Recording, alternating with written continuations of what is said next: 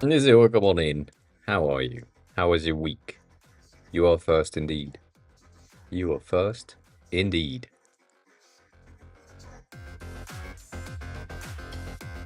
How's the morning so far? The half morning. Not really. I mean, it's basically midday-ish plus two, I think, for you. So it's not really morning anymore. Um. Oh, nice! Congrats! Congrats! That's pretty cool. What are you planning on doing for this? Like, is this just a gaming thing? Is this just you talking? Is it something else? I mean, usually Twitch is gaming, so it depends on you.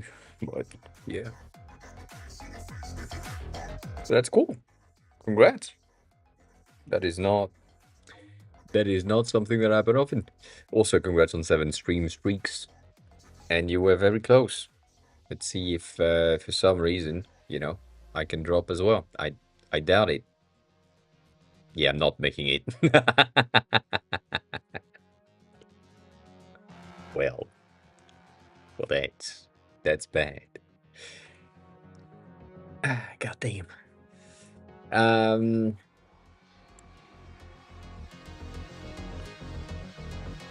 that's cool.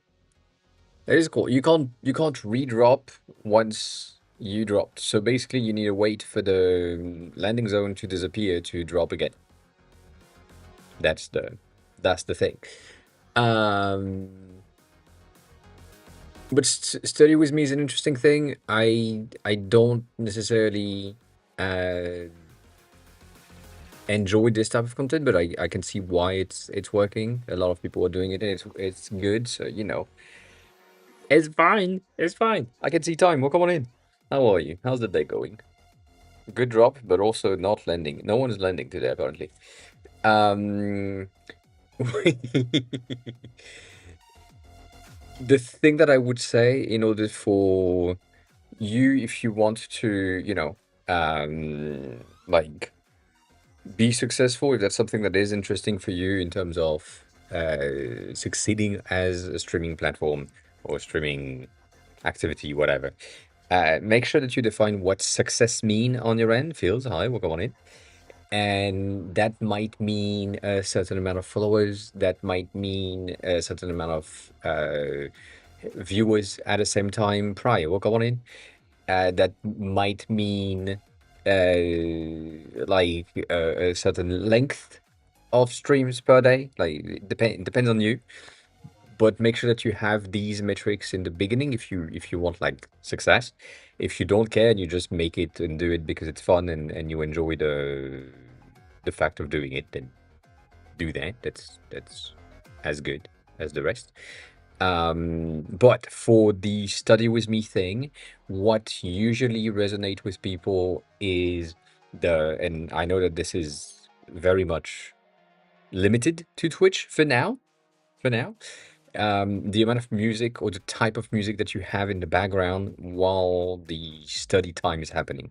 So if you are doing like a Pomodoro thing where you have, I don't know, 25 minutes of work and then 5 minutes of chatting and then 25 minutes of work and so on, then the music in the background, um, in terms of what is playing, needs to be something that is resonating with you and with the audience, because that's my main gripe with Study With Me streams, because it's like I I don't get it. If I'm watching a stream, I'm watching the stream for the streamer, not for body doubling, which is something that people do, and that's why Study With Me exists as a category.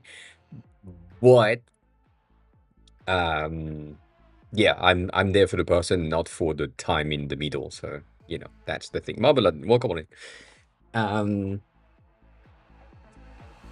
So that's the main thing that I would recommend you to have if you want to keep the study with me things. Then make sure that the music in the downtime is appreciated by the audience, which is almost the most important thing. And then Also, if you can, but that's like very harder to do, interact with the chat when you are actually working. Like if someone posts in chat, try to be reactive in answering rather than just being like not working at all. So yeah, Molten, hi, what calling? One thing that I could recommend you to have uh, is this thing. If I can just find it, I will not. Don't worry about it, but I will do my best to find this thing. I know we've been talking about it, and I think I have saved one of the posts. And I know you can't see my screen right now. Don't worry about it. Um, I know I have saved that thing somewhere, and it's probably that's not what I wanted to press. Same thing. Same thing. Um, there is an extension which is a Steam game, I think, for Study With Me streams that is extremely cool and very cute, and I would highly recommend you to, get it just to make it work. One of the things that is highly recommended as well is making some interactive things. Meaning, if you have a bot that can track, that's the thing in question, that can track like who's working on what and when and what are the tasks that are currently ongoing and so on, it's gonna be pretty good. So yeah. So on together, I think is this thing, which I forgot if it's a free thing. It's not a free thing. Um, but it is basically a way for streamers to have like a virtual co-working with the people that are currently in either the stream or the Discord or something else, and it creates these very cute environment in which you have like a co-working room uh, at the usually at the bottom right of your streams that represent everyone that is currently in chat and doing things. It's really cool. It's interactive. It's fun, and these are the type of thing that some people might be interested in seeing when they are joining a new stream.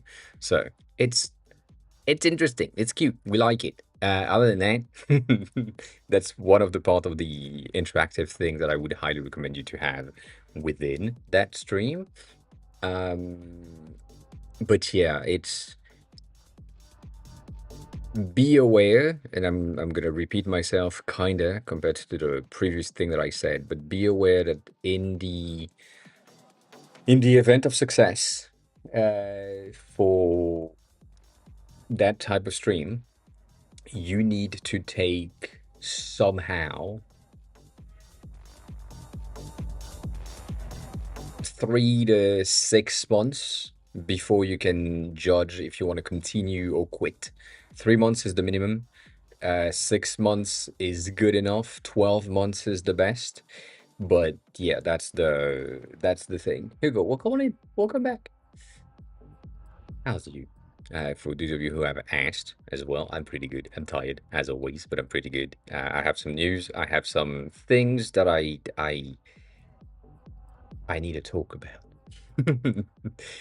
But the thing that I want to say, Mizzy, on this one is if you keep at it for long enough and you are regular, meaning that I haven't missed a start time in 5 years of streaming. Um, so that's a thing. Tickle, walk on it. No, I'm not doing this. I'm talking about that game thingy. Um, but I am as soon as I have my schedule that is on point and I have defined my schedule for the month or the quarter or the year or whatever, I will never be late. I will be early, but I will never be late.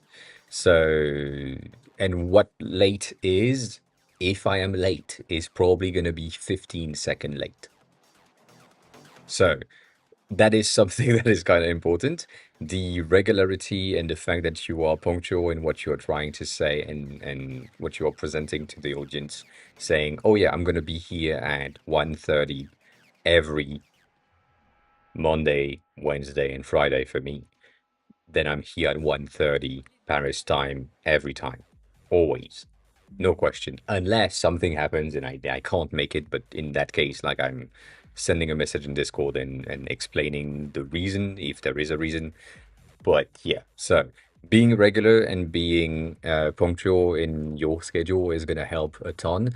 The main reason for this is you want people to recognize that, oh, at that time of my day, I can get there to have an entertaining time, a learning time, a chill time, a time to do something that I like to do as a viewer. So that's the main point. So be regular, be on point. Don't be like scattered all around. You can become to be scattered all around when you have something like 1,000 to 2,000 viewers, because in that case, if you're late by 30 minutes, people will still come by later. But in the beginning, which, in the beginning, you don't have 2,000 viewers. I mean, if you do, congrats. But usually you don't. So yeah, that's the main thing. Other than that, keep at it for long enough and don't do the thing that I did. Don't buy fancy equipments until you know that you like the thing. So that's why I'm saying like 3 months minimum, 6 months is good, 12 months is best, and keep with what you have. So if you have if you don't want to have your face on camera, you can have like a VTuber model, that's fine. The mic is important, but if your current mic is good enough and it's audible and the sound is pretty okay, then keep that, don't upgrade until you really know that you enjoy the thing.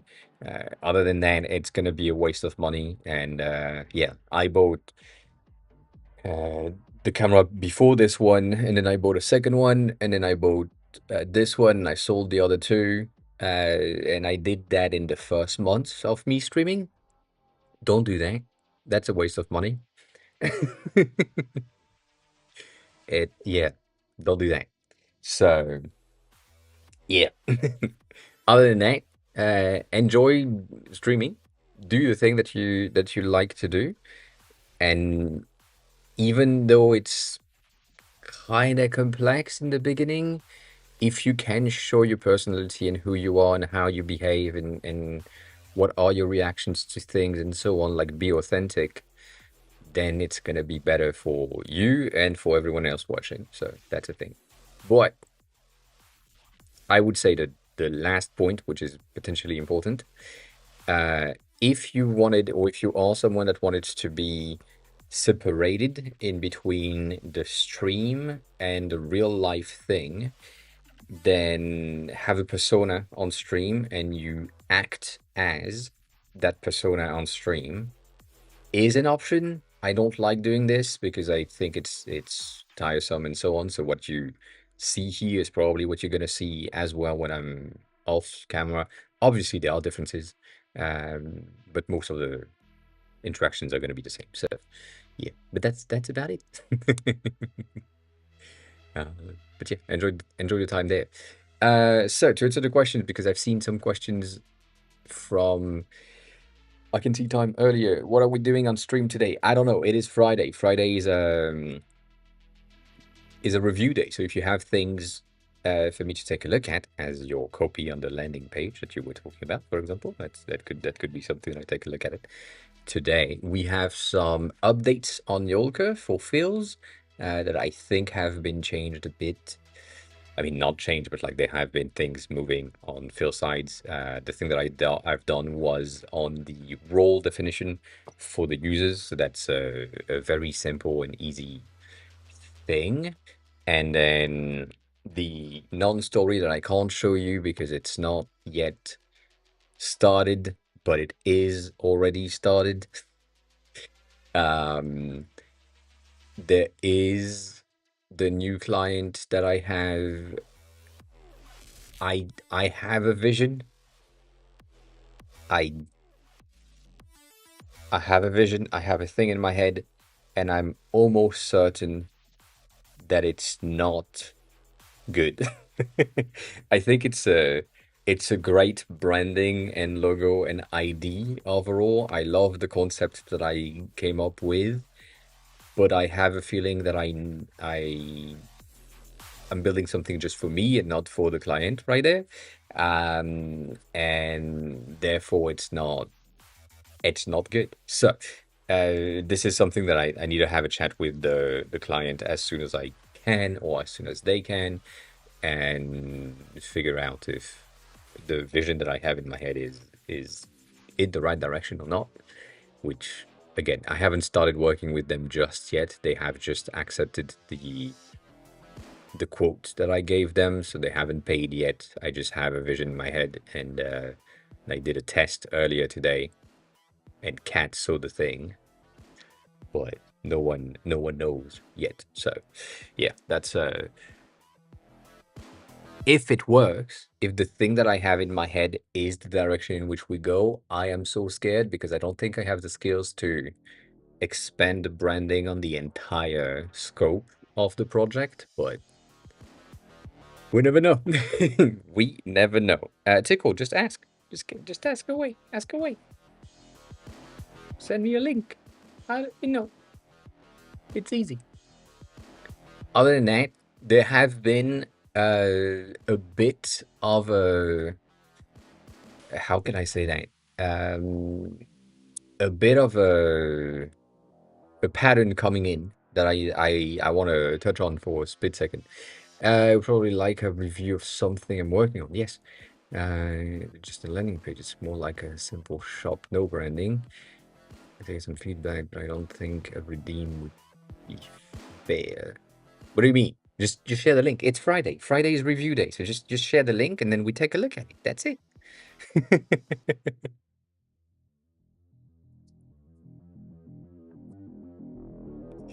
um, the asking for redeem, like the I need a review thing in the channel point redemption thing, is not uh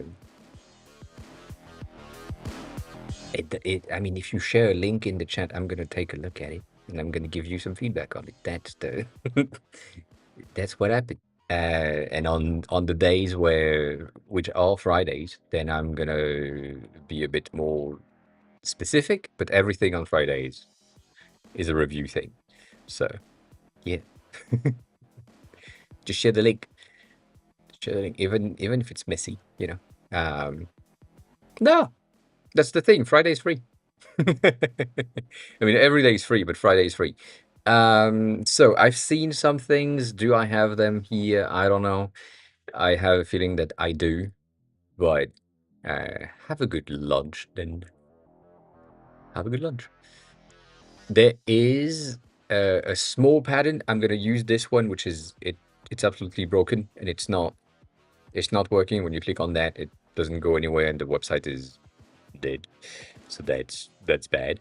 But this pattern of green, first of all, and that off-white card with these illustrations is a bit of a pattern. I've been seeing multiple sites and concepts do this, and so I'm trying to see the other one. Also, if you haven't seen that just yet, it's a great game. We love it. So I don't know. Again, I don't know if it's a pattern or if it's just like my feed is filled with these things, in which case it's fine. Yeah, send it to me on Discord. It's fine as well if you don't want the link to be like in the chat. Where the fuck is the second one that I had in mind? These ones. So this is kind of coming up. This is very much Japanese. Obviously, my feed is Japan oriented for everything that it has. Congrats on landing. But there is this kind of direction in which many platforms are going, using these off-white earthy tone in paper craft things and these colors as well. So all of that Again, I don't know if it's a pattern from what I'm seeing because I see Japanese stuff.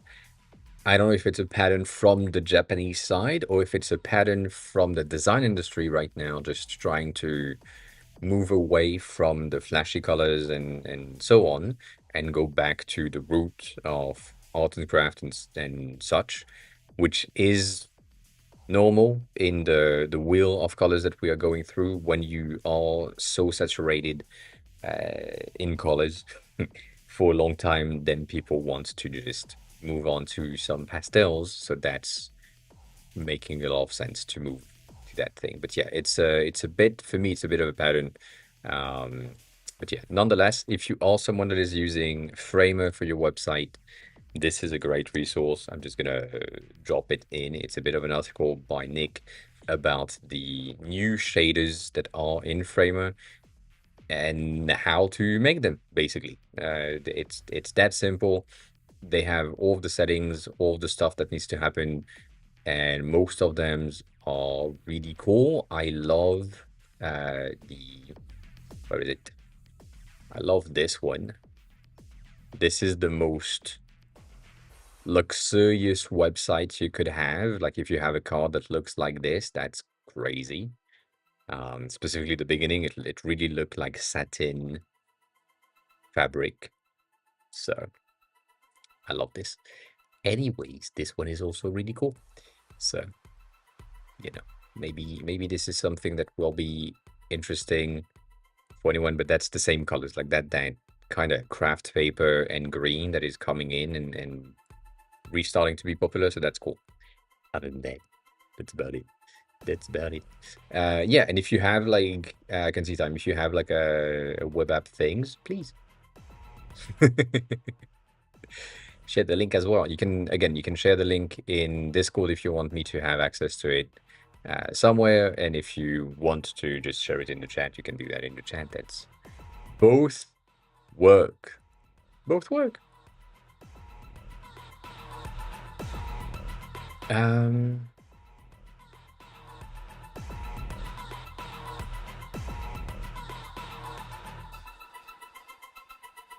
and you sent Tickle. You sent a Figma file.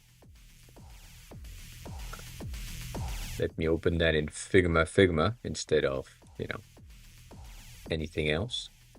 Ah, shit. I closed the thing I shouldn't have closed. All right. So you say we have plenty of pages. You do have plenty of pages. Indeed. Give me a bit of information on what it is, how it works, what I'm supposed to take a look at. I know you said you have a lot of pages and I can look at whatever, but yeah, let me know if I have like specific pages that I need to look at, specific things that I need to, you know, play with, and so on.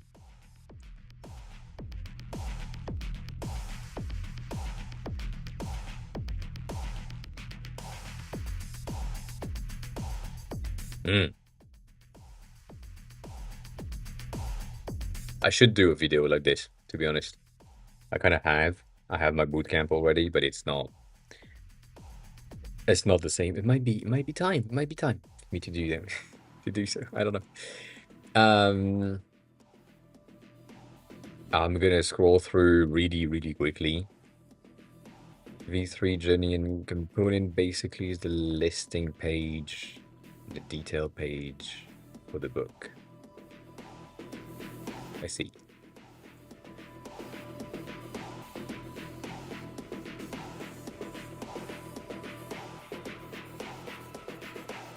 There is something interesting about it.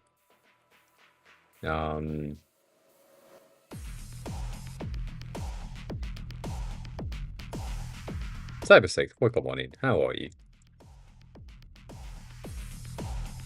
I'm seeing a ton of things that are really cool.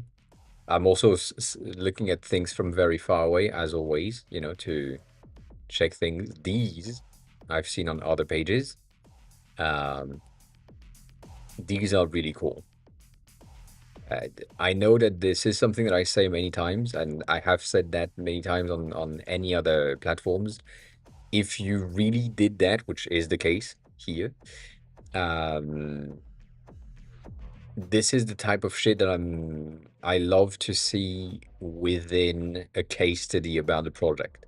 Like if I'm the hiring manager and I'm looking for a candidate and I see shit like this, I'm like, okay, cool. I see that they love pen and paper to like figure out how things are supposed to be organized and so on. It's the first draft and it changed so much since the initial ID, but it has still that same vibe and it evolves since then. So that's really cool. Even if it's not yours, as you just said, if that's the owner of the store that decided that this was the case.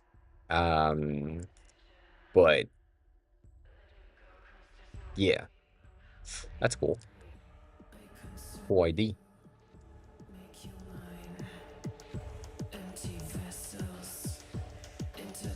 Okay, cool. So that's a lot of pages indeed. There's a lot of pages. You have this page, which is your first page. Obviously, 1 second. I think this was 2023 or 2022. Is that what I said? Or did I call that deck? I forgot. I think I called that deck, but then I forgot.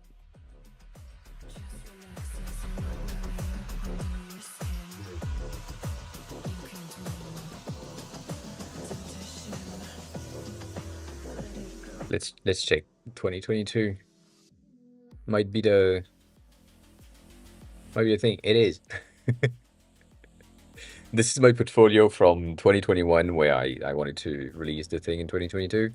Um, this color scheme and that specific use case right here is really fun to me because that project right here from 2013 is kind of similar vibe with a similar yellow. It's not the same yellow, but it's a similar vibe. And we had like other buttons um, in the presentation with the same concept of half colored yellow for most of the things. The whole brand has been acquired, and I mean not acquired, but like they renamed themselves and so on. So it's just fun. It's fun to see again for me to see like basically the same concept are still there. Nonetheless, nonetheless, this is pretty cool. There might be a bit of a disconnect in between the the prices and the element with the distance in between them, specifically when you have something like this one, which is like just one line, compared to these two that are like, um, not necessarily the case. So maybe you could have this up, like because these things are always going to be one line. You could have the price here first, but it's also kind of, I mean, I get it. It's kind of weird. Um, but yeah, the disconnect in between the two is kind of complex. It goes back to the law of proximity in UX, where things that are together belong together, and the space that you have in between that text and that text is 87, and that text and that image is 60, meaning that if your eyes don't perceive the divider, you may be thinking that that is linked to this if you have scrolled on the page and whatever. So moving it up and above might be the best option to ensure that it's linked to the image, but it's such a small thing, it doesn't really matter. The design is really cool. The concept of minimalist or minimalistic layout is really nice. I like that. There might be some accessibility issue in terms of the sizes. Right here, 26 by 26 is tiny. Usually we recommend 32 to 38 as a minimum. So it's not much, but it's a bit much still. to make sure that you have something that is clickable, specifically on mobile. But I know you have the mobile on the other side, so I'm gonna check that in a second. Technically on this side for you. And then you have this, which I saw earlier. I don't know. Not against it, but I don't know. It feels kind of cheap and out of it, but it works. But it's also kind of not understandable, or not as easily understandable um, when I saw it. I know you have like many variation of the same thing, specifically on the next page, but it's a very cool concept. I'm not gonna lie, I like that a lot, but it has potential misunderstanding, like a lot of potential misunderstanding in there that might not be the best thing. Nonetheless, that's uh, that's good. The mobile version is really cool, very minimal. I like that. It's working. I mean, it's fun. There is, and we talked about it before. We did. We did talk about it. Um, it's been a month or two, so that's gonna be not there. Yeah, no, I'm not. I'm not even gonna try that. I should have done that instead directly. I don't think I saved it as a save. It's been a while, but there is a person on Twitter that I've seen that has made a similar thing, but they use the sticker as a discount marker. So basically, they have the real price that is underneath, and they have the sticker as the real scanned sticker from the stores on top of the price as a thing saying, oh, for the next, I don't know, 40 days, it's gonna be 15% off, and therefore that's the new price. So that's the thing that I've seen, which is kind of similar as an ID. The other thing that I would say is that me being me and me being an annoyance when it comes to these things and the creations of these things, I will say this. Um,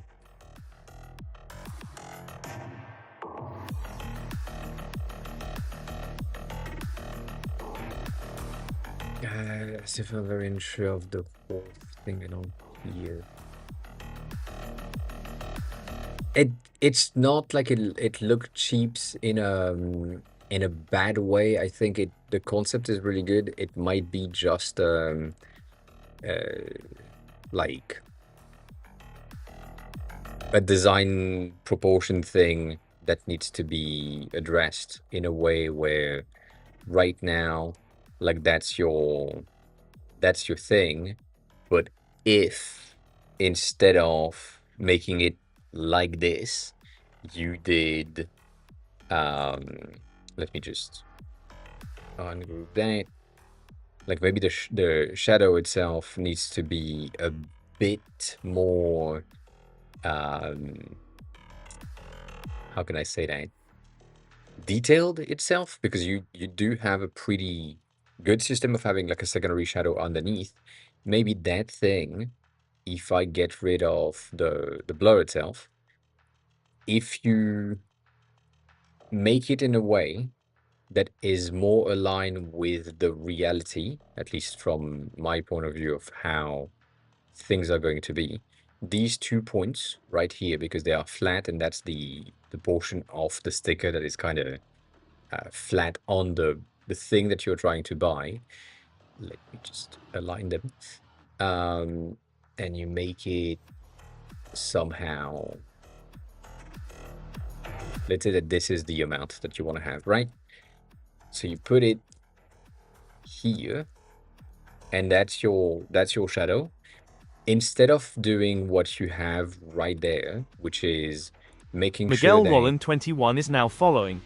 everything is blurred and you just have a layer blur here, using a layer blur that is a progressive layer blur, going from kind of not blurred to blurred,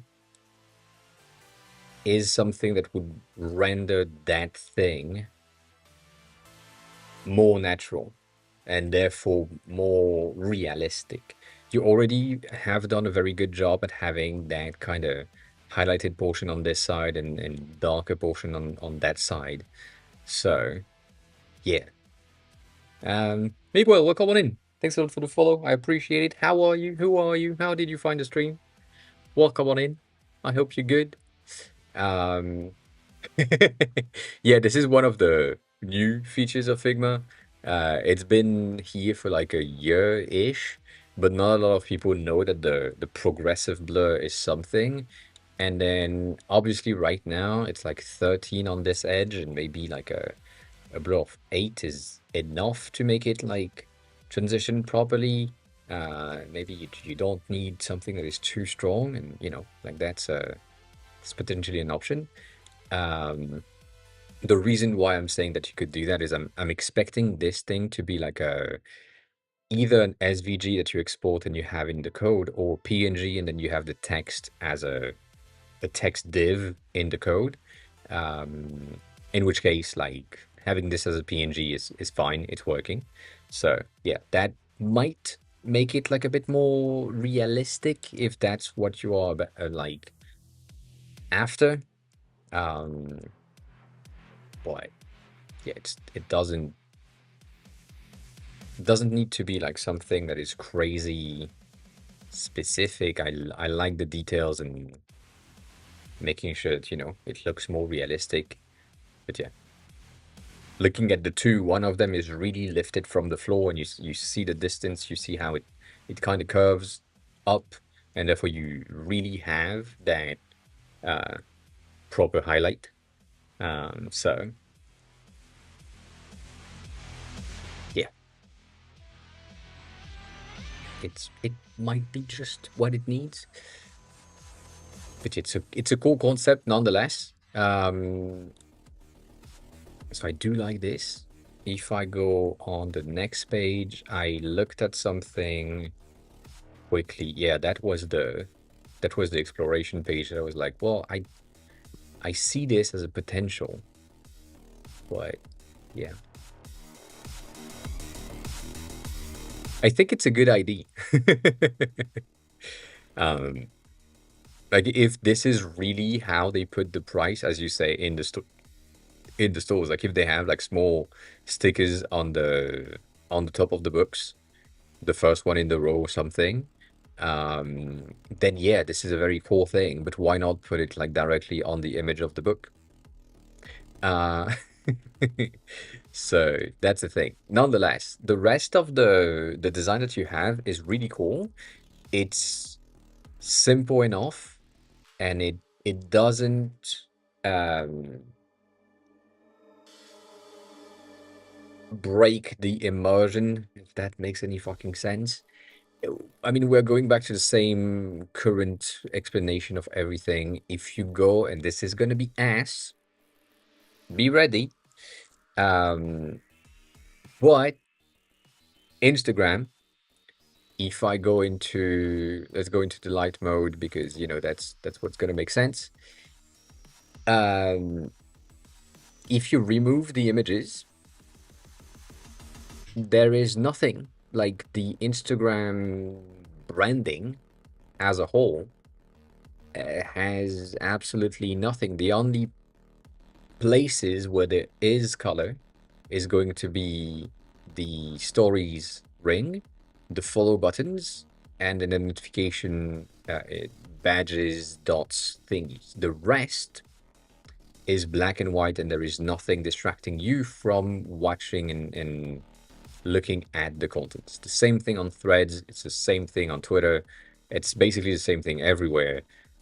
The content is king, and therefore you want the user to focus on the content. So you've done a pretty good job, even though this is a bit of a different thing, to do that. But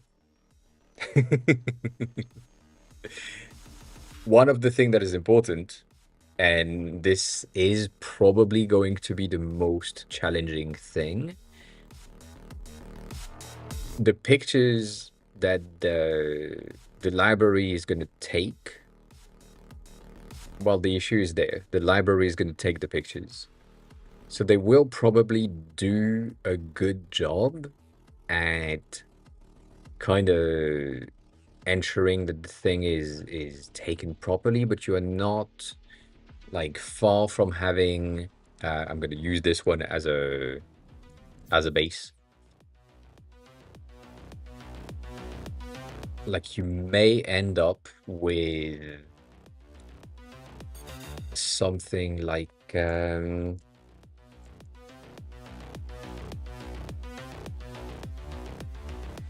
me see if we can find that. Stoney, we're going in. You may end up with someone saying, "Oh yeah, this is the book that I wanted to, the picture that I took. This is um, the book in question that we were recommending," and you end up with stuff that does work on its own, but might not work with the minimalism impact that you wanted to have in the whole thing, because the library is going to be the one that is providing the images. So that's the thing.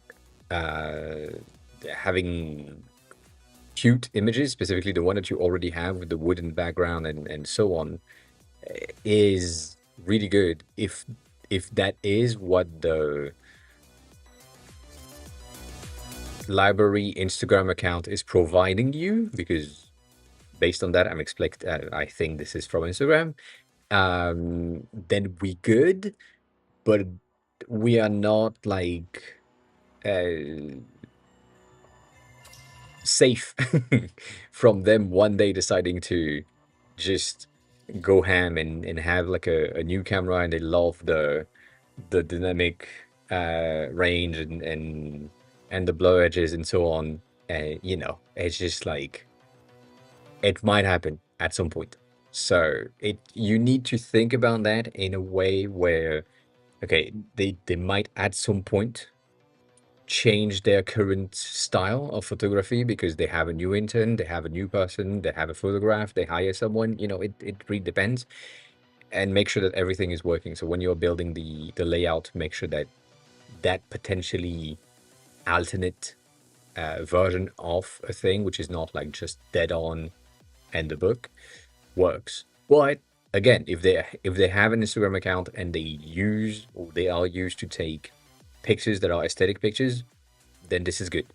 This is a very good thing, because that means the client is probably going to be diligent in making sure that everything is always aligned and organized. But yeah, other than that, it's fine. This section though, I love this. I'm not gonna lie, I love this. I would say have another line. As I mean, because this page specifically is a research page, I get it. You know, forget about it. Um, the overall thing that I'm saying is that the bottom section could have like the full recap of what you're about to be paying or other things. So that's a small thing at the bottom of your cart to just have like that thing that could be good. And then this was an interesting, very strong branding, which I don't mind. It's fun.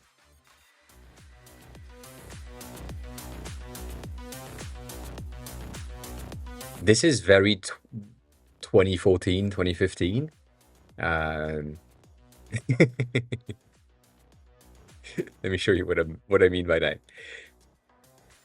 If and I know I have so many pins on that board that it's gonna take a while, but um, if we I guess design. God damn, that's a small amount of streams. Sony, congrats. Holy shit.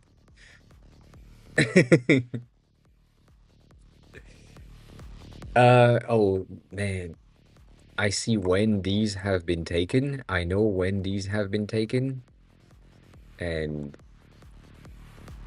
goddamn, it's gonna take us a while. It's gonna take a while. I'm sure if I go into the UI UX is gonna be faster. Let me just go there instead because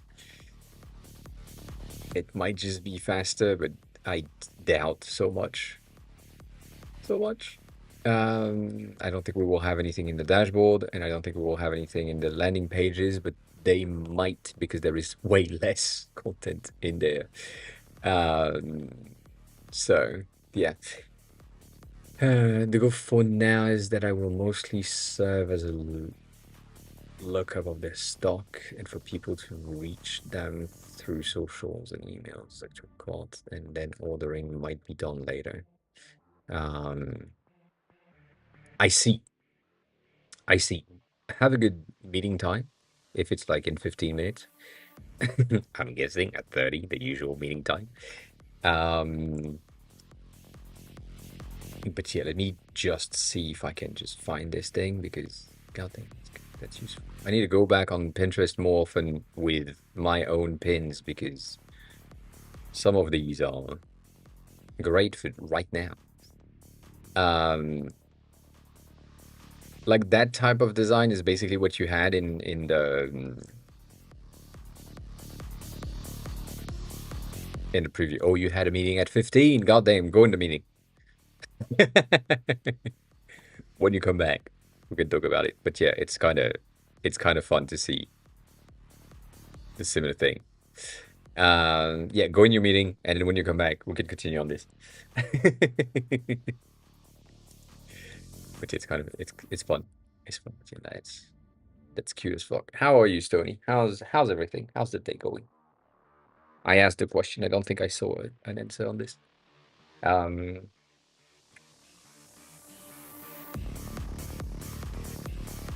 Also, on last stream, we had someone that joined in, followed the channel, made us pass the 500, and then someone else unfollowed. So now, Miguel, you are the 2,500 followers. Appreciate it. I appreciate it. Small details on that. Small details on that. Oh, there is so much going on in this thing. It will work, though. It will work. So much to do for that client. They're building a social-ish platform, and it's aiming at a very specific generation of people, the younger one. Therefore, there is like a bit of a dilemma in that generation right now of do we go maximalist and we have things with a lot of details and a lot of textures and shit, and or we are fed up with the maximalist things and therefore we go extremely minimal. So there is like that kind of vibe for a lot of the new apps that are just very much the thing, or people want to go the absolute opposite of we just want subtle minimal stuff. So that's the dilemma right now. I don't know exactly which direction I want to go for, but I need to have a call with the clients to make sure that it's working. So yeah. Um yeah, I saw you were breaking shit when I was in lurking in the chat on your end. I think I stayed there for like 4 hours. I was working on other things. Um, you had issues in the chat with the bot replying as if you had like an error in the pipeline when I joined in, and then after that I don't know what happened. I was doing other things, but you were on the side. So yeah, um, something was interesting. But yeah, I don't know yet which direction I want to go with that client. I need to chat with them. But everything is going in the same direction. Like I'm seeing a ton of content that is, as I said, that is going back and reintroducing pastels as main colors. And this is a 2026 things, and because I need to envision the branding of that product through 2026 to 2028 roughly, I know we are going to reshift, and I know where we are going to reshift. So right now, my plan, at least for the first draft that is in my head, because I haven't worked on that thing just yet, is going to start with blue and end with orange E. Um, and I think what I want to do is a subtle transition, making sure that, for example, through time, the app is shifting color slightly. Um, so having not necessarily going from blue to orange, but going from a pastel blue in the beginning to a more vibrant blue in 2028, but having like a percentage of increments toward that vibrate like that vibrancy value throughout the whole year. So maybe every week there is like a bit of an increment, so that users that are using the app on a daily basis don't really notice that there is changes. But after like a year or something, it will still be up to date. This is something that is really cool. It's pretty easy to do if you plan ahead, but you need to plan ahead. So that is right now in my head. Doesn't mean that the client's gonna be like, oh yeah, 100%. That seems like a good idea. So we'll see. We'll see when that happens. I need to save this thing, and I kind of want this, but that's not good enough. That is not gonna be good enough. Anyways, I do have a bit of an issue with your TTS story on your end. Um, mainly the kid's voice. I feel like that's not great, but you know, if you like it, if you if you like, not the biggest fan of kids. Never has been, will never be. So, you know, just maybe that's just a me thing. I don't know. Oh my god, that's a big amount right there.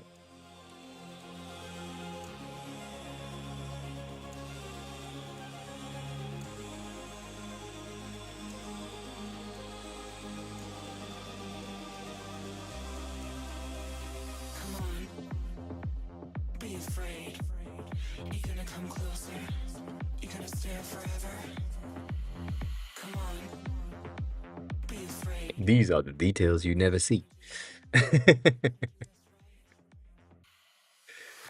you will never see any of them, but it makes it more realistic.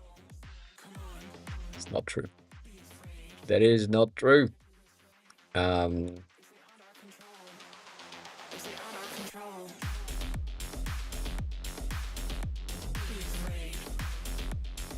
it could.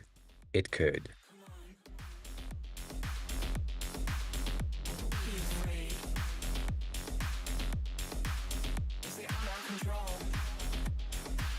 I mean, it's interesting that this is already the highlight. I would still have something that is like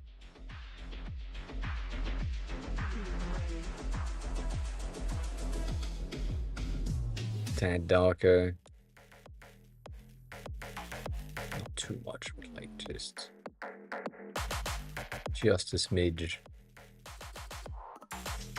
on the edge. It creates that crease things. Um, I don't think that works. I don't think that works. But why not? The other thing is gonna be some sort of an overlay slash color burn situation just to burn in the color through the thing. Um, Getting like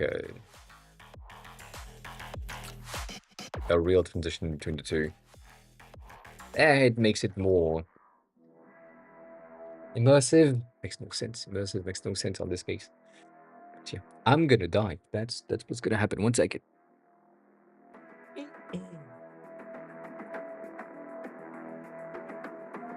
It's too hot already. It's too hot. It's gonna be what, 20 degrees, 24 degrees? Yeah, 20 degrees. I'm dying. Probably the camera is gonna die today. That's what it means. Um, yeah, it might even be a bit strong on this one.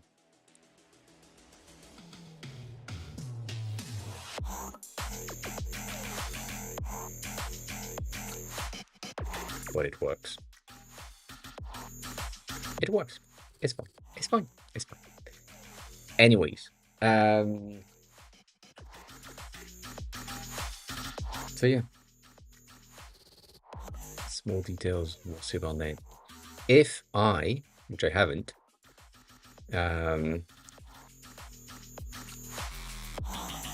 that's what I thought.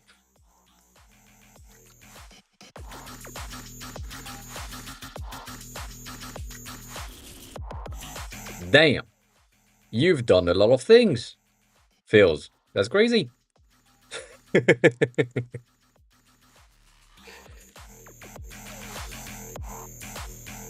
Ah. Ah.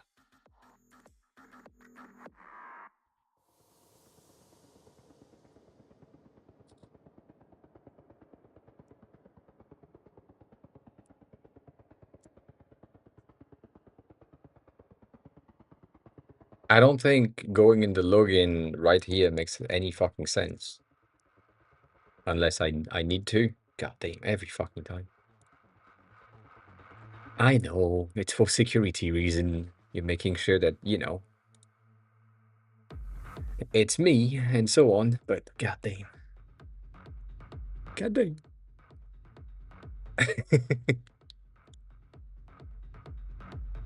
I could go on the live version. It could work. It could work. And all I'm saying is that you should just have a remember me button, you know, a way for me to say, well, this is my fucking computer. So it's not living my house. That's broken, but that's fine. You have added likes on GIFs? Interesting. Interesting choice. The small details that I was talking about earlier is this view is so much better now. So much better. We have proper organization. So what I've done, just even though you have seen the things, but you know, for the people that haven't, the changes are right here. So before that, we had roles and nothing, and then roles and the amount right there as a header thing. So I changed that to not have a duplicate of the titles because it made no sense. Put the badge next to the amount right here, and then move the create at the bottom. I still don't like that button. I think this needs to be worked on a bit. Ensured that when you are opening the role, you at least are selected or have the first one selected so that you always have content that is displayed. You are always in edit mode so that whatever you do is going to, you know, be good and do its thing. And then this thing, even though it looks like you can click on both sides, basically if you click on any of these two, is going to switch to the other one. And if you make a change that is impacting, then you can save. If you don't, then it's just revert. So that's a very simple thing. It's working. It does its job. I'm still not really happy with the border on this thing, but that's fine. And then it's still working. So that's pretty cool. Um, one of the thing, and I know you, I know, no, I think, I think you have that in the plan and or it's already in place. I don't know. Um, based on the type of server that you want the user to create, I think it would be pretty good for you to have presetted roles, right? So if you want to be Twitch related, have mods and so on, that makes sense. But if you have like everyone is a system level role, kinda, it's not really, but it kinda is. It cannot be deleted. Anything that you add after is going to be deletable, and therefore I have a feeling that the title, if it's not deletable, then the title cannot be changed. Like you can't really change that to not have the E at the end because that would be so wrong. Um, so yeah, that's small details. I think this is more on a back end related thing than a front end related thing. It both needs to change, but you see what I mean. But having like an array of predefined roles with predefined permissions that are like system level um, is something that would be, I think, appreciated by everyone depending on the target audience. So you will probably have admins, you will probably have mods, you will probably have tiers and so on. So that's the thing that could change in there. Um, but yeah, so I did that, and we still have the same thing on the image. I don't know why it's broken like this, but it is. So that's fun. Um, I see. Well, no meaning is a good news. It's always good news. And then I forgot. I saw that 6 times, and I said I need to fix this. And then I didn't, and then I didn't, and then now I forgot. So I I will do that at some point. Um, but yeah, making sure that we have proper stuff um, is good. The other step thing that I kind of want to have is these lines to be aligned. So if that's the height that we have here, I want the height here to be the same, which would implies that some things needs to shift a bit on the other side. That's small details, but it doesn't really matter. Um, yeah.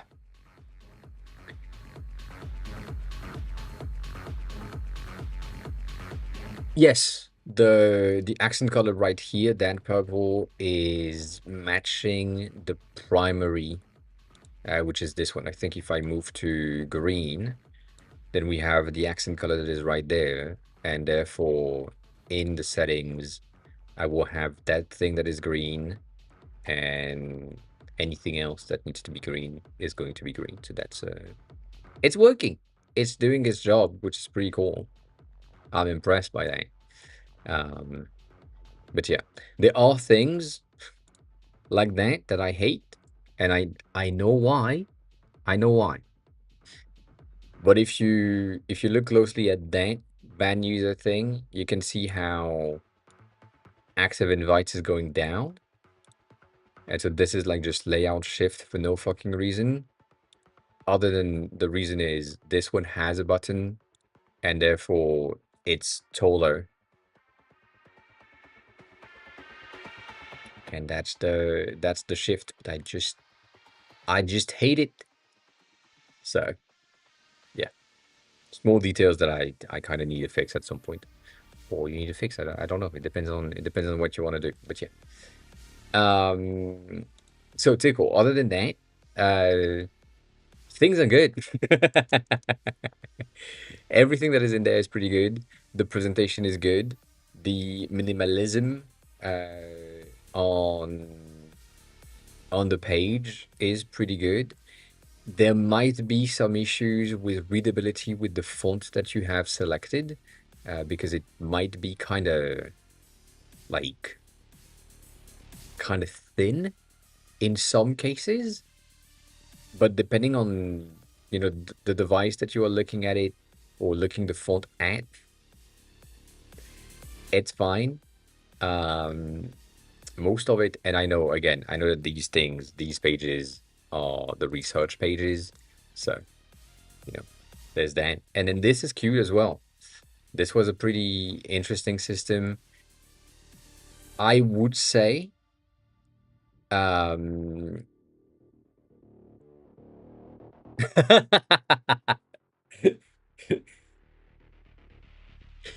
I don't know if that means you have the meeting. um, this is weird. And if you have the meeting, wait. I'm gonna wait. And when you come back, I'm gonna explain what I have in mind on this one. Don't worry about it. You can't all be like me and not have a job. Some of you have a job, and it makes sense. Um,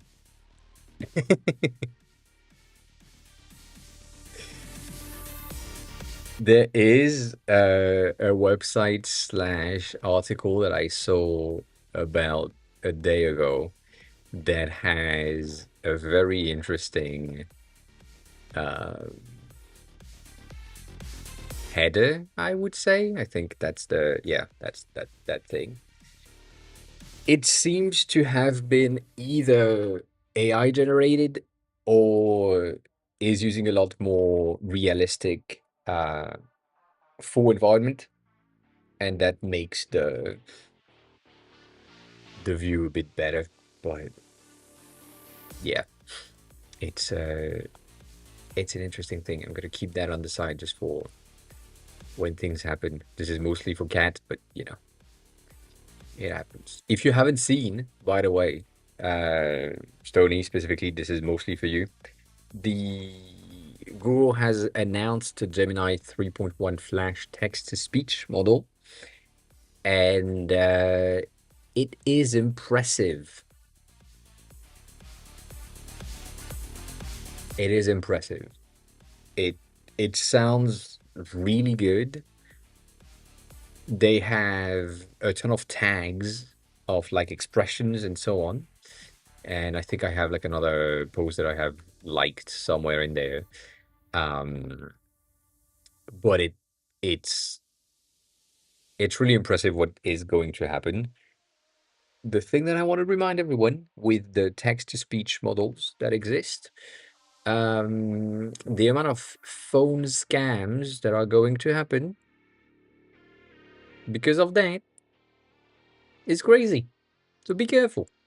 If you have still parents and grandparents, make sure to tell them, you know, if I call you and I ask you for money, no, I do not.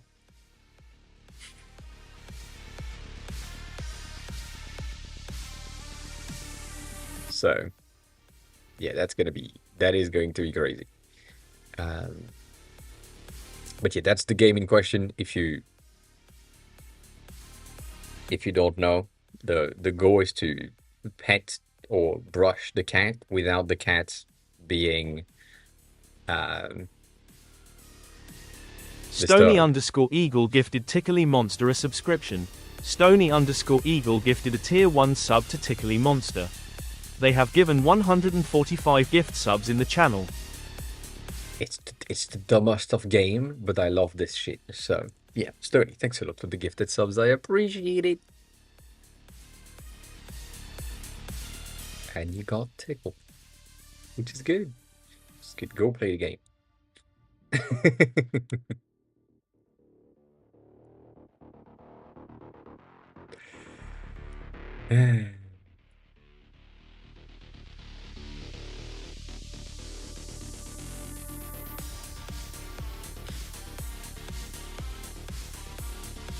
Ah, it is very good. We like it.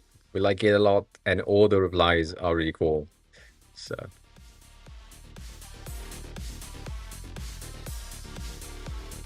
you know.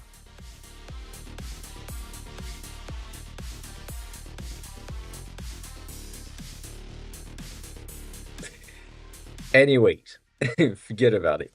Um, so yeah, other than that fields, I don't think I have any other specifics that I have changed that needs to be taken into consideration. Uh, Most of these things, most of the sections in the settings, I I think there are like other thing that needs to happen. Um, like there should be at least one never-ending active invite, I think. Like it makes no sense. I think that generate an invite for 7 days, the thing that Discord is doing, is a pretty interesting thing when you want to just limit the amount of people that you want on your servers. But for something like Yolka, which is like mostly um, a privacy focused thing, I don't know if at the end of the day you just don't want something that is just well, you can create an invite that is just infinite, and therefore you just have an invite that is infinite. And that's the thing. So that's more of a functionality thing that I don't know. It depends on you. Um, the bans and the audit logs are I don't know. I don't know exactly how the audit logs are supposed to be presented. I don't have them on Discord either. So, you know, that's, I mean, I do have them, but I don't have them. And then the ban users is a good thing. I think it should just be like a list of users in there. And going back to what I said last time, there is a need for uh, empty spaces illustrations. And that's not, I don't think I will do that. I don't think I will do that just yet, but yeah. But yeah, that's one of the thing that I wanted to potentially have, and I think I need 3 more roles just to check things because this is weird. So this is something that I kind of wanted to showcase at some point. That menu is not good in a lot of ways. So, assigning a role, I feel like we should probably have. I will take a look. I think we should probably have some sort of a sub drop down, like assign role, and then you have the list of the roles right there that is available. So that would not pollute that thing. That's the first thing. I would also see the role be around here instead of down at the bottom. Adding as friend, blocking, kicking, and banning from the server when it's yourself. We talked about it. But nonetheless, that doesn't change the fact that the block, kick, ban, and report are all red sections, and I feel like this is too much for what it is. Um, yeah, no, I mean, that makes sense, but you know.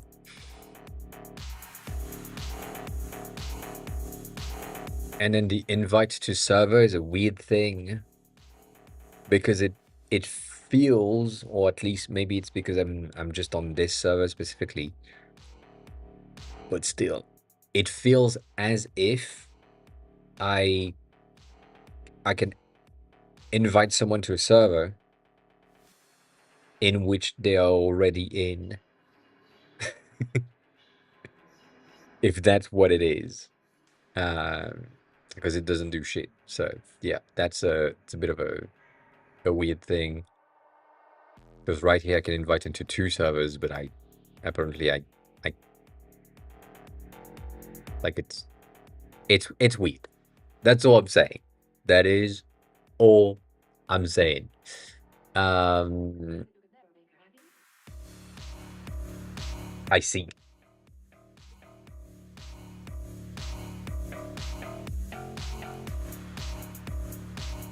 Yeah, no, that works.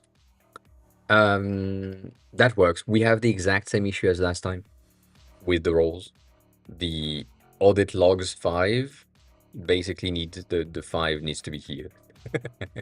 That's doubling of titles makes absolutely no sense. So simplification is always good. I'm guessing it's probably the same thing on the bands. So eh, small details. But yeah, it's easy enough. Easy enough to change.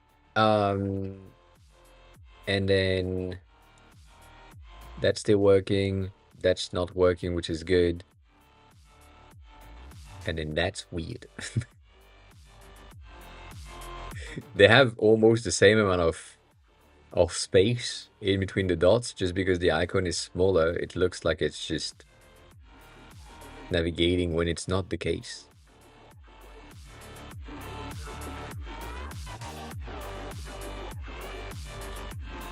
Anyways, it doesn't really matter. It doesn't really matter. Let me see that.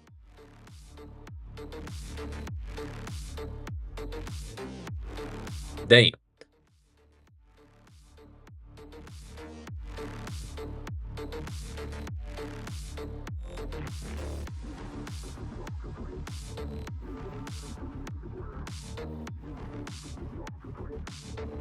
Isn't that crazy? I mean, I wouldn't have thought seeing your name and Apple Silicone in the same sentence, specifically on you testing things on a Mac. I'm impressed.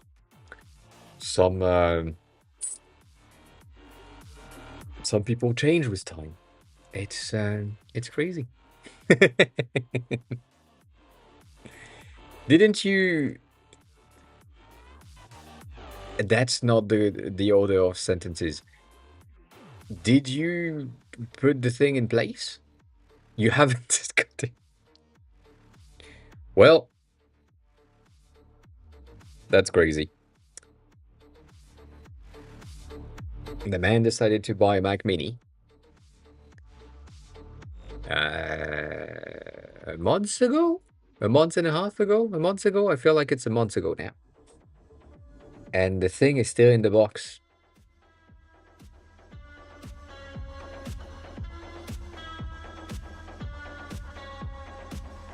God damn. God damn. What a concept. What a concept. So these are working-ish. That's the same as this one. Like this thing. Oh.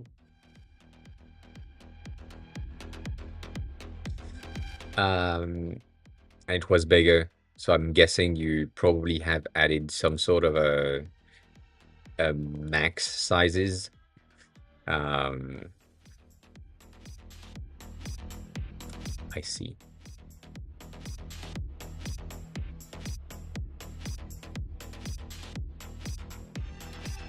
Are you storing them on your own thing? Is that what's happening?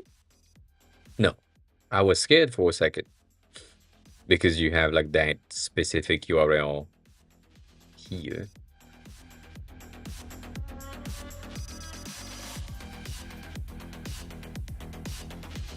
Oh yeah, that's a thing.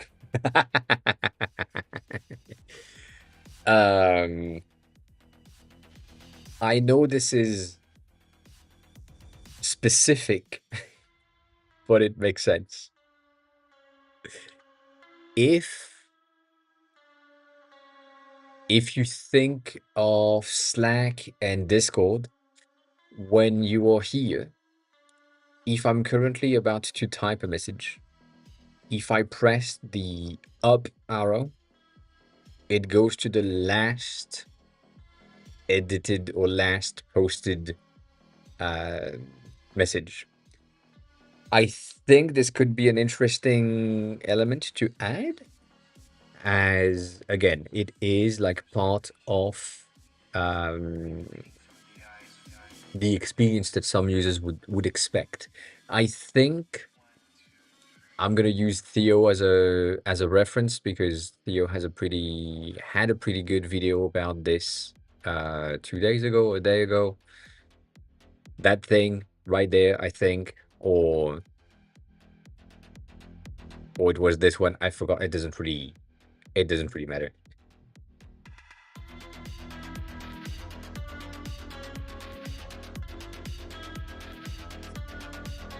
Basically, when it comes to something along the line of that section specifically, that's a good screenshot.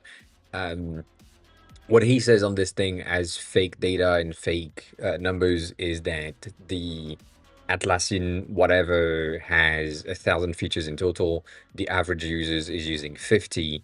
They use 25 of the core features together, but then the rest of the 950 features are scattered across all of these users, and it's sometimes like 3 users here, 1 user there that has asked Atlassian to build the thing, and therefore the ability for people to be aligned with, because of these niche features within a product, is really complicated. And I have a feeling that this is going to be the case for you as well, meaning that some of the niche features that kind of make Discord um, interesting, like I think I shared that before when I showcased it. If you are here and I press the shift key on a server that I own, the settings there switch to something that is more like rapid. So if I want to delete, I can press shift and then press delete instead of having to do click delete. I know it's it's nothing, but these are the type of shit that people and some people would be like, oh, I wish I could have a shift click to get the delete to happen like more quickly.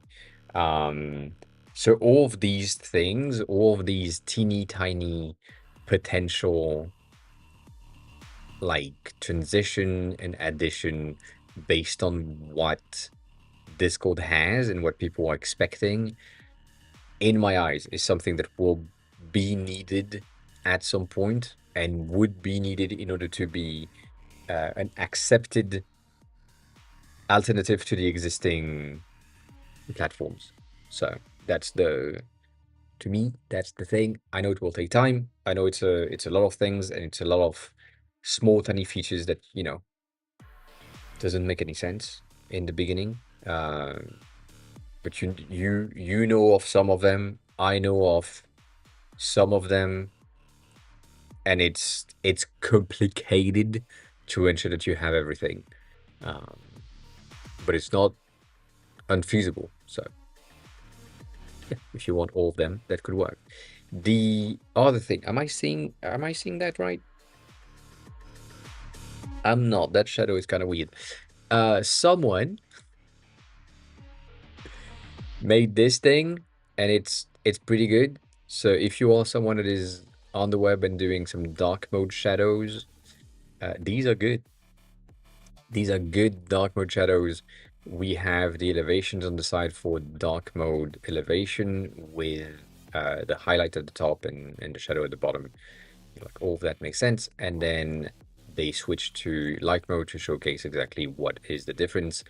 There are some of them, like specifically the elevation 0, 1, and 2 are kind of nothing. So I'm not necessarily like the biggest fan of these ones, but the overall stack of the 6 elevation makes a lot of sense and kind of works and works really well in dark mode. So that's kind of the reason why I would recommend people to do that and use that as well, because it's simple, it works. it's cute. So since we have the style right there, why not use it? Just just dang. Just dang. Did I? I didn't. I didn't. I pasted in the wrong chain. Um. So yeah, I'm talking about that because of this thing, which is fine. Which is fine.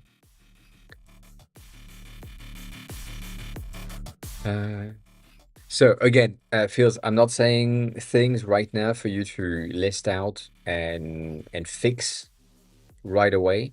I'm basically going like running over everything to make sure that in my head, I have everything that I need to ensure that everything is absolutely working and we have the content that I want to have. Um, this is something that I don't know if I want as a as an account setting. I don't know if a full overlay of the view makes sense. Maybe it does. Maybe it does. Nonetheless. Nonetheless, dang. I just noticed that. That's crazy. It's probably the exact same thing here. It is. Ah. I just noticed that we have um, even more duplicates than I thought we had. So,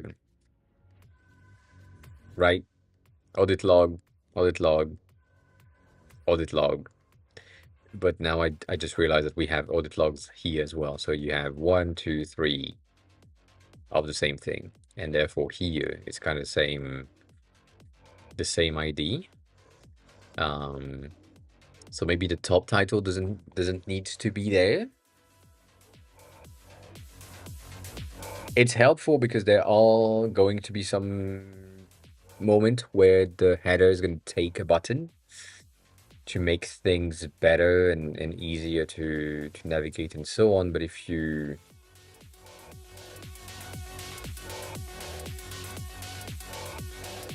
remove the header because the selected section on the sidebar is the correct one, then maybe it would help.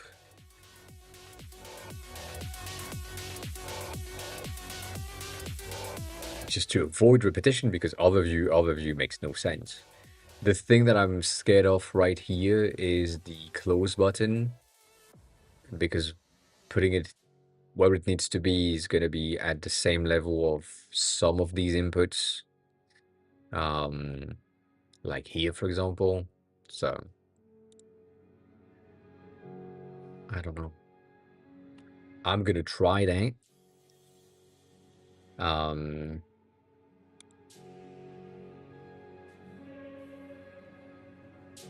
Yeah. In the server settings model, to remove the headers for each sub page.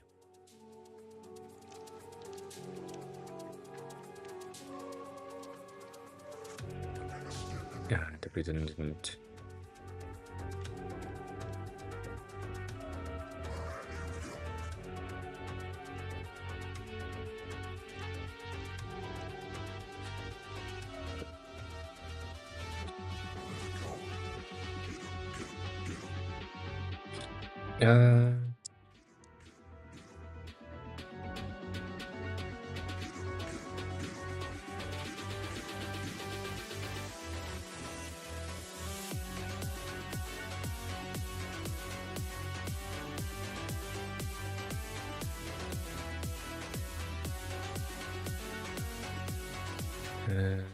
How do you say that?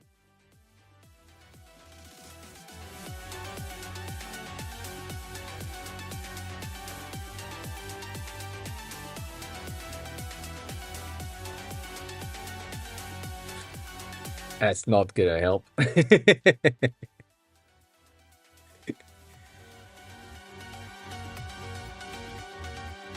That is not gonna help. Oh, by the way, I haven't tried Opus 4.7. I have heard people say that it burns more credits than usual. They really have done the thing that I said they would do with um, basically dumbing down the models, the 4.6, 4.5, and so on, before the release of 4.7 for like a month, so that you are not really figuring out that things are getting moved. So that's interesting. Um, and then they are in the chart that they are presenting. If I remember correctly, they have like Mythos, which is their latest model that they will never release, apparently. Um, and therefore, Mythos is winning on most of the bench, which makes no sense because if you don't plan on releasing the thing, then it makes no sense on, having that presented. So, yeah, I don't know. That makes a lot more sense. That makes a lot more sense. Um, well, very much needs to reorganize this, but dang it. I know it's just like overflow visible.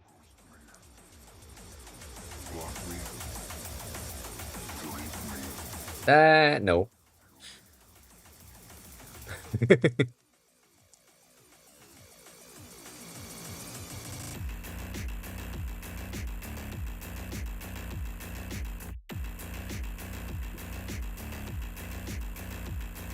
Can you make the count? Yes. Yes. Right now I'm just focusing on the headers, removing the headers and making sure that the thing is working, which right now that's not the case. But yeah, we are supposed to have like that button right here for closing, and it has it's working, but it's yeah. I never know about the transparency. I know how potentially not good transparency is in some rendering, and right now I'm absolutely not looking at what is generated, so it doesn't really make sense. But yeah, that's interesting. I have a feeling that this is wrong in terms of the presentation, but that's just the presentation, so we good. Now we have an invite code that is it the thing that is by default? And you just created the thing in question? um,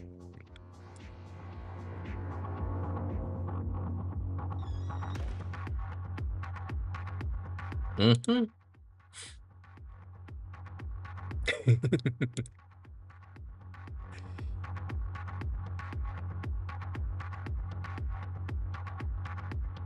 That needs to that needs to change. That needs to change.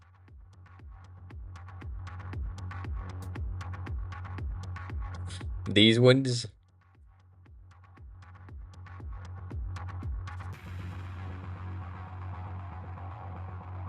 I did not make one. It was empty. I mean, if you rewind the stream, you can see that there was no invite in there about 5 minutes ago. So that's new. That is new. Something is wrong though. Something is wrong.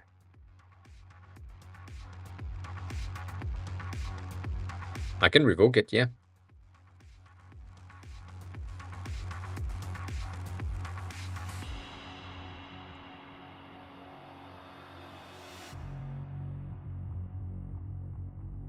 It doesn't.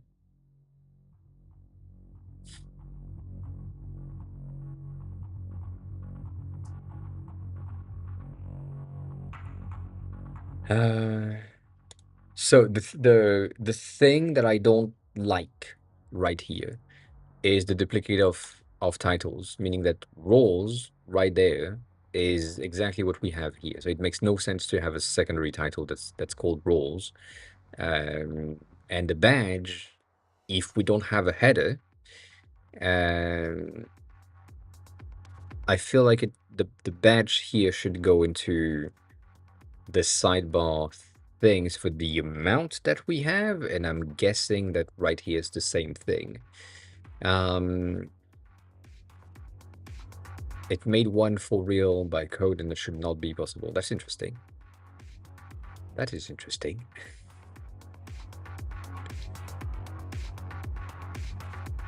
Same thing for the bands. Like if 0, there is no need for these, but there is also no need for these texts. Active invites make sense. This is something that is okay to showcase. The roles thing, I don't like this. I don't like this either. I don't know what happened there.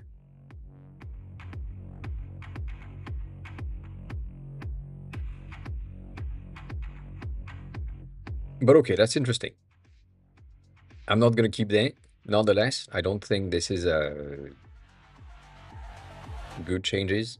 I, you know, I just want to make sure that this worked, or this was an option. But yeah,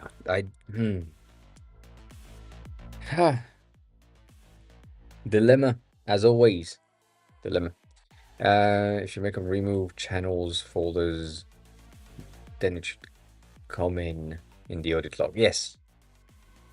Yes, if I add like a new folder, I don't think that's an option, but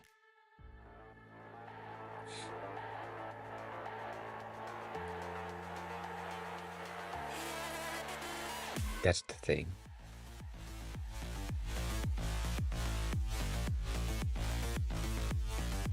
You have a bit of a force placement system in the whole thing.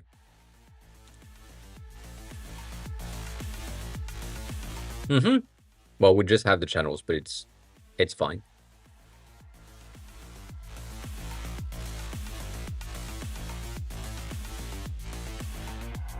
Hey, don't worry about it. Don't worry about it. It's okay. It's okay. Um, there are some teeny tiny changes that I think would need to happen. Um, can you tell me what would be in the audit logs? Like, is it just um, channels and folder creation? Is it user join? Is it user leave? Is it everything? Um, like every activity that is related to the server is gonna be in there. So that means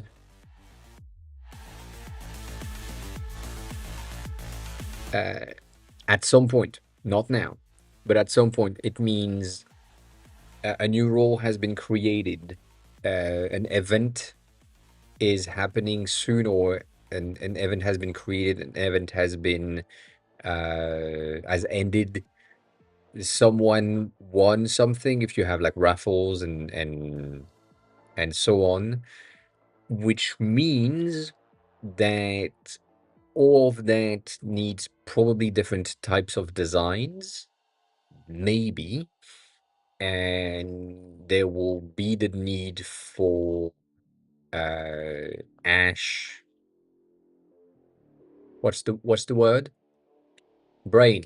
The words. You know the words. You used the word before. It's the word that you want to say. Um, how? It's an easy word. It's an easy word. Ah. Strawberry. That's doesn't work. Um, it's when you don't know something, as in right here. You know, you know this, but you don't have the fucking. It's not reverse search. It's not brain. You use that on perfume. You know what it means. You know what it is. Uh,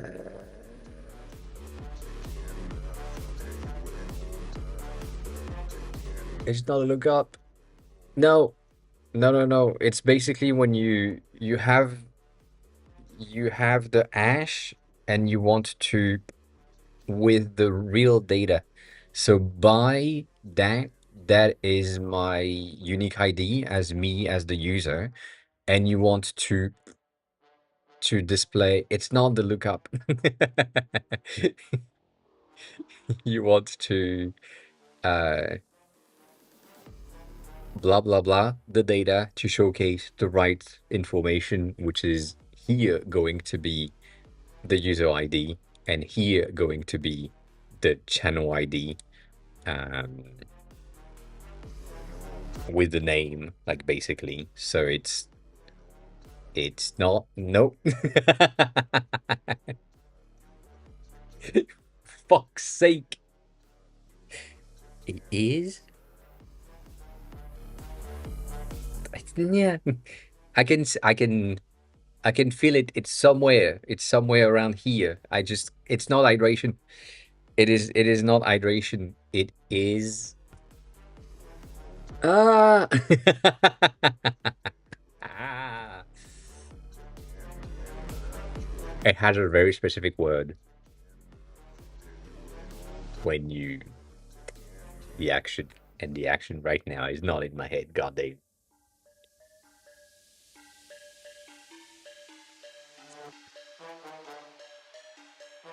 It's not simplification. It's not consolidation. It is not hydration. Um, Also, I can see time. If you have the link of the thing that you wanted me to take a look at, please feel free to share said link. Uh,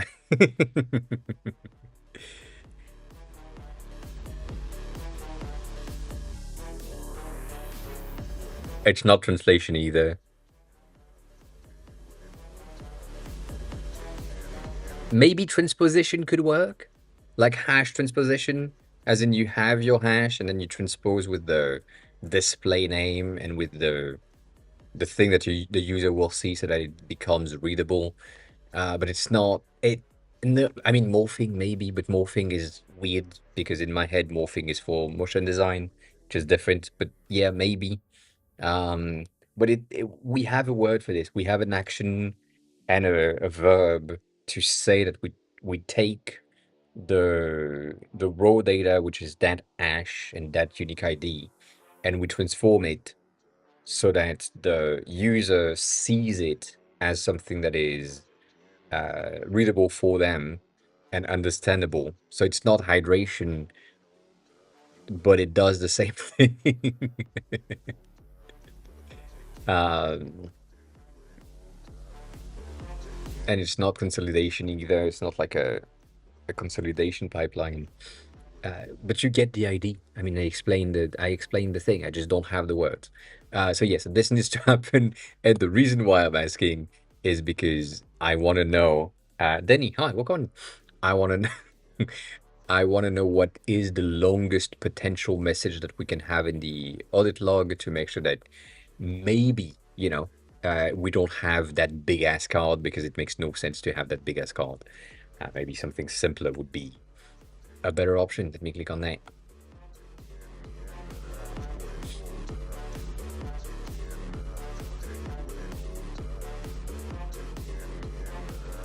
Yeah. this I'm gonna be a a, a regular me.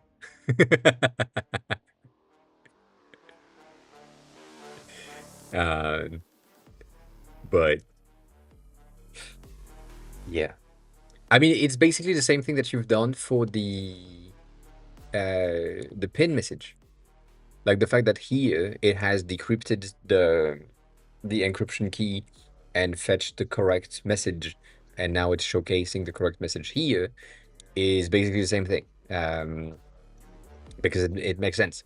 So that's I think for me, that's the thing. But yeah. Also, this is interesting. So the pin message number 2, because it's part of a thread from the same user and there is no breaking, it doesn't take the pin icon, which is fine. It's fine. It's fine. But, uh, but yes, that's interesting. Nonetheless, dang it. It's a bit of a resolver. I think resolver is what I have in my head right now for that thing. I want the I want the ash to be resolved. That I think that's the word that I was looking for. We find the word. We found the words. So yeah, resolver before between the hash and the name and the ash and the channel name to provide something that is human readable instead of that nonsense. Um, but yeah, nonetheless, Denny, yes, if you want to do this, I'm going to give you a push to apply to jobs in companies that are not known or less known. Um, and I know less pay and shit and so on, and I get it. I I get it. I get it. But if you go into Rivian and specifically like uh, their new tech and the digital experience and the thing that they have in there, specifically the HUDs and the displays and the way that they have presented, you know, what we have and that stylized version of your own car, you know. The reason why I'm recommending you to go into a bit of a different like car brand than Tesla and Toyota and the big names is they already have like a lot of things in place. And if you want to just get your bearings into the system, figure out something that is like a tad less known, like Rivian, if you can, like some other brands that are like less known. I would say potentially, if you want, and this is really good though. Polestar, I think.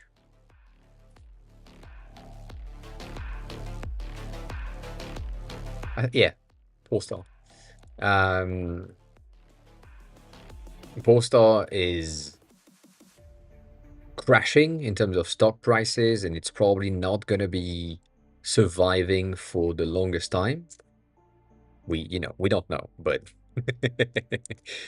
probably not. And therefore, if you apply there and you get in and you work on the system of what they have in there, it could be a way for you to just say, well, the company's going to die anyway, so let me just try everything. Like let me build the craziest thing that I have in my head because this is what excites me right now, and I'm like, I want to build this thing. By the way, if you are someone that drives cars, Polestars are really good. Um, but yeah, there is like so many things in there that are impressive and good and so on. And for you in North America, most of these things are probably going to be in the US. You have Toronto and in Vancouver, which are available in there, but obviously because yeah, goddamn. Uh, if only, if only no job in digital. I would say you would just need to apply, like cold apply to them, probably in the digital and or in the design department to make sure that it's working. But yeah, Rivian is really cool. Polestar is a bit more of a luxury car brand. Rivian is more of an off-road brand. So both of these are really cool. Um, I I'm biased as always when it comes to cars. Um, they look fun. I don't drive, so I don't give a shit. But they look fun. They have a CEO that seems to care about the brand itself and like and the experience and so on, which is pretty cool. Polestar is more of a, as I said, a luxury thing. So you end up with um, some very interesting cars for an electric car. As always, they are really cool. Um, but it's not necessarily for everyone. But you would have the ability to do the same thing as the tweet that you shared. Um, but yeah, I like these curves a bit better than Tesla, even though they are very similar. Um, physically speaking, they are pretty good. So we like it. We like it. Yes, there was. I mean, if something exists, there is a job for it. So interior designer for jets is basically interior designer that is specialized in small spaces. And then the constraints that you have is that the hall is circular. So your walls are going to be kind of circular. Your windows are going to be like specified by the constraints of the technical constraints, meaning that you can't have a window that is smaller or bigger than that size because of, security, and you don't want the thing to break. So this is something that can happen, and then you just need to work on the interior design of, well, that this is the Canva that you have, figure it out. It's an option. If you can think about it as something that exists in the world, there is a job that, or a person that has worked on it, designed it, and it might be an engineer, it might be a designer, it might be an interior designer, it might be something. But yeah, that thing for me, which what is really fun about this is um, uh, I don't think I'm gonna have any of the things that are in there, but like the feature that you are just showcasing is the features that we have in the Xiaomi experience almost since day one. Like their initial run of the UI has been amazing. Obviously, Xiaomi is Chinese, and therefore it's running everything that they already know about folding phone, about their tablets, about their computers in the UI that they have here. And since Xiaomi is a big duplicate of Apple, then it's a bit of an Apple-ish experience in there. So all of that, like the Harmony OS, um, I think the the centralized thing in between your phone and your car is something that, for now we don't have an Apple car, and if that was to happen at some point, this would happen. But right now, because we have Xiaomi phones and Xiaomi cars, you have the exact same level of intricate designs that we have right here. Like right now, if I launch my phone, I launch my phone from my phone. Um, and you know, it's just there, and I have my phone right there, which is the same thing that we have on the Xiaomi car as well. So these things are going to be pretty useful. There is a ton of cars and supercars and electric cars that are really good at doing some UI stuff. There is a ton of them that have really bad UI. And if you wanted to join one of these companies to make their experience, like internal experience, better, um, do that. The thing that we will say, and this is more a me thing? No, kind of. But this is more like a car enthusiast thing to say. Having screens in a car as the main control for everything is really bad. It's not recommended. It detracts from the attention of the driver, and it shouldn't be there. So the interface that you want to work on, and I think I have liked one of these posts in the past few days, is the HUD, the thing that is right in front of the driver with the dashboard, with everything, is the place to be and the place to design stuff. And there is so many options. There is so many things in there that can happen to make the experience of the driver so much better that it's safer for them. They have all of the information that they need to have, and so on. So it's in there. Again, I think I have like one of the latest-ish tweets that I liked, which is a bit of an orange interface, if I remember correctly, is some of these things. I remember that we kind of talked about it at some point for Dribble, and we went there, and we will probably go there in about a second because I'm gonna not find what I'm talking about, as we never do. God damn. I'm giving myself 10 scrolls, and then we're back on Dribble. This thing, that's the thing that I was looking for. And I was going to go to Gleb directly on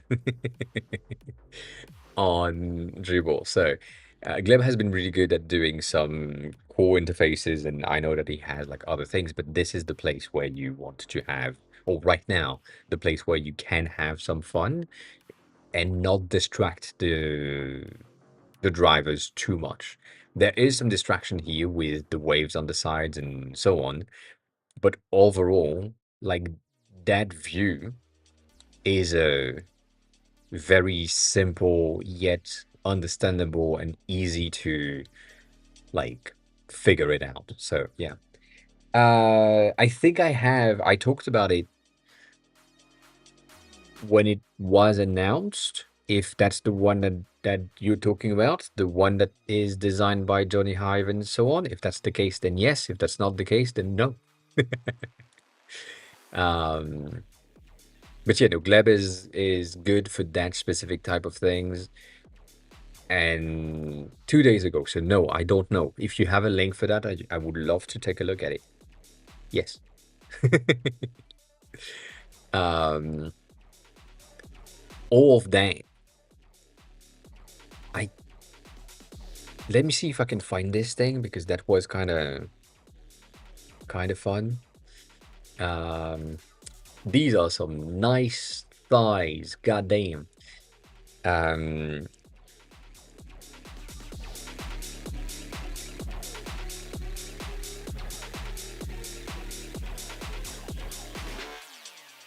there was a video that I saw earlier this week that said Chinese people are the laziest because of what they do on like their cars and so on. It does.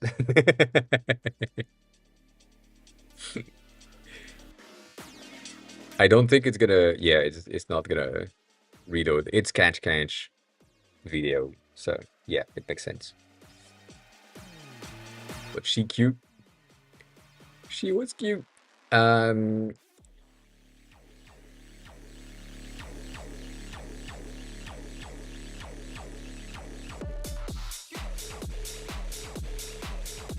I can go there. It's fine. Why, when I say car, you show me cards? Basically these shit, which I love that.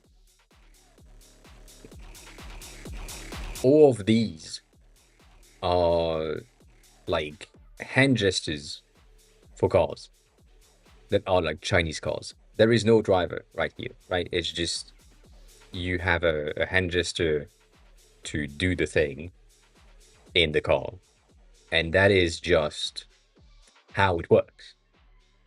And all, not all, but like a lot of the cars in China right now have these types of tech. And if you can't open the door without hitting the car next to you, it's going to get out of the parking spots for you, make sure that it doesn't hit anything, and then let you come in the cars and so on. All of that. All of these things have UI as well that you can see happening like on the screen, and it's like it's available, it's working, and it's extremely impressive when you're looking at them. I wish we had a bit of a better presentation here, but um,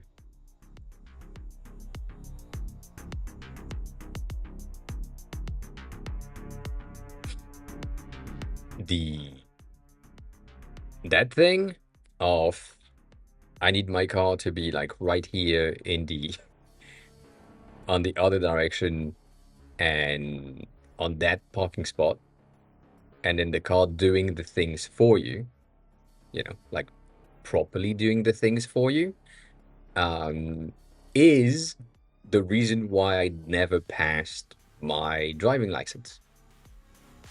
And I've been saying that for years now, since people were saying you should get your driving license, and at the time I will really need a car. The car will be able to drive itself with no issues and do the things that is like complicated for me, and I wouldn't have to pass a driving license or have a test or anything. It would still be good to know how to drive, but there will be no need. And this is basically the proof. And a ton of these things are just like, okay, I need to go do something, so just park for me, please.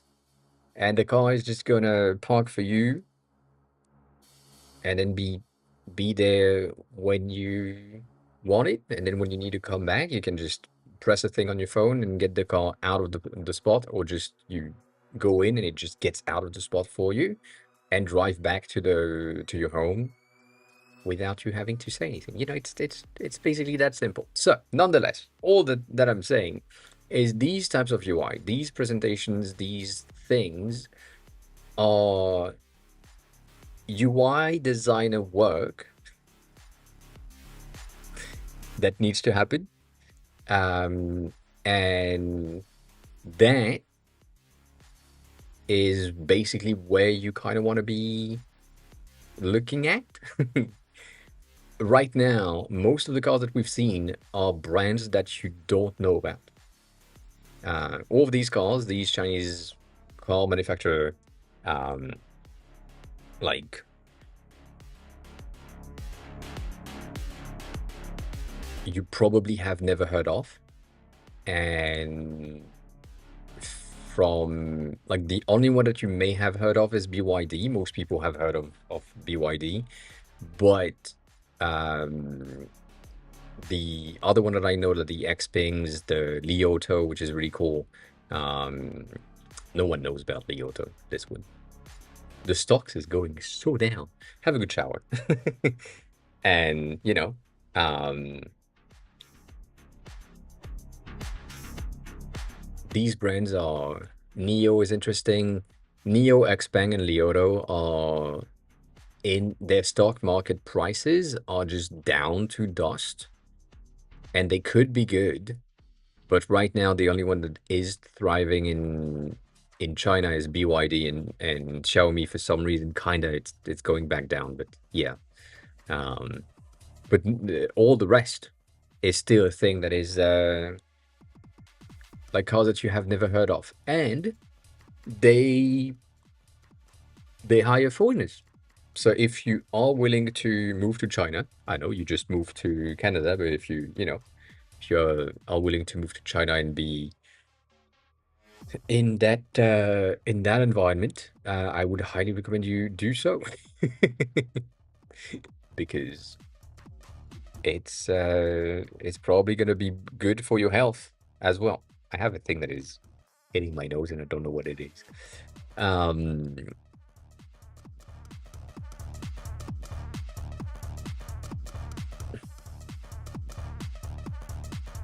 I don't think software will be there, specifically on the Chinese brands.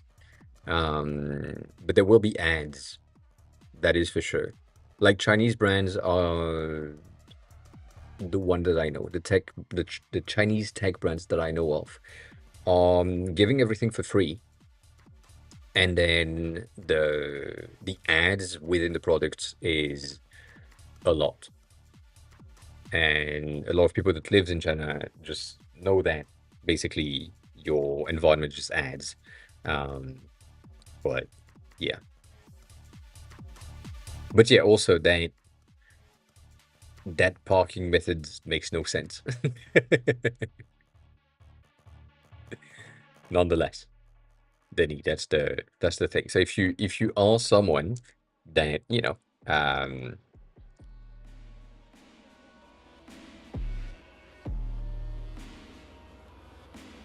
maybe you wanna work with that company, a Chinese brand, which again, that's what I said. Look into um, brands that are unknown or less known, and um, and then maybe there is things in the digital development. This one is in the US. Um, this one, the digital system is also in the US, which is pretty interesting. This one is in Germany, so not so far off. There is some things in Norway as well, in the UK, in the Netherlands. So you could check it out and see Nio, Xpeng, Xiaomi as well. Like I've always wanted to work at Xiaomi. I just know that they are too big now for me to be able to do anything there. And so aiming for a smaller brand is a bit of a better tactic, I think. So, it makes sense. It makes sense.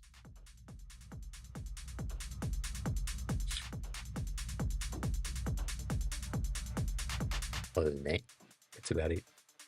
That's about it. So yeah, these things exist, and Gleb is pretty good. Um, God damn.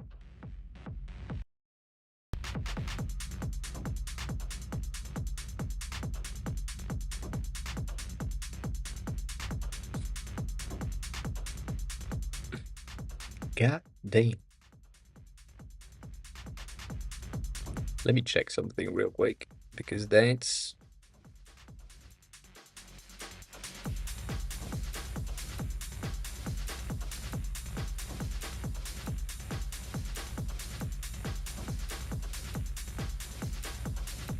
bad. I've been probably have doxed my phone number again, which doesn't matter. It's like on my website. Um, and I have like some robots and shit calling me all the time, so I need to block their numbers. Cool. Cool, cool, cool. Anyways, so yeah, Gleb is pretty cool for as a reference for all of these things. He's been doing a ton of very cool 3D environment and AI focused UI for the past few years with these like things that are like inspired by Siri, first generation, and then evolved and so on. But he's been doing a ton of these as well that are now kind of used in his car related UIs. So maybe this is something that you want to get into, in which case, creating like a bit of a 3D-ish interface means that something similar to Unity or Unreal Engine, like game engines, are going to be your best bet to figure out exactly how you could create something interesting for cars. As we mentioned before, Rive is also one of them that has been used for cars in some use cases and seems to be pretty good. Obviously, the thing that they are showcasing is the most marketing friendly thing that they could figure out to showcase on their own landing pages. So it makes sense. But you could play with Rive, figure out exactly how it works and what works for you, and end up with something similar to this. And then I would say um, the the content on Dribble is for cars related stuff has been really cool, and because the yes, I will say it. Because the fact that Dribble used to be concept based and unrealistic creations in the beginning, just stuff that looked good that were not physically and and easily feasible in the past, that now are extremely easy to do. That means that most of the inspiration that you can get back from this is going to be impressive and feasible based on the new tech. So some people would say, well, we can't have like a 3D version of the car in the center, and now we can run this with no issues because it's just like, well, this is so much easier now than it used to be. So you can do that. So I would highly recommend you to go back on Dribble and get some inspiration for sometimes some very simple things that don't make any sense. Like this makes absolutely no sense. The number changing is okay, but it's not great. And the overall effects, it's just like, oh, I could use particle 3D in After Effects today, and therefore I figured it out. But you know, things like this might be a bit more interesting for some people. So figure that out. I feel like this is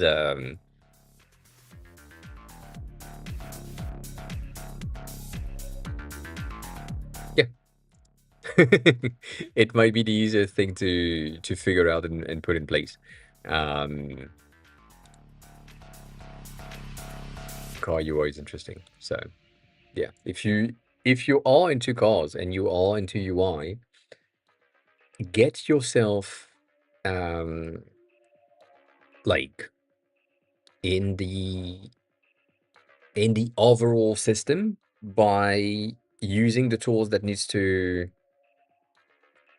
be used. You can get yourself a Porsche, yeah, if you want to. It's a bit expensive for no fucking reason, but I get it. But get yourself in the system. Figure out what makes sense. Like, I would say the easiest thing is you ask it could be Claude, it could be your friends, it could be whatever, it doesn't really matter.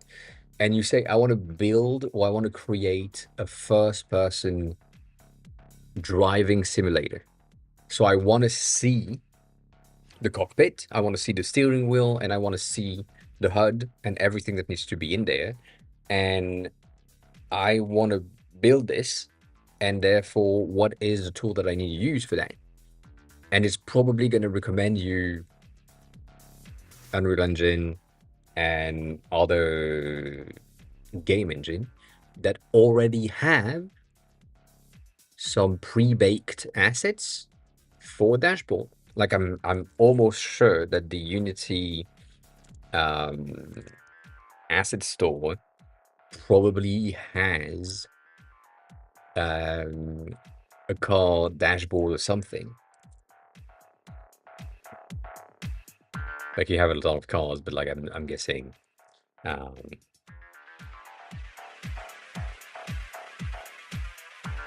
mm,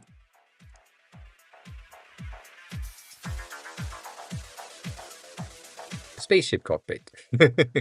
I guess a cockpit in general would be an option, but you can get in there and get that as an asset, which is free, which means that it already contains the HUD, it already contains everything, and all you have to do is let me figure out how it works. And Unity is free-ish. That asset is free. You can put it on your computer. You can have access to it. You can play with it. You can just make sure that is just it's just there. And then if it makes sense, it makes sense. The thing is, if you make it in Figma, it will be static. If you make it in Unity, it's almost as if you could plug it into the cars that you have. So if that thing is a uh, I'm gonna reuse that statement because that's the best thing that we have. Um, this is probably gonna be the easiest thing for you to just reuse because it's just like uh, you can have that in a real car. And you can implement that thing through a Unity package in a real car, not just like in a game. And the thing is, this will react to the real car, not the Figma thing. The Figma thing is going to be stuck to whatever the fuck it is. And if like, I don't know, maybe you like that design a lot more than the rest, and you just right click, copy image, and you put it in Figma and you recreate it in Figma, then you have it in Figma, yes. But is it something that is interactive and usable and so on? Probably not. So again, this one being like free is crazy. I'm impressed already. I'm already impressed by the fact that this is free. It's not necessarily the best option, but it is like the constraints of what we have. How do you trigger the lights? Like, what are the links? What are the constraints? What are the things? What is happening in the background that needs to trigger this thing? What am I missing? What am I forgetting? Is everything in place? That doesn't seems to be like the best option, but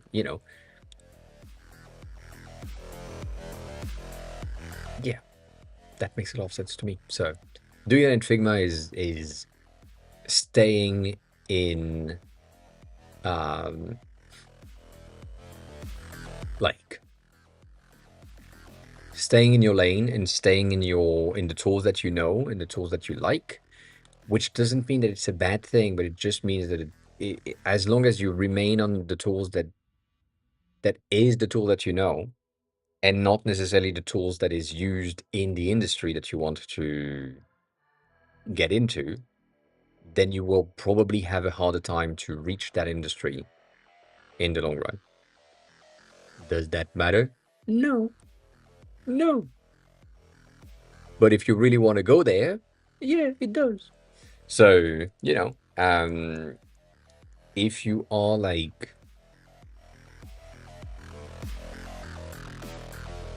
industry standards uh, for automotive.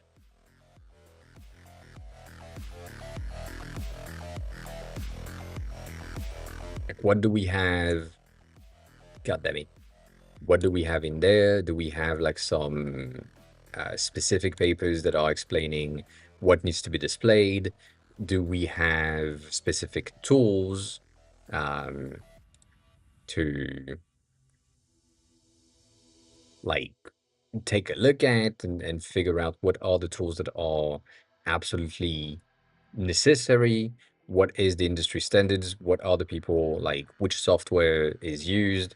Um, and so all of that is the type of shit that you need to research on to make sure that you have the things you understand and you are in the field. Like again, the thing that I said is the exact same thing for myself. Like if I was to become an architect, not the case, but if I was to become an architect and I said, oh, I can make the plan in Figma. Yes, I can. Yes, I would be fast in Figma, but when it comes to providing scale accurate plans to my builders, my developers being like building developers, um, and so on, Figma is not the right tool. So I would need to move into a very specific architecture related software and learn that instead of remaining in Figma. So if my goal right now was to transition from digital design to go into something that is more architecture related, then I will move into an architecture tool right now and learn that and suffer for like 3 weeks while I just figure things out. And then if I apply to a company to be an architect or an assistant to an architect or something, I can say I know the tool. I have 12 years of experience in design, and I know the tools that you use internally. So I'm already like design wise ready to understand how things work. A house is basically a big screen, and you need to compartmentalize things in it. So it's that simple. Um, but I have an advantage because I know the tool. Whereas someone that is just wanting to do the design stuff and said, "Well, I made some plans in Figma," the people that are architects will say, "Well, this is not good. This is not going to work. This is not going to be the thing that we want to have or help or whatever." So like that's the thing. 1 second.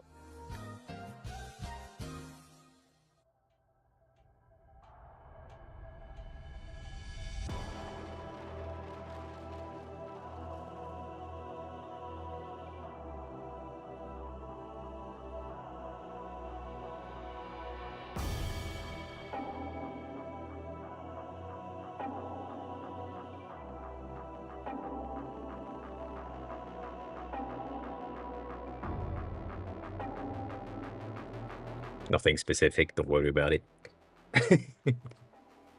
So yeah, if right now I was somehow interested in cybersecurity, the tools that I would use today in order to understand and potentially get into the business soon is really different than the tools that I would use if I was interested in just front-end dev. So, you know, I mean, for me, that's the idea. It's just like making sure that you end up in the tools that you will need to use to figure things out. I'm guessing Figma is potentially a thing that some people would use, but for automotive and so on. But based on the fact that um, Tesla, Rivian, Xiaomi, Xpeng, Polestar, and plenty of other options have 3D interfaces where you can like see the cars in 3D and rotate it and so on. Your ability to showcase this within Figma is gonna be almost impossible. Like you wouldn't be able to load a 3D model of a car and make it rotate. You will have the ability to get like the 3D model from the side, from an angle, from the top, from the rear, like if you wanted to, but that's the only thing that you would be able to do, and the transition in the presentation would be really bad. So if you know that they are going to use Unity or Unreal Engine or things, then you are in the, in the right place. Um,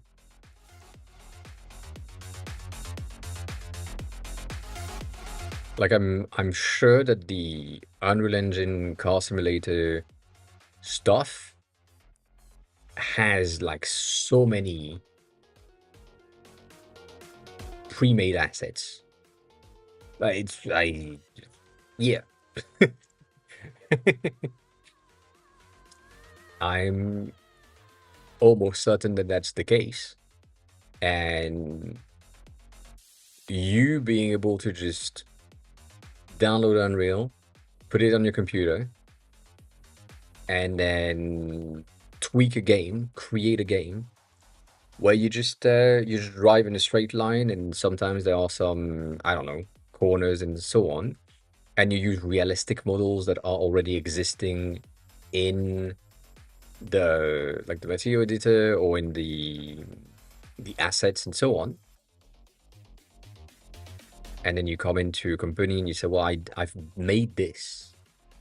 I've built this HUD. I've built this automotive display. And I do think that it's pretty good. And maybe they say yes, maybe they say no. I don't know. It depends. But, you know,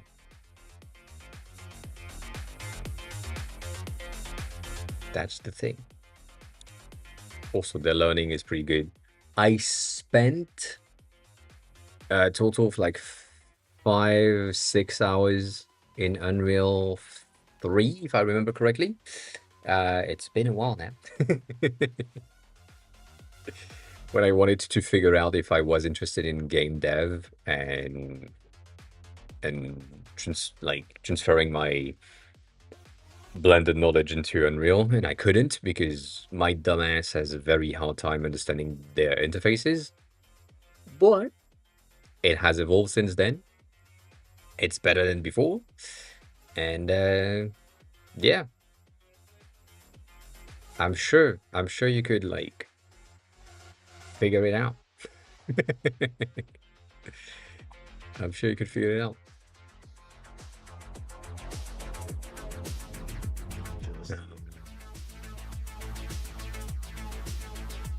Yeah, I'm looking at the categories on the side.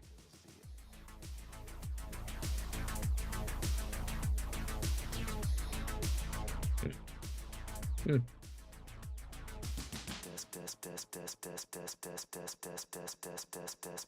I don't think they have. Have a good meeting. Have a good meeting. But yeah, all of that is the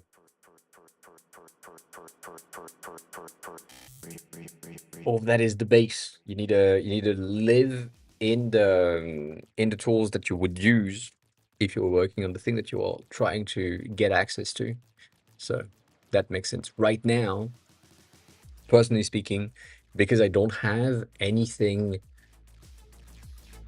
that I want to pursue, like there is no real company or uh, domain where I'm like, oh, I would love to work as a designer there, or I would love to work as a product person there. There's nothing yet that I'm like, oh yeah, I would love to do that. So I don't have anything. But one day, maybe. One day, maybe. Nonetheless, going back to this though, let me create a new invite so that I have this whole thing. I can see how it looks. The fact that we can have multiple invites makes absolutely no sense if they are the same. So I'm just like unsure. And now that I can't revoke a thing, it's kind of weird. Let me just refresh the page. Maybe that's the thing. Dang. we said, and now I click on them, all of them. So I don't know if they revoked themselves because I clicked on it. Let me just click on this one. It doesn't work. It doesn't do shit. But then if I do a refresh, do we have just one? No, we have none. I see. That's interesting. That's on the back end. Um,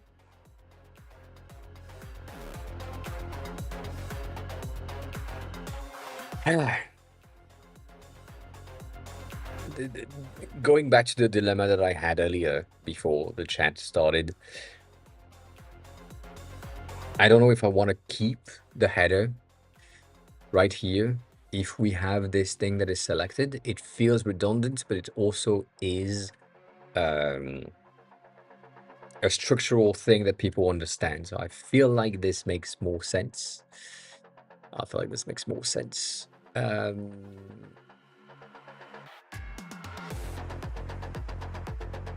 So if this is 64 and this is 77, welcome back. I hope the shower was good. And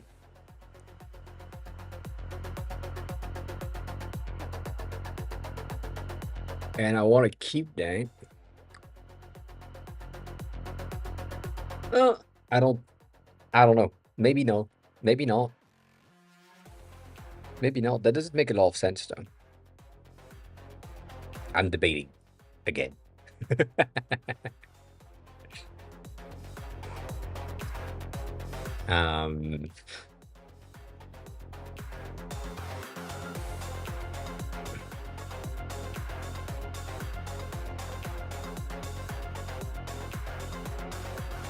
Because this is good.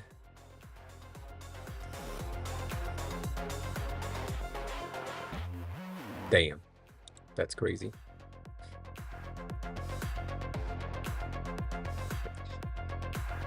Yeah.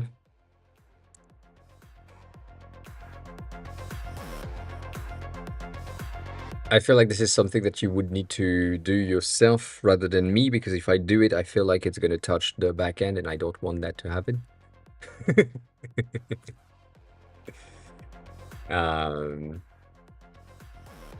For security reasons, you know.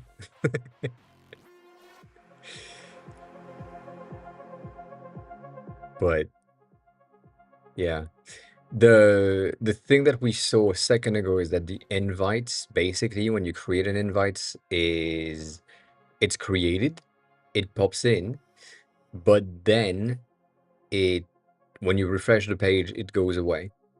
So I don't know if the thing that we saw earlier today was a mistake or if it was just a wrongly implemented thing. I don't have a clue. So yeah. Like right now, if I get in, also, yeah. If I go in the invites, I create an invite and it's there, right? I could create multiple. And I agree there might be a need for settings, but I still don't, I mean, why not?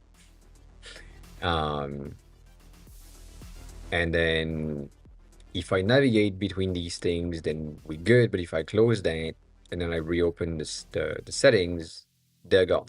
And I didn't even refresh the page. It's just like, they're gone. So that's interesting.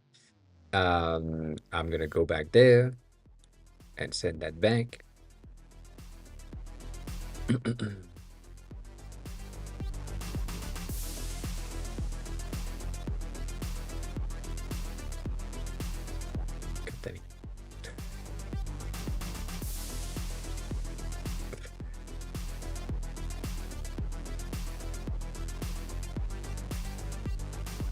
There's a lot of calculation that don't need to happen here.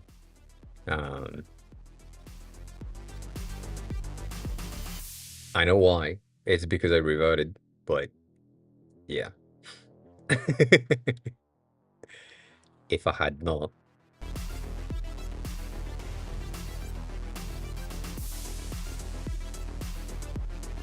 Welcome back.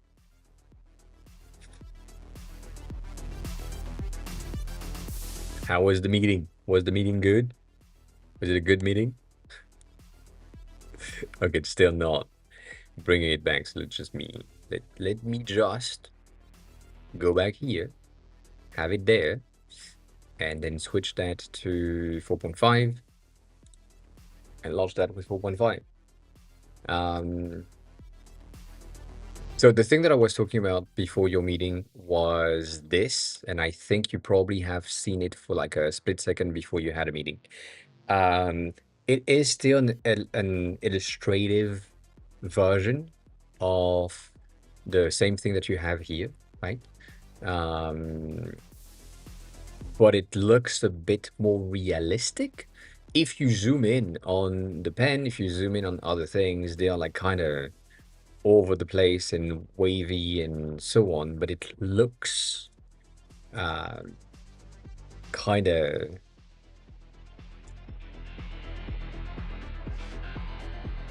more natural, more normal, maybe illustrative compared to what you have here.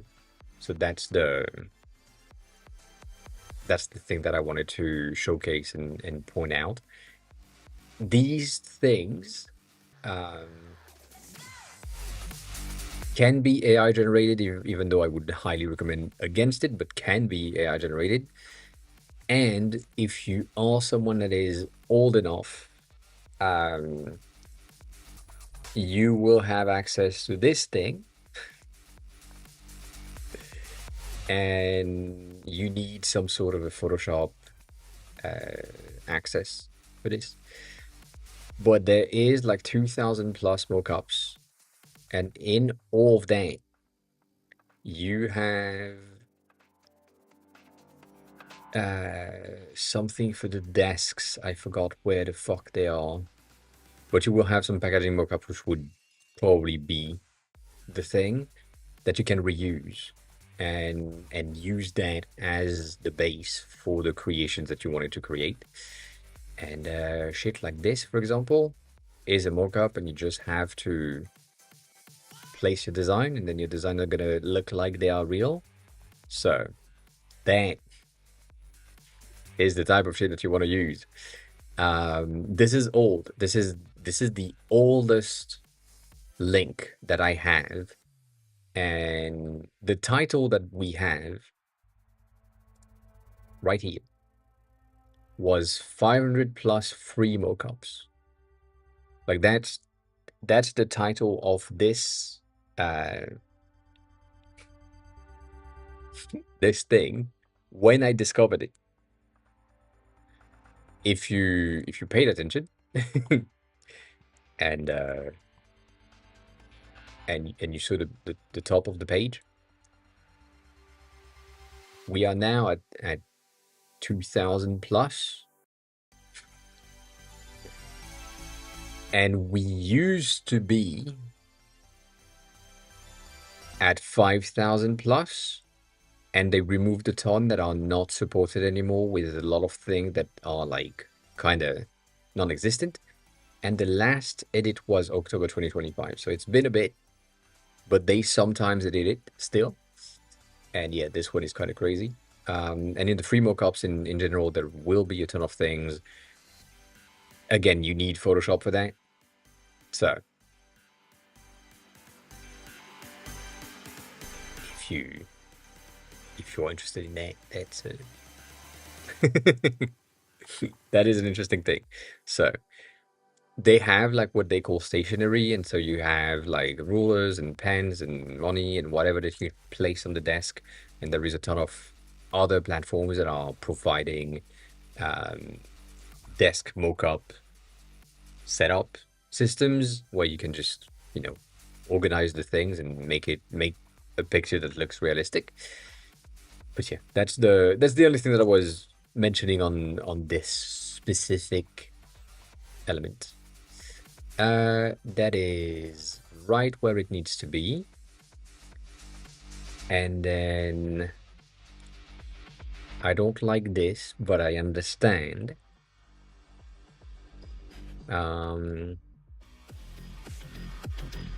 I don't like this either, but that's fine. And then that's the thing. So I do think that the no header is helpful. It brings and adds like a lot more interesting things.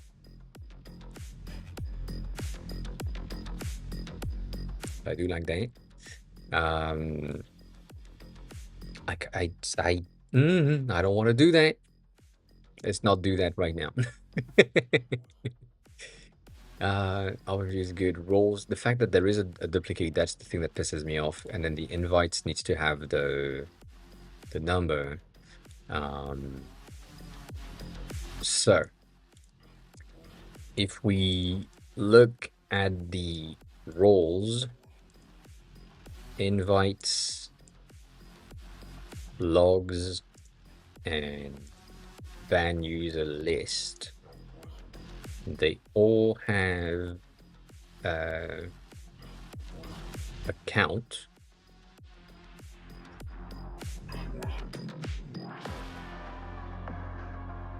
Yeah. In the title,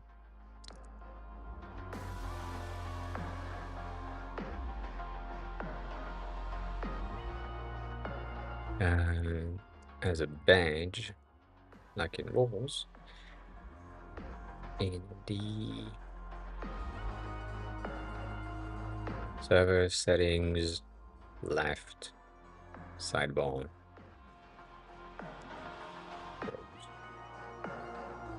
If that's feasible. If that's feasible, yes.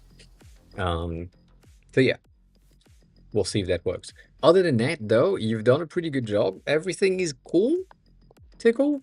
The color are really nice. It's a nice yellow. I'm guessing it's their yellow in the first place, or it was their yellow in the first place. Um, I didn't really look at this. These look like a very generic rounded icons, which might not be exactly the one that you want for. This looks like the my icon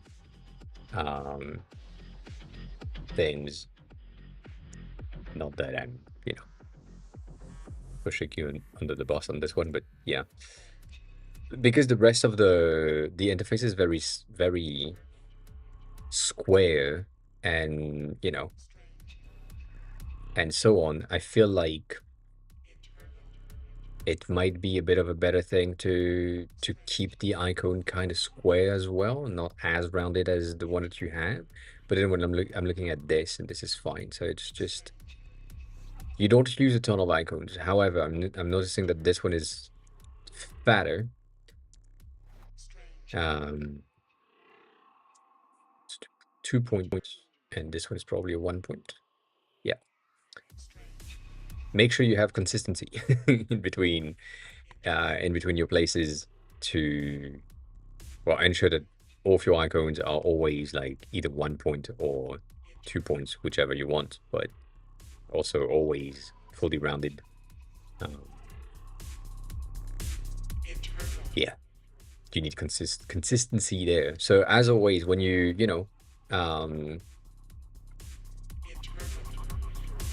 what do you mean I can start editing? That's crazy. When you're looking for icons, you can get into the community tab and look for the icon that you want. So maybe it's just a thin icon thing. I don't know why we have car interviews right there, but yeah. Like the sharp icons exist. So there is a ton of icon sets that are really sharp and will help you to basically stay on brand compared to what already exists with what you have. Like these ones potentially are more aligned with what you want to have. I don't think so. It's just like this one is the first one that we found. So don't worry about it. But yeah, like that's one of the things. Maybe you are looking for something that is a bit more I don't know, more rounded, more slim, more whatever. There are some options. You can obviously use one of mine. Appreciate it.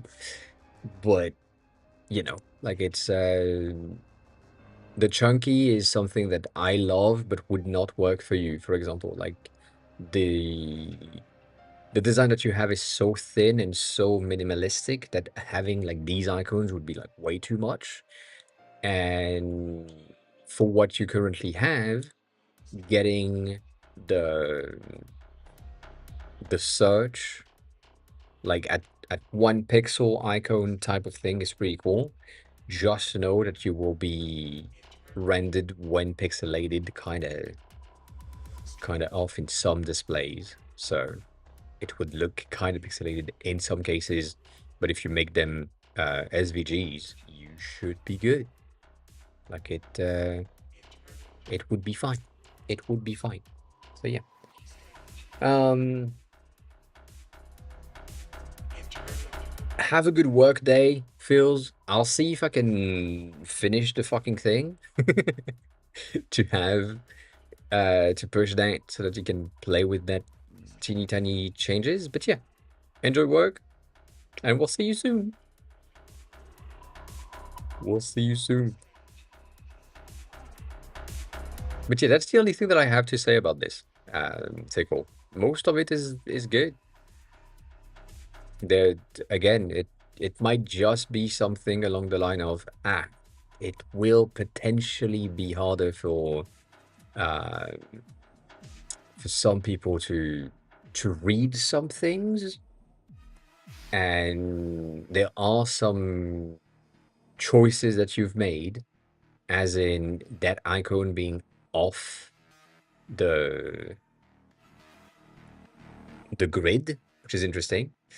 Um, and that like search being physically off the grid, but not really. Other than that, it's really cool. Colors are cool. Minimalistic is cool. Um, we like the overall outputs that is presented. The the price is good. The fonts are nice. Nothing to say. Nothing to say. Um, like it's good. It's working. It does its job. It has everything that it needs to exist and showcase the content. And then that's really cute as well for a search. Might be breaking in some browsers and in some things. Um, but yeah, no, it's cute. It's working. I like it. I like how many variations you have. Like so much shit happening in there. Just so, things are in place. Um,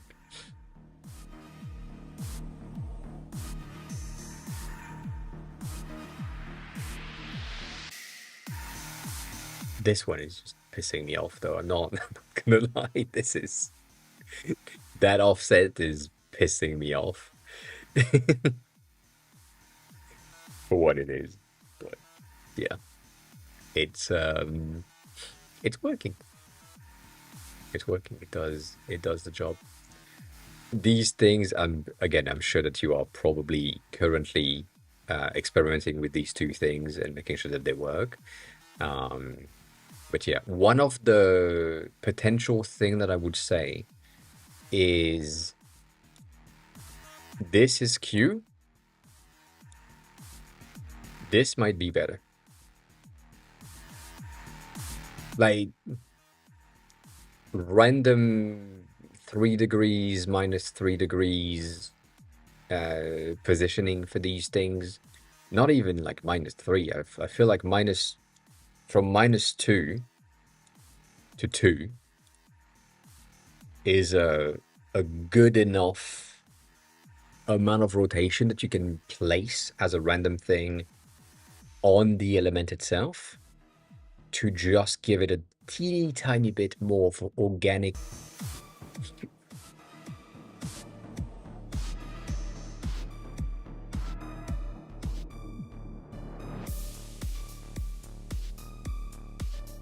Not not by. We good. We good. Everything is fine. Everything is static and good. So what I was about to say is you could do the exact same thing here with a -2, for example, or a, a 2 on this one, because they will never like write the thing exactly straight all the times. So just having like a system that potentially also rotate the text within is an option. Um, but yeah, like that simple thing, simple change could help and could make the UI just a smidge more appreciative and organic. But yeah, other than that, don't worry about it. The thing that I did though, I wanna be clear about this one. The progressive blur that I have here is not necessarily something that will be available in the code easily. It is kind of easy to put in place, but it's not the easiest thing to put in place if you don't know how to do so. So again, if you just say, I'm gonna create that element without anything, I'm gonna make sure that that frame is getting like everything that it needs to get, and I'm gonna outline this, not outline this, but like export this as a PNG,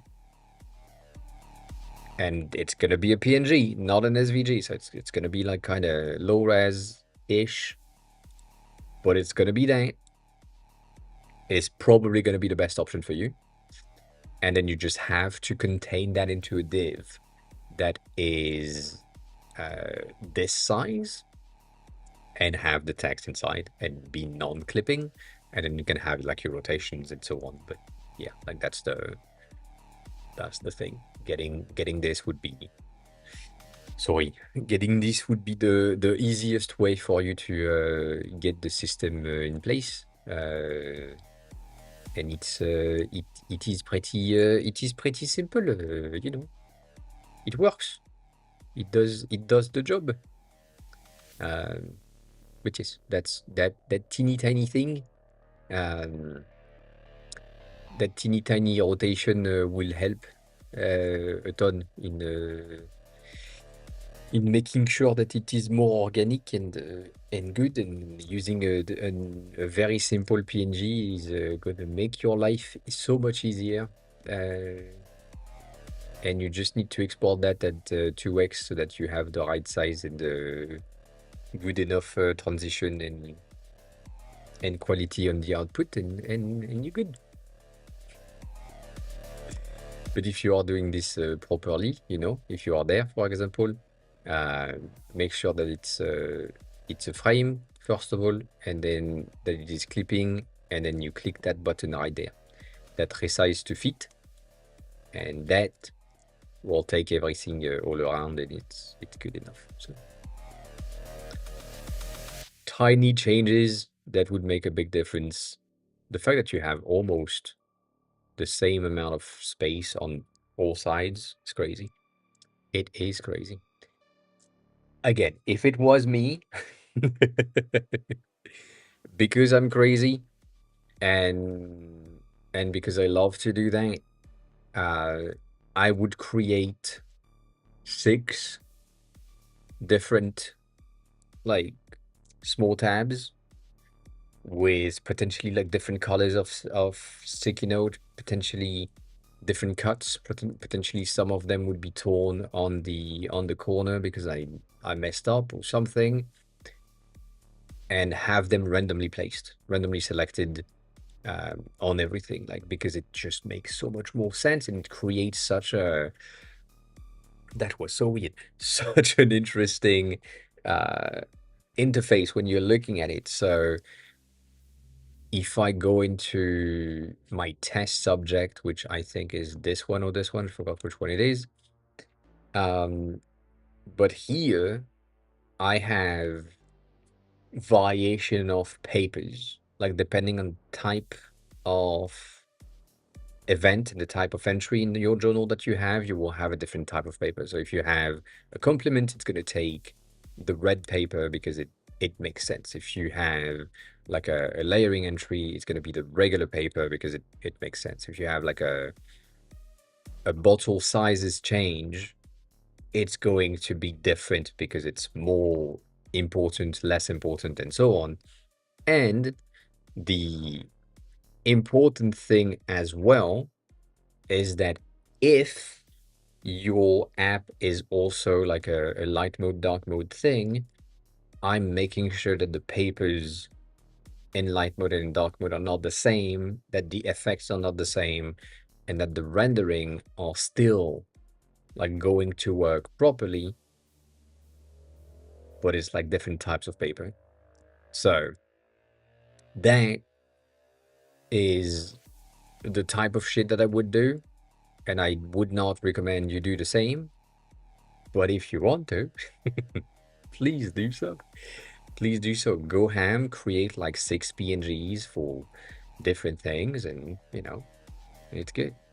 Yeah, you did a pretty good job here. I made some teeny tiny changes. So if I'm placing you like right on top, you might see that on stream.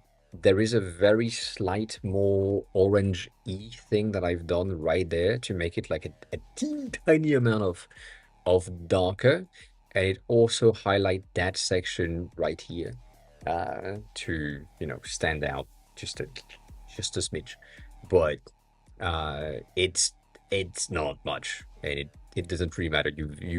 You had done a very good job in the first place, so it's just the shadow itself that changed everything. If for some reason, which would make sense, you don't want to do that, which I understand, it's an okay thing. Um, you can find stickers.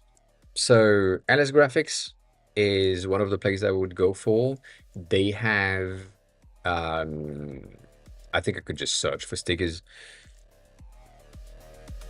They have a ton of stickers, and you can find them and buy them. They are expensive, but it's it. it. You can use any of that and use that as a base. Um, and it's gonna be a simple thing. The good stuff about what is there, this is supposed to be loading shit.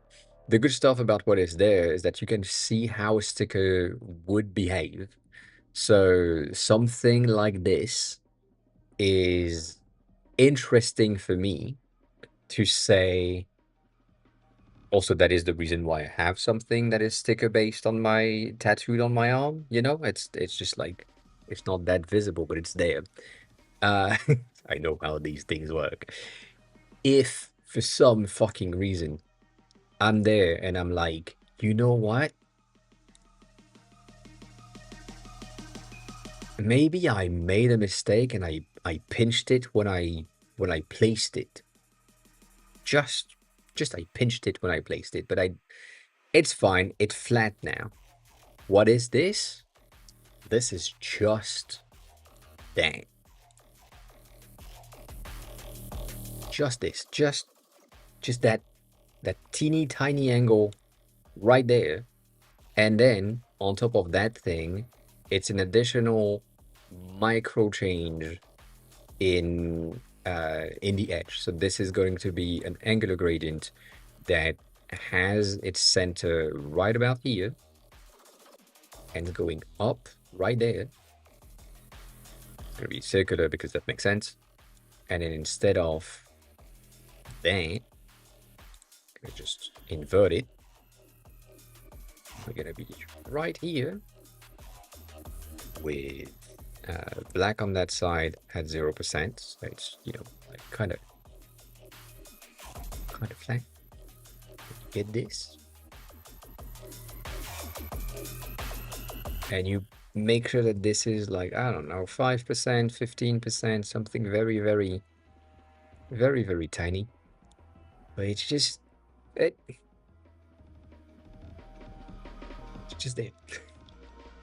And if you want to make it like a bit more realistic uh, on that end, it's just you make sure that this point right there is white and probably not like 100, or 10% something.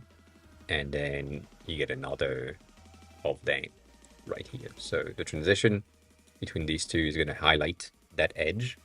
And it's just a small thing. And it's like, well, fuck, I pinched it, but it's fine now. It's flat. Detail. And I love to do that. Chris, welcome on in. How are you? So, you do another one and you're like, maybe not from there, maybe from here. And you're like, well, this is cool and all, but maybe I made a mistake. Uh, when I cut it, maybe I tried to be like kind of straight, but it didn't, and it cut weird. Like I it it's different. Maybe let's move into HSL for this one and use our hue to say we want like a green E thing. So this is gonna be like 130 instead. So we make sure that we have something that is like 130 for all of that. And it's just every single color.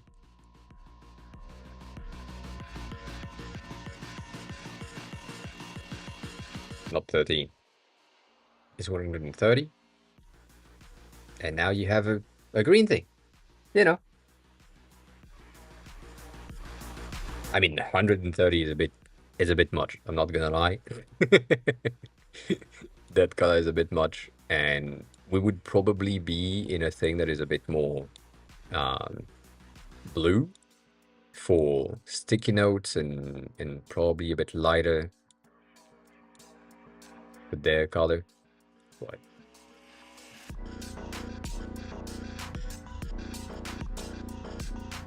yeah, it doesn't cost much, and you get something that is like more realistic from a sticky note point of view. Um, so, but again, I love this thing, so that doesn't that doesn't really help.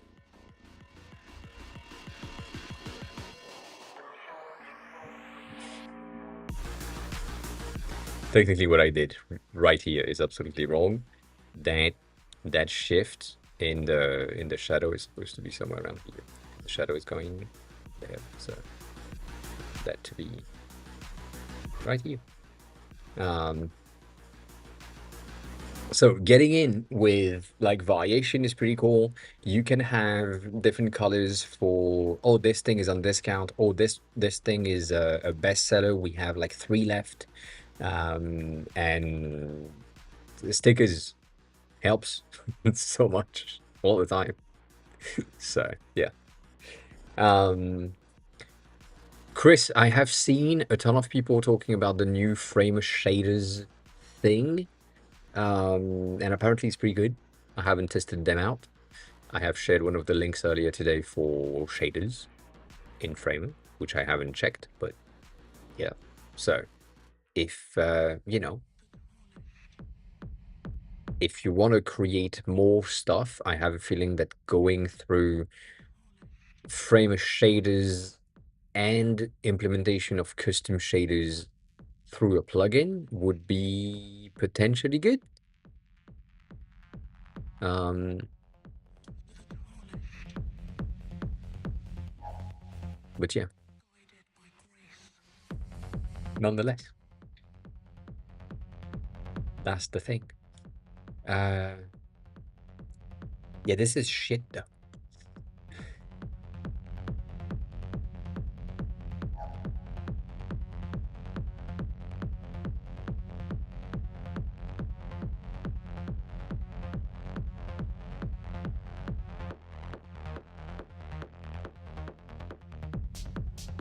Um,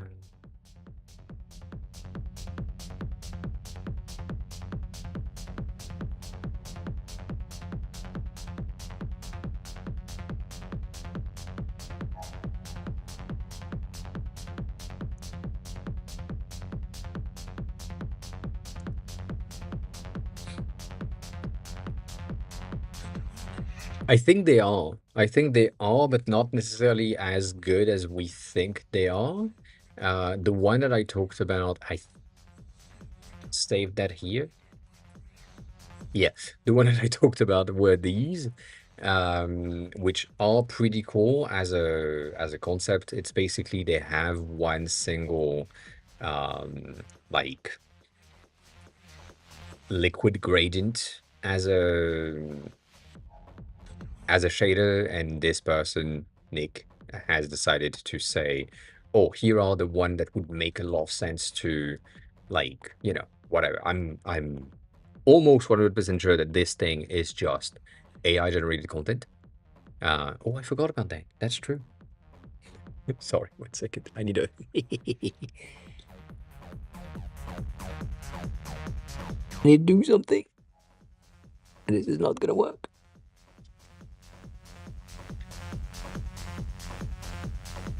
I forgot to plug something in. That's my bad.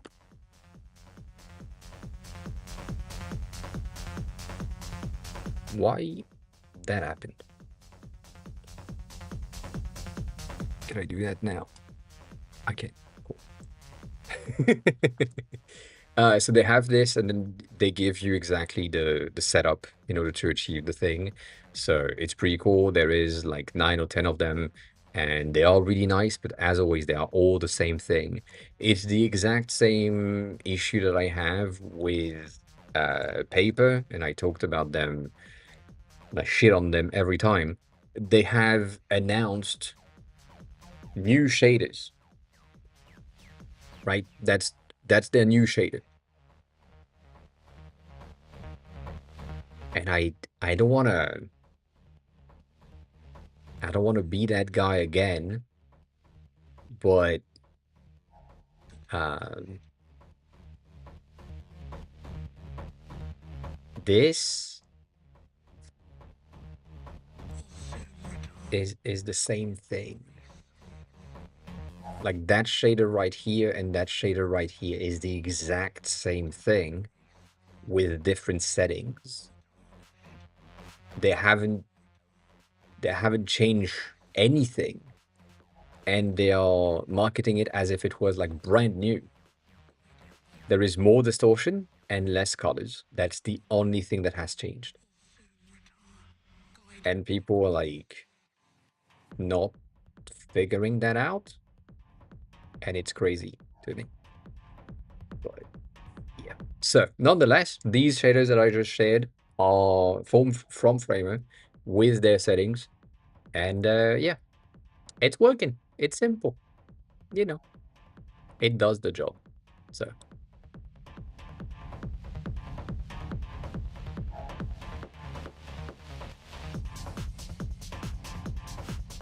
yeah, it's basically what happened. uh yeah. It did remove the headers. I don't think I have said that, but it did.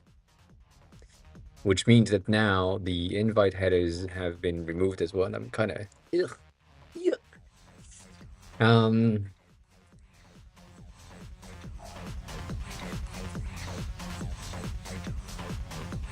yeah. I mean, that's basically what it is. And going back to the not discussion, because it wasn't really a discussion, but the link that we shared from um like, did we do that? I think they are still in my likes. and I will see his face and it will be fine. The guy from Carl.co that said that open source is dead and because now AI can just duplicate whatever and have access to um, your source code and find vulnerability. God damn, god damn, is something that is like really, really bad, and therefore, like that guy right here, um, I feel like the software is now accessible to everyone is uh, the case, but there is this thing where, and you probably have seen that, there is a chart that is floating around, and not a lot of people have seen it, but some people have, which is what not a lot of people have seen it means, which is the amount of people that have used AI in their daily lives. And when we say AI, we talk about ChatGPT like, LLM like AI, because AI is everywhere and has always been there. Before it was called AI, it was just called algorithm. And so there is like things everywhere that people are interacting with all the times, but they don't know. And basically, the chart is showcasing that there is something like less than 8% of the population that has touched AI. And from these 8%, if I remember correctly, there is like 40% of that is actively using it. And from these 40%, there is probably 20% of that is like actually using it properly and it benefits from them. So the software is accessible to everyone when it comes to like being able to create software. Yes, but that's like in 5 years to 10 years when people are kind of starting to get interested in the tech, or the tech is rebranded in a way that makes it more interesting for them. Um, I want to remind you, everyone, as well, um, about something that happened when I was in Japan and I bought my iPhone 15 in Japan. I saw some people come in with an iPhone 5 because they wanted to change, but they were rocking an iPhone 5 in 2023. So the amount of tech differences that they were about to experience is crazy. And that person probably has no fucking clue what AI is, what an LLM is. They may have heard about it on the news, but they are not really interested in using it anyways. And so making like the software becoming accessible for everyone and usable, and software development being like feasible for all of them, yes, but there is still a vast majority of the population that will never be interested in tech and be willing to take the steps that they need to take in order to be able to create something on their own. So, yeah. Also, this one was funny. Um, Maybe you can read that. Maybe you can't. And if you can't, yeah, it was funny. They did good. They did good. Anywho,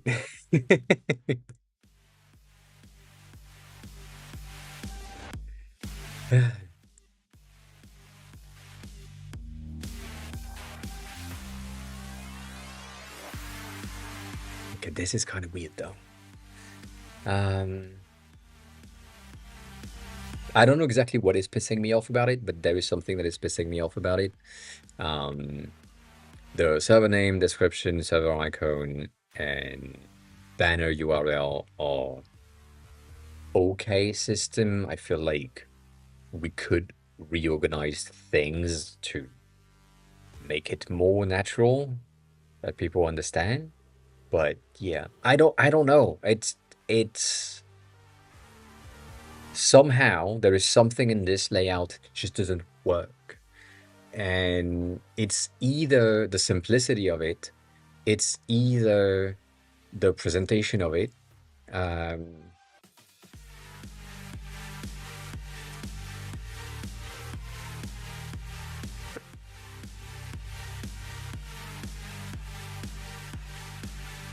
like the fact that the badge at zero makes like that makes absolutely no sense whatsoever, so it should just go the fuck out. The audit logs, I don't think having a badge makes any sense. Um, This is supposed to be the server settings. So this is supposed to be what you have around here when you are on your Discord server and you go into server settings and then you have all the options. So you will see the server name, the icon, the presentation. I don't know what the fuck the traits are. All of that is crazy thing for Discord, but because this is more of a security-based, privacy-based chatting app, which has similar features as Discord but is not Discord, then it's the like that's basically the thing. So we have the server profile, which is the initial thing of the overview right here, and I do think that this preview is what I'm missing. Um, like it would make a lot more sense for me to have like the preview here and get something that is more on a what you see, what you get situation where you see the banner and you can click on it to edit said banner. You see the server name and you can click on it to edit the server name. You see the description and again, you can click on it to edit the server name and so on. So that would make more sense, which is basically what I've done in the settings section where, you have roughly the same experience. Um, and you can change the color if you want to have something that is blue, something that is red, something that is whatever color you want. You can do that. And it makes more sense because it's visual editing. But for here, Discord has so many settings. I think that's the first thing. And it's a lot. It's a lot of thing to think about. So when you are in your server settings, uh, I want to make this thing easy to understand for the users, but I also want this to be like functional, and therefore there are some things that needs to change. Like we removed some of the headers titles. So there was like roles here with the number, with the 2, but since we removed it, then it made no sense. We had roles and roles, so got rid of that, but now it's kind of empty and it feels wrong. The invite is now absolutely empty because there is nothing in there. So I feel like this is just an issue of the empty state needs to be very specific, and then the filled state needs to be like this. So that makes sense, but we might still need like a bit of a header here. And then the banned user, same thing. There is a need for an empty state, audit logs. Maybe I want the audit logs per day, like what happened on that day. And it's just like a split on the day basis in chronological order. Maybe it's something else. I don't know.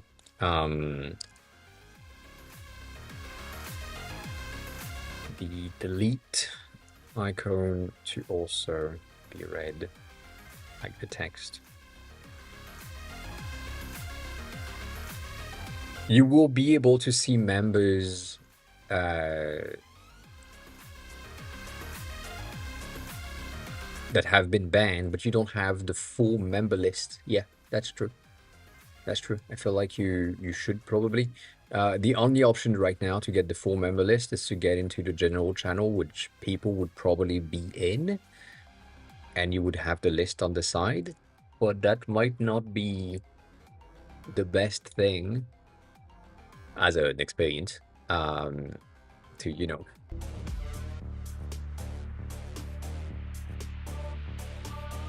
that's crazy.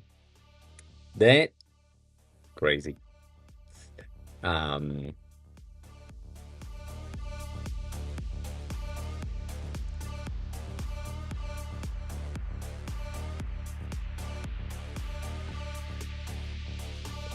Uh, yes, no, not really. I don't know if you can see me again. I mean, technically, I can see me again, but yeah. Uh, the invites is the invites codes, things that are supposed to be like to invite other people. But yeah,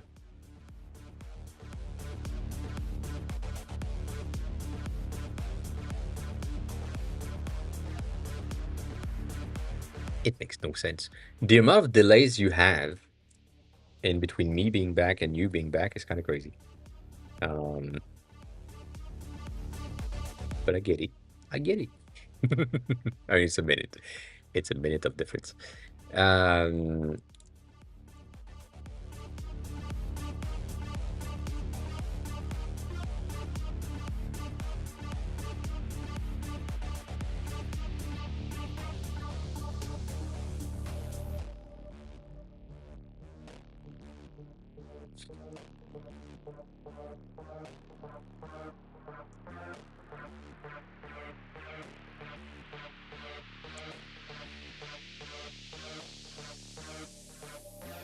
that's gonna be weird.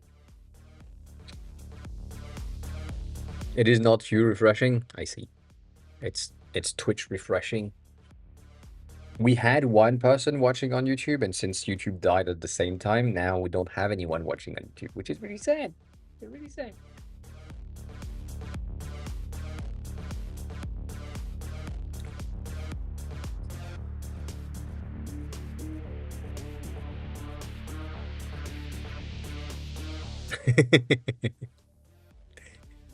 uh, yeah, that changed nothing.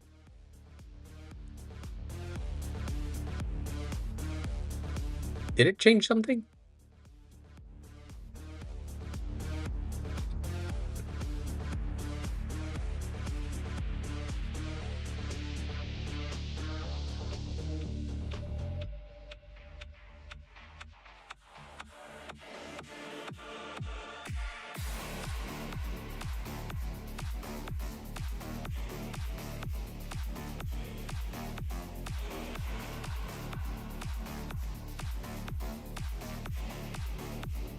Yeah, it's not.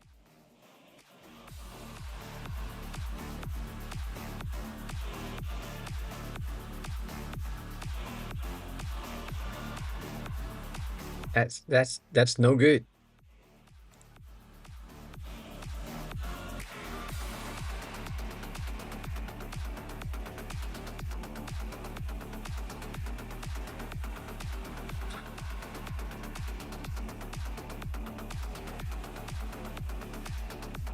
Yeah, yeah.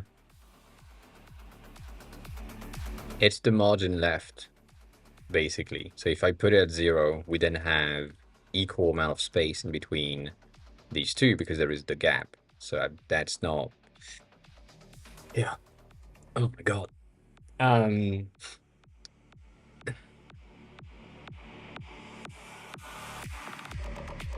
I mean, object-oriented is good. It's something that we used to learn a long time ago, and then people forgot about it, and then people rediscovered that objects are interesting.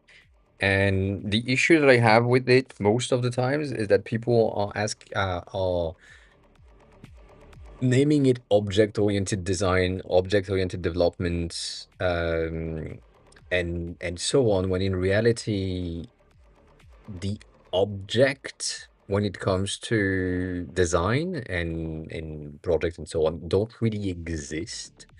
Um, but also it already existed with a different name, and we used to call that components.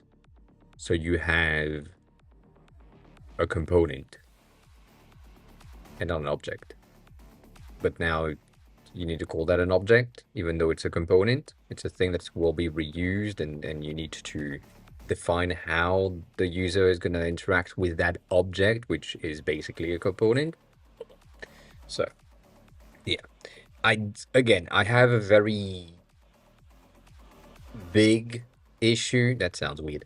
I have a very big issue with uh, the marketing people in work that needed absolutely to rename everything to make sure that everyone understood what they are talking about when we already had everything named properly in the first place.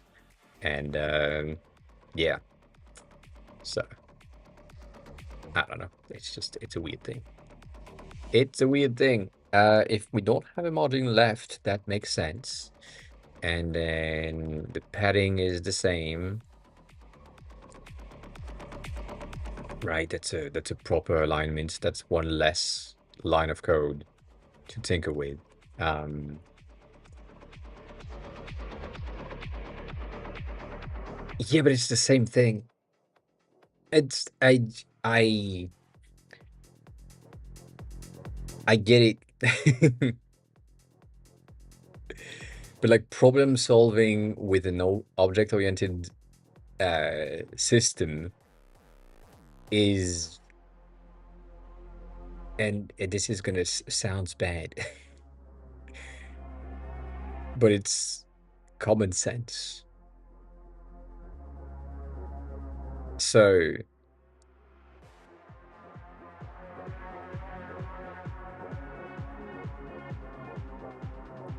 it's just, did you think before you put the thing in place?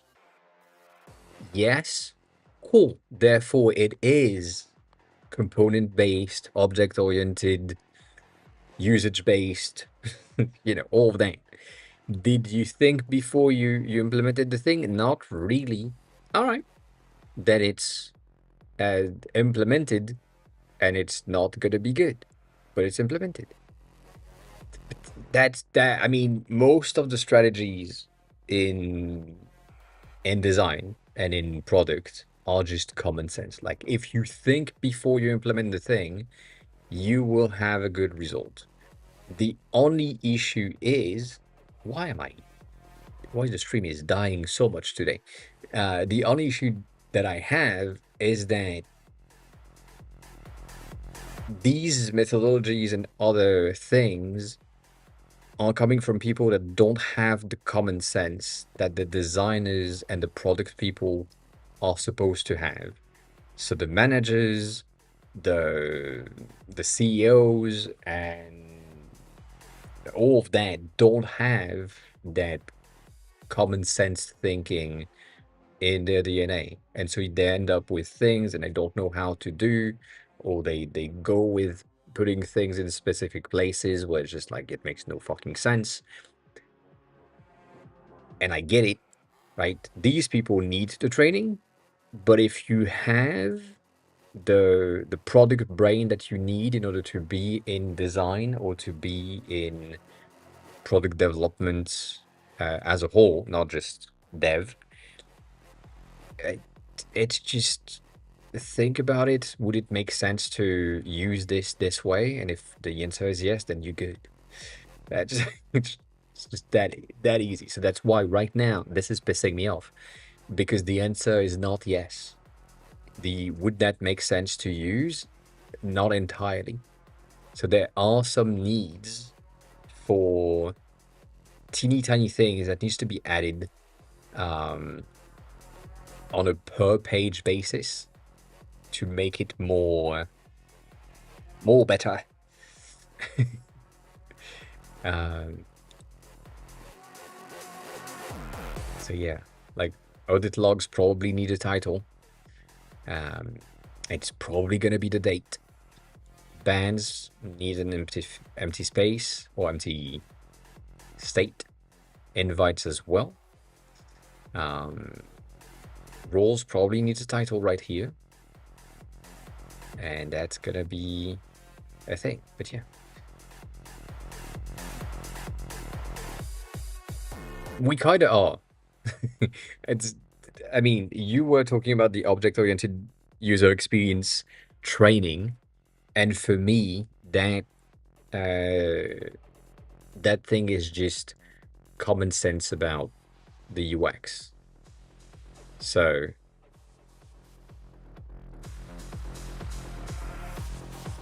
that's the thing. Like, and yeah, there are other things with object-oriented UI, other object-oriented development, and so on. But it's at the end of the day, it's the same thing. Object-oriented development is more component-based things, which is probably where the confusion may have happened. But yeah, out loud, welcome on in. How are you? Who are you? How did you find the stream? Thanks for chatting. Appreciate it. Yes, the banner is I put it myself. So yeah, I know. I know. I know.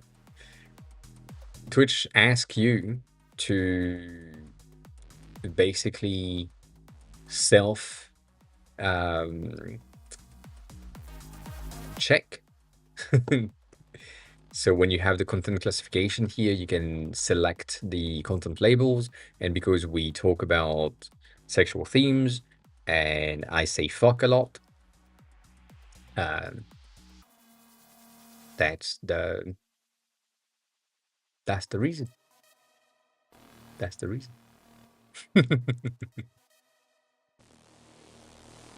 So it helps. It's basically because of the fox. I'm not gonna lie. I curse, which is just speaking where I'm from a lot, and therefore for a lot of Americans, it's just it needs to be labeled. But welcome on in. So the overview is okay. I hate it, but it's okay. It's fine enough. The roles, I need titles there. So I'm gonna four things. In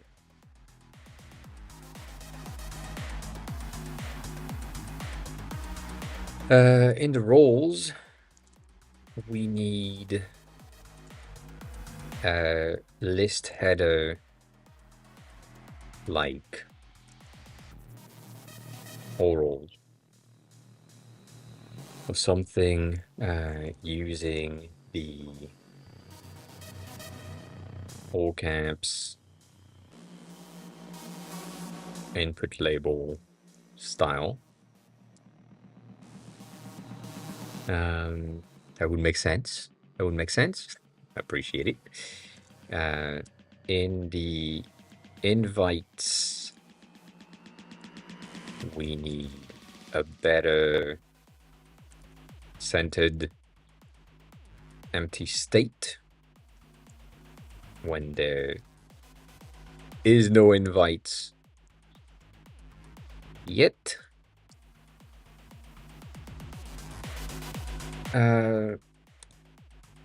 Same in the bands.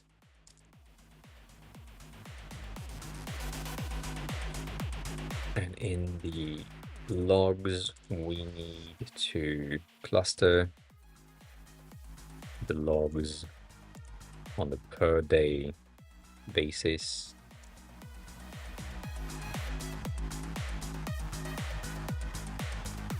So we need to create section title.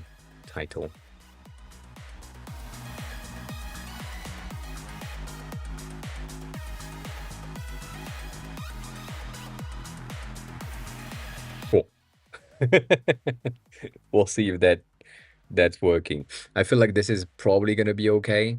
It's gonna work. If we have like server name with that font and we place it like right here, I feel like it will probably shift everything down enough so that it's like not misaligned. It will be like a bit lower, so that would be fine. Um, that's broken. Uh, this is probably because it removed one of the icons again. And then that is absolutely bad. I love uh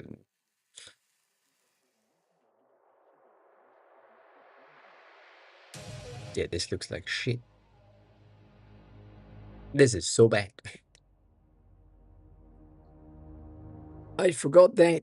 That's true. I forgot to take my meds.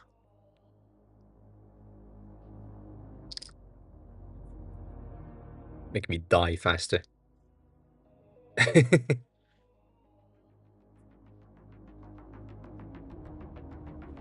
But yeah, no, object-oriented thing is pretty, to me, is pretty common sense. Um, Even in the object-oriented development, it's just thinking components and it will work.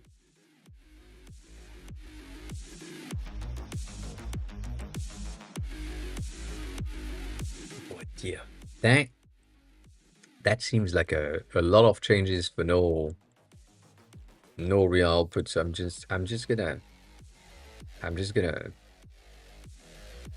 Kimi this thing instead and be good with it. It is. It is. I mean, to me, it's just like so much common sense. Um,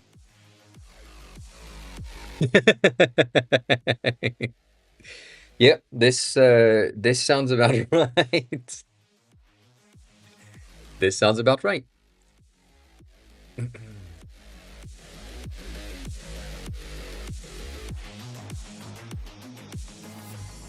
No, I don't. I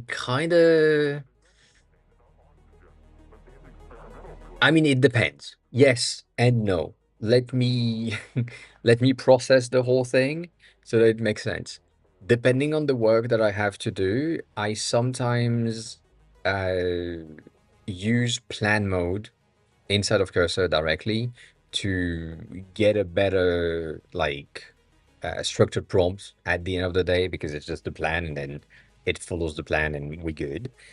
Uh, the newest model are doing that internally better. Like for example, Kimi right now basically did a plan to get the to-do to then go through the entire thing, and the output here is debatable but okay. Like it's fine. Like this is shit, but it's fine. Same here. Like this needs to be centered to the fucking view, but like that's okay. And then we have the header title things from the day, so that I'm fine with that. But most of the times when it's just right here on that project specifically, where I'm just a designer and helping Phils with the design side, I'm just going in and touching some small amounts of layouts. So there is no need for bigger prompt. However, when I'm building my own projects, I usually go through Claude directly in either here or the app itself and define like a better PRD or like MD file that explain everything and how things needs to be working in said app, in that features, in that thing. And that gives me like a bit of a better thing. What I love to do is bounce between Claude GPT and DeepSeek to check like I'm gonna build the thing with Claude anyway, so that doesn't really matter. But I'm gonna have Claude give me like a bit of a prompt for Cursor, which is basically for Claude. And then I'm gonna take that prompt and send that to GPT and say, what do you think we're about to create here? And if the output seems good, then I'm sending it to Cursor. If not, I may go toward DeepSeek to do the exact same question, and because DeepSeek has a better web search integrated, then it gives me some more up-to-date stuff in some cases. So there is a structure in the prompting and the questions and the chats, but most of the time I'm gonna go straight in Cursor because it is faster and it's not gonna make too much mistakes. It does, but not too many at least. So with that, that's kind of the direction. Um, and I'm also doing this a ton, not that. That is the wrong thing.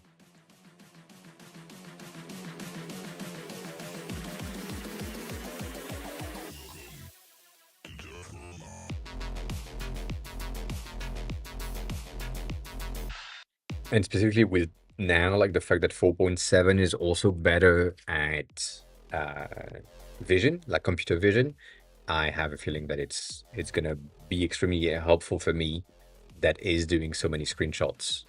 So yeah.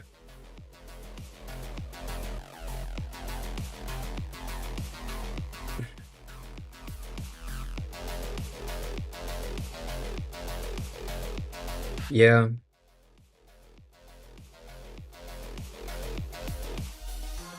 In my experience, Tickle, the thing that is like the common sense of the object-oriented uh what do you mean you have a flex one and a min height of 100%?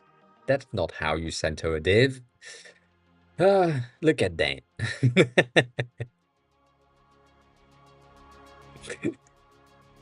God damn.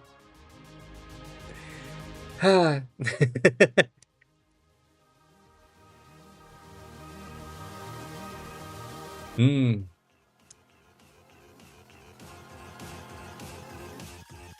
I mean, that does work, but that doesn't work. As I said earlier, right?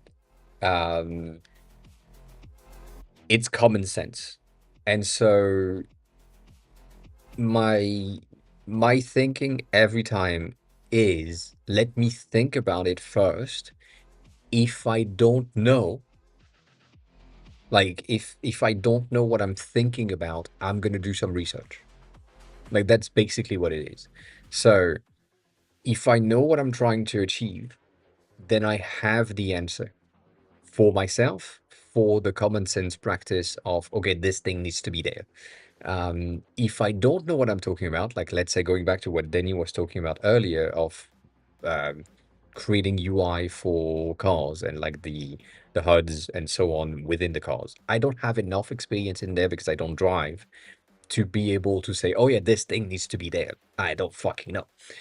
So because of that, I'm going to do some research to make sure that my common sense becomes common for me and my understanding is good, and then I can move on.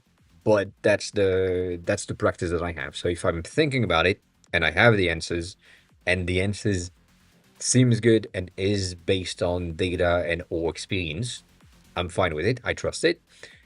If I think about it and the answer is a gut feeling that is not really like data driven, I'm like maybe I need to do some research.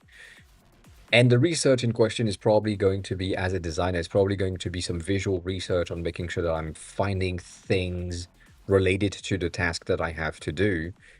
And then if the common patterns on the thing that I'm seeing is aligned with what I had in my head, then it's a confirmation bias, which is fine in that case. But if it's different, then I'm like, okay, cool. So there is a reason for this thing. Let me understand the reason, and once I understand the reason, then I can move on to something else. But it's, as always, the thing is, did I think about this? And yeah. Yeah, it's still the same thing. I'm not gonna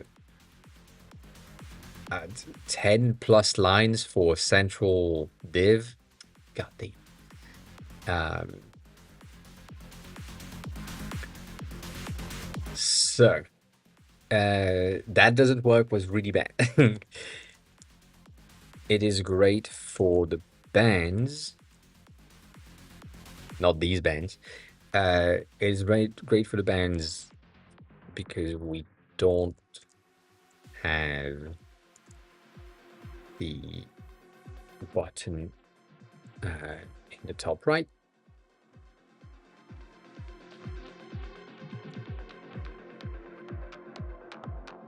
Uh,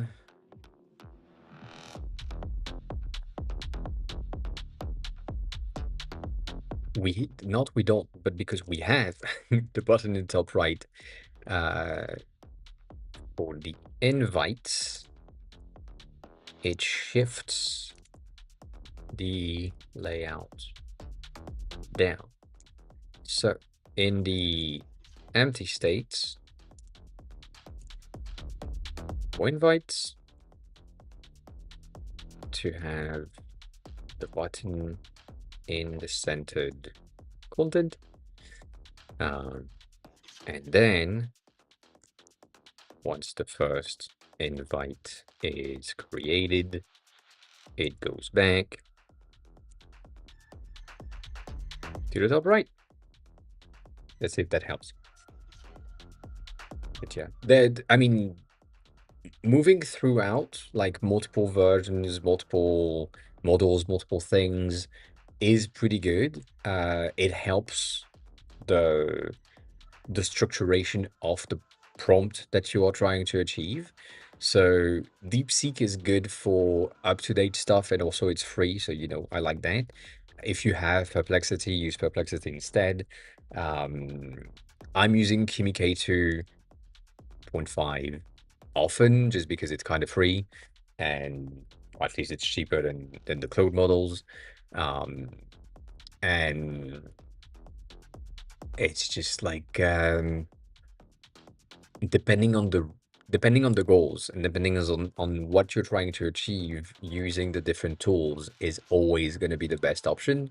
So yeah, switching from model to model is fine. Switching from app to app is also fine. It helps a ton. So that makes sense. This looks polished, but it's not good enough. This is fine, but it's not scented. This is better, but it's also like useless. Also, we have orphans, or what we call orphans right here, which I don't like. I think we should I think user server is clean. Van user will appear here, should like kind of move, but yeah.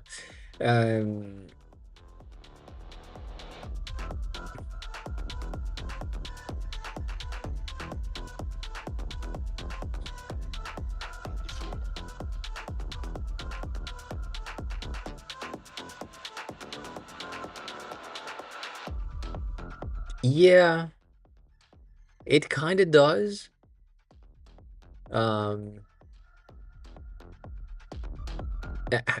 Again, having the right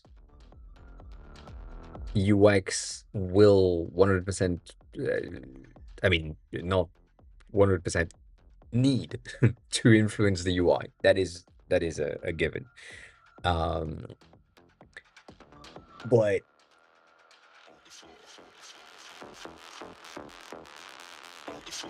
it will help you sort like UIDs and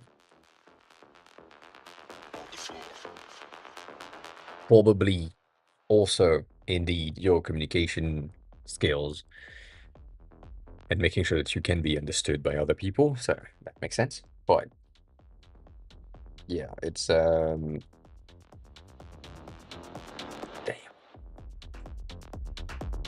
It makes sense. The thing that we have said is,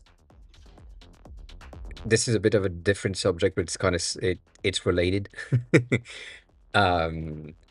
Right now, in the world of AI being the dominant thing, if you are a designer, or if you're a UX designer, the initial like UXing is useless. If you're a junior designer, junior UX designer, your skills are absolutely useless compared to an AI model, right? Because the AI model is basically a senior UX designer by understanding the amount of data that it has understood in the past.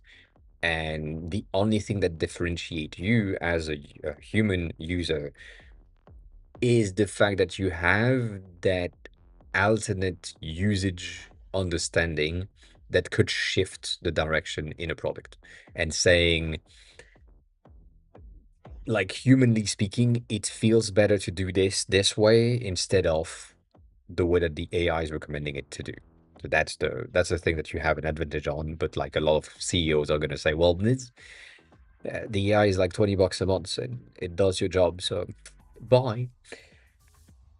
But what people are saying is that for the people that have taste in design specifically, these are the people that are like looked after or looked for in the current market of jobs because they can explain things.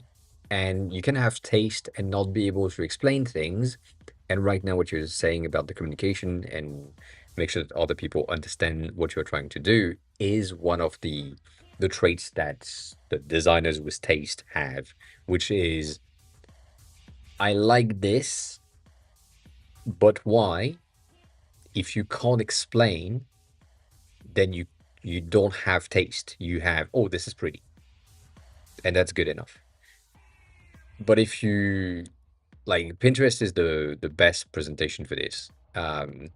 If I take this and I say, oh no, I just like the visual, but why though? Like, what do you like about it? What is the reason why I saved this on my own board? Like, is it just because it's Japanese? Is it because of the red? Is it because of the composition? Is it like the effect, the texture, the Photoshop, the whatever? Like, what was the reason why I kept this?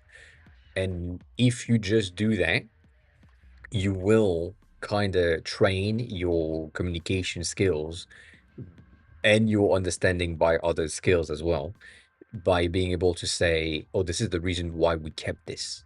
Uh, like we like the sci-fi slash organic taste on this thing. The score is the organic side, but any of the other like edges and corners and things, these are the kind of classic trope of the sci-fi model, and therefore we use that in the design because the thing that we're trying to build is cyberpunk related. Therefore, this is in the common sense or what is it called? Um, the mental model of most people, this is sci-fi related. It's going to go away because we are all going towards something that looks like this. So it's less and less sci-fi related. It's more and more just illustrative addition. Um, but that's the thing. So as long as you can explain the reason and the reasoning behind you liking this thing, adding this thing in your boards, in your project, in your product, making the product better by changing something, that's going to help. Like, for example, this one, I love this. And this is where my brain is crazy. This is a very impressive thing. The whole logo has a very interesting story that they have to basically showcase how they want everything to be related to the hour, minutes, and seconds right there. But it is a minimalist HUD interface. And at the time when I liked this thing, I was in the Oblivion movie era of me trying to look at the UI, the HUDs that they had, and getting interested in the details. And so all of that is micrographics from 2015, 2018, I think. Um, and the minimalism of that types of HUDs that are really interesting. But it also has this kind of Asian feel with the layout of that thing that kind of looks like a kanji, but isn't a kanji, but could be a kanji. If I redraw it, I could probably find a kanji that is the same thing. So interesting. It's very cool.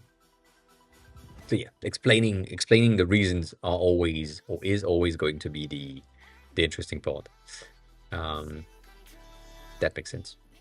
That makes sense. I like that. I like that. Uh, okay, so that's better. It's kind of tight at the top, so I don't know about that. Um, this is okay. It's gonna be shit, but it's okay. I think we still need a header here, and I have a feeling that that section specifically, since we need the invite, um, I'm gonna change that.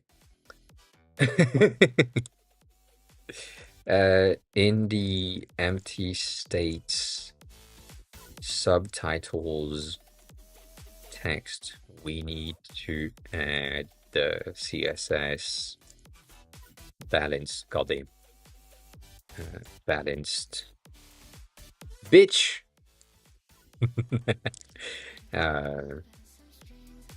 Property.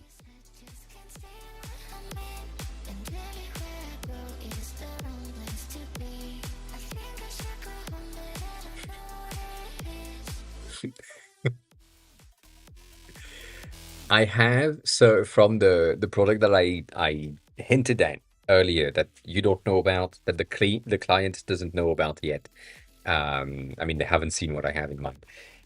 The direction in which we are going towards 2028 is a bit of a more rounded things based on the current trends.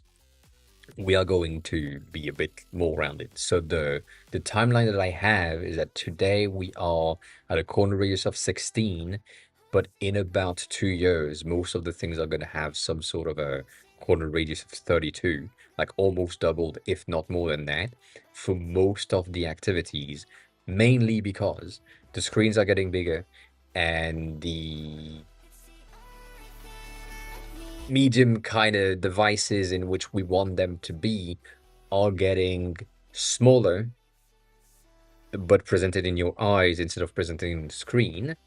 And therefore, if you look at something like the Vision Pro, everything in that interface is mostly going to be big elements that can be very far away from you, in which case the corner radius needs to be a bit bigger so that you can still perceive that friendliness of the UI. So when you look at the difference in between iOS 18, which was square rounded but square, and iOS 26, which is rounded on everything, and iOS 26 being inspired by Vision OS for the Vision Pro, it is just rounding everything for more friendliness, more accessibility things, because humans are more receptive to rounded shapes.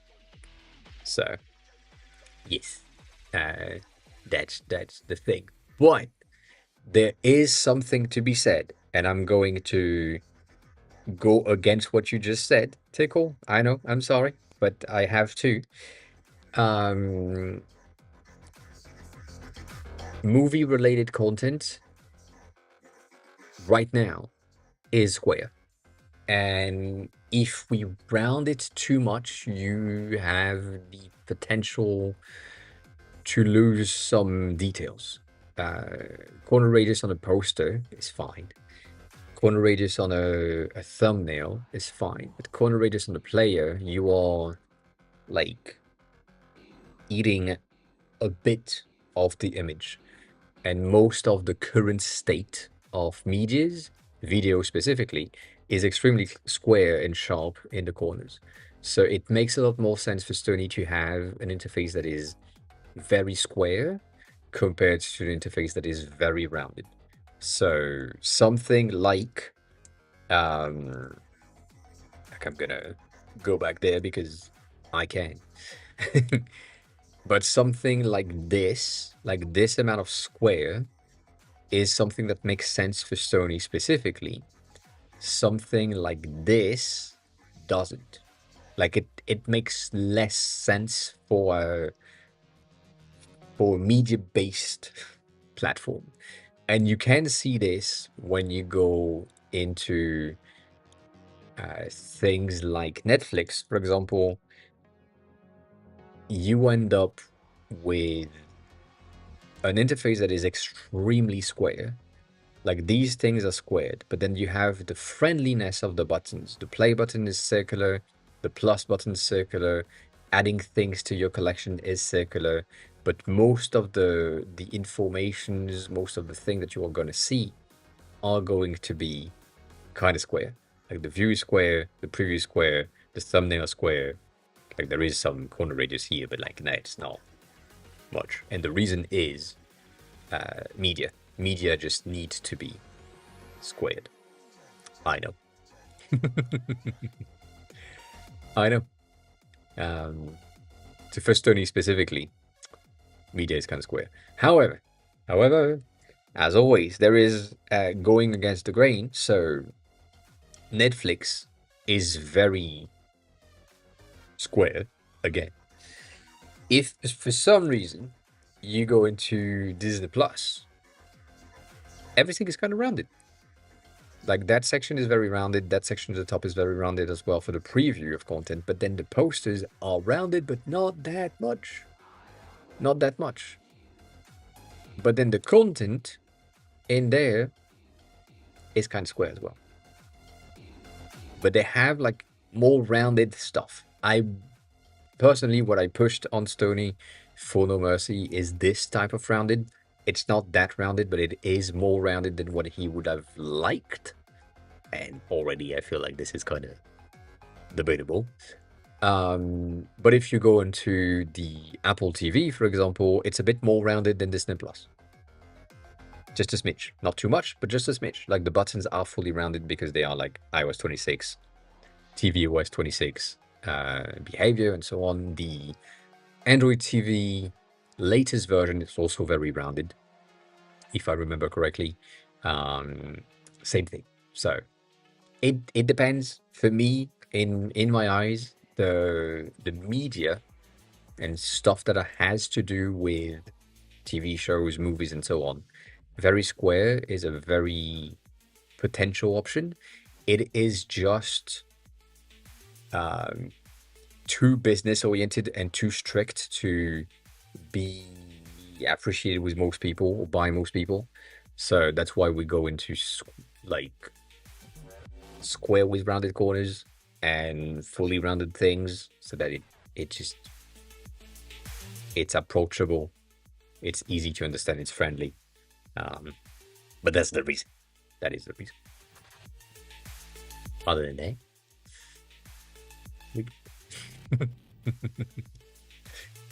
it says balance property to avoid text orphans. And then what was the second thing that I said I needed to do? Oh yeah, we need a title in the invites.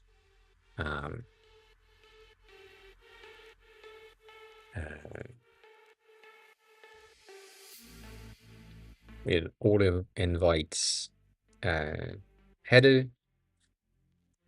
and we need to have invites settings like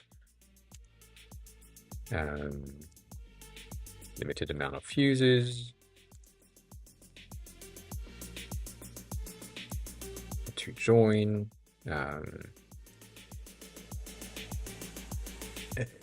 time,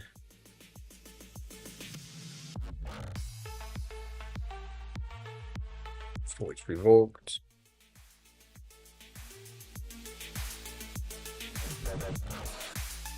I'm gonna say like Discord is doing, so that you know it's gonna be wild.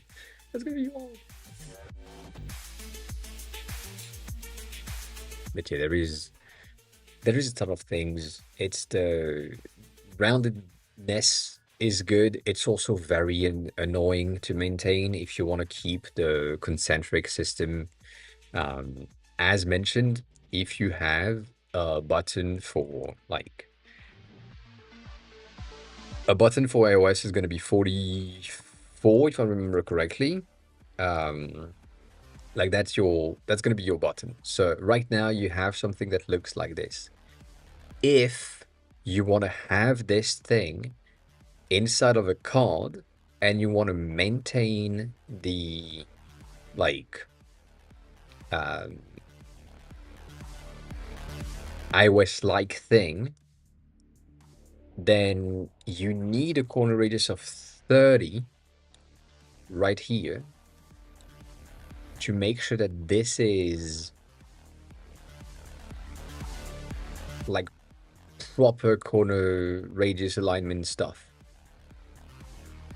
The only way for you to get less corner radius on that menu, model, whatever, is going to be making sure that this is like smaller, which is not recommended. Like a 32 button would have something like a 16, meaning that here you would have like a 24 in the corner radius to make it make sense and be concentric, like Apple is recommending.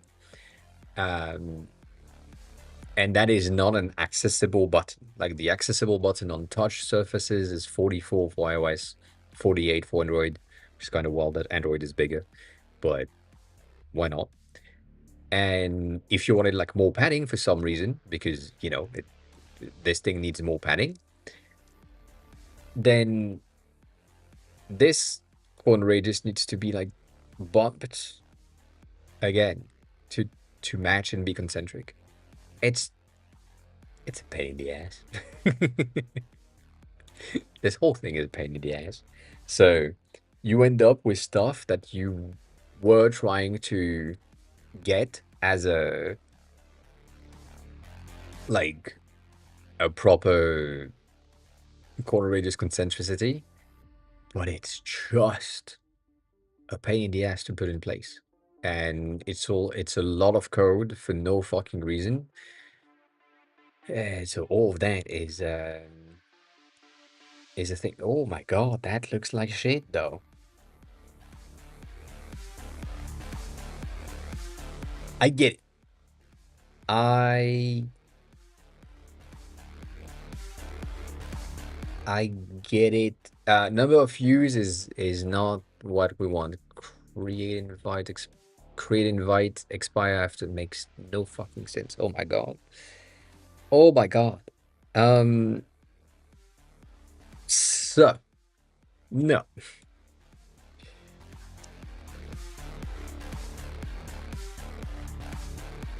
I wish I had Whisperflow installed. I have it on my computer, but I haven't installed it because I use the control key for other things. But yeah.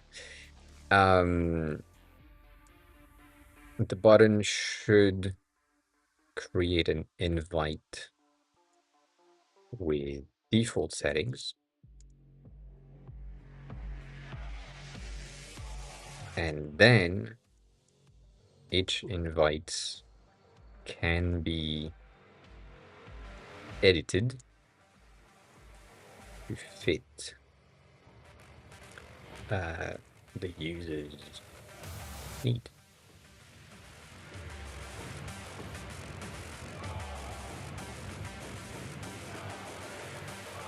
So default might be unlimited users for 7 days, I guess. And then when the user click the edit button, we show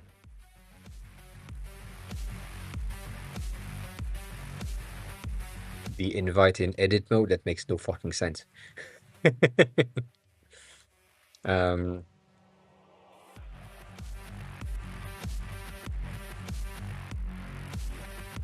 yeah. I don't think this is gonna be uh, better. Yep, it wasn't. No, it's broken.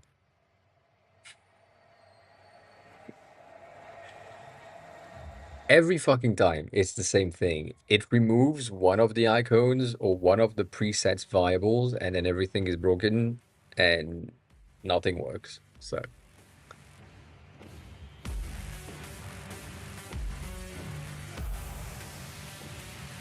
all right. So if I create an invite, I have my invite here. I have this thing, unlimited users, zero usage, expires on that date, and I can edit it. And then I have that. I can say it. Oh, that's shit. Um, yeah. Let. Goddamn. I don't like it.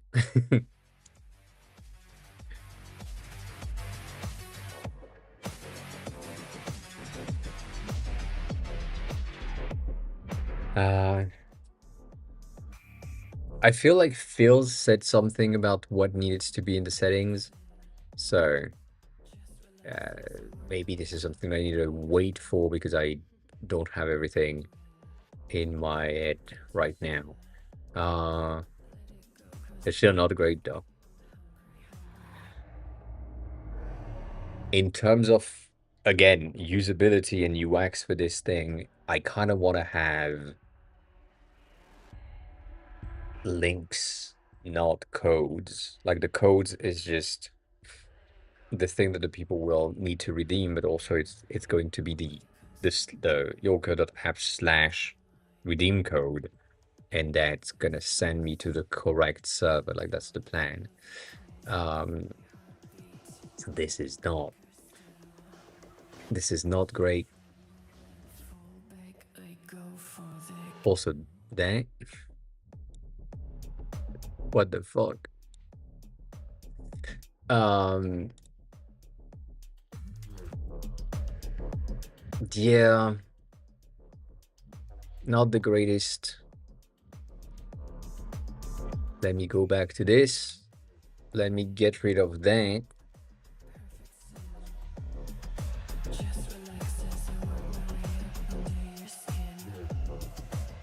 I feel like that's gonna be a simple thing that I need, and that's gonna be it. Like I just need that section, the balance property for the text, if it works. And I think it does. And then, right, so it's balanced here, balanced there. It's not great. I'm not gonna lie. The fact that ban is just here and not in the next line is wild, but this is just text balance, so that's okay. And I need here to then have some settings. I do think that the presentation is shit. um, which means that I need to figure out exactly what needs to be changed. And for that, I feel like Phil's needs to be here so that I have like more information. So I'm gonna wait for next time when he's here. Nonetheless, we can still work on the overview, which would make a lot more sense. I think we should implement something that is similar to the settings profile section within the overview. So let's keep all that. Let's in the overview section to change the layout to match the settings.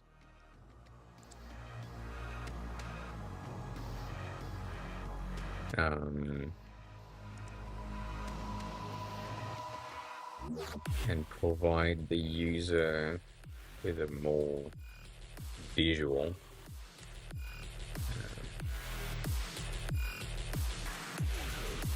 edit, I guess. We'll see if that helps.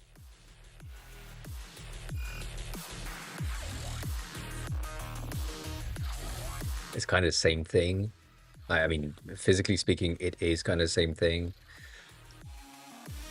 You have the banner, you have the server icon, which is like your profile picture, you have the name, which is your name, and then you have your description, which is the description for yourself. So all of that kind of makes sense. That's broken again.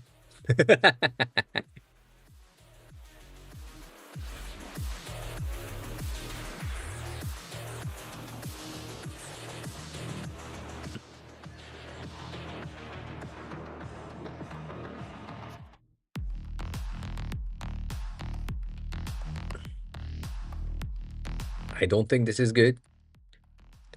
I, I see I just added the banner colors, which is not what we want. But yeah, Almina, welcome on in. I can, yes. I can do that. Let's just finish this run because right now everything is broken. It's still broken.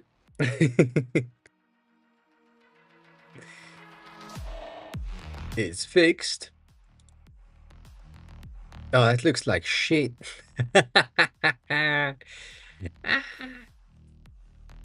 Sorry. Um,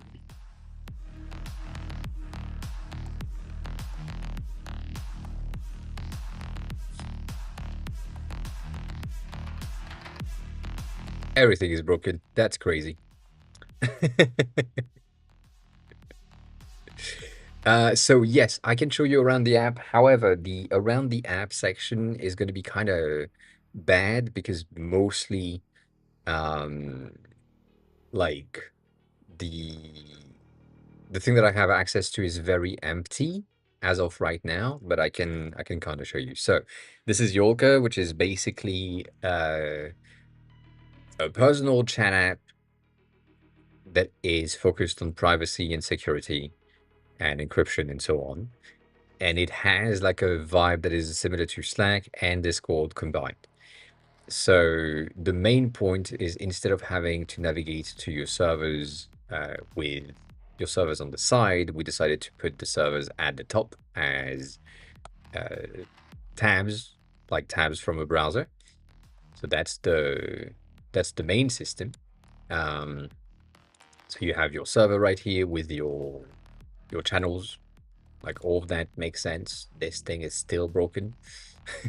Gonna need to figure that out. You can send messages. You have now the Tenorshare gifts additions. You can navigate through all of the sidebars, all of the things. The theme is the most fun thing that I have made so far, with like a bit of a cute system, very very simple. Um, it's working. It's fun. The light mode is better than the dark mode from my point of view, but you know, whatever. And then you have your DMs, which works the same way as usual, as regular DMs. I mean, well, nothing really fancy on this. It's just a fancy system. I just love the theme system with the orbs in the background that just animate when you switch from server to server. And yeah, it's a very very simple alternative to a chat app. And right now I'm working on the settings for the server, and it's kind of broken, but yeah.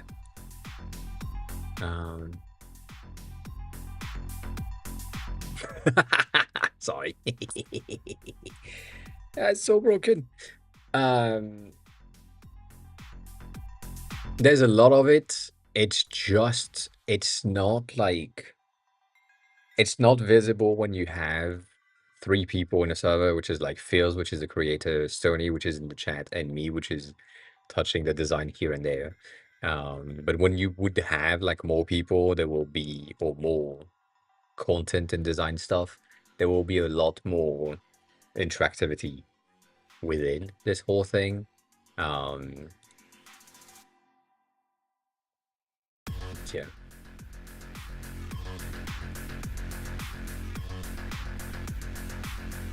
So yeah, that's the whole thing. That is the whole thing. That's broken.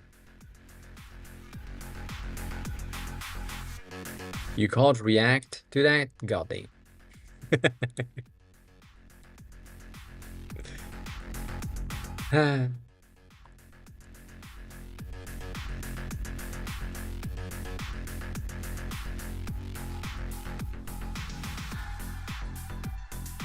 But yeah, you can't react to the system message, which makes sense, but it also doesn't make sense. Um, and now I'm struggling with this shit because it just doesn't make any fucking sense. So there is two things. The overview needs to change because this is bad. Um, but it's still a great start. So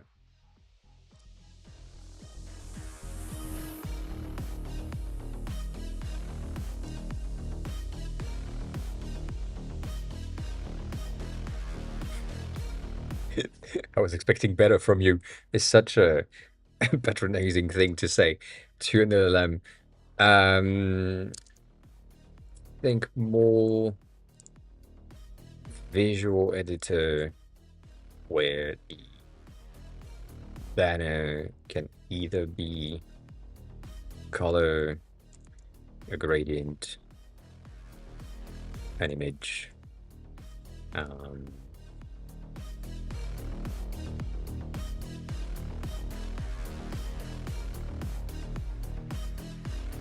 no need to switch to edit modes since the user is already in the server settings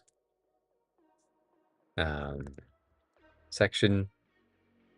You know, I don't I don't think a screenshot would work here because first of all, I don't have a screenshot. That's the reason. Uh, but also, I don't care about uh, tokens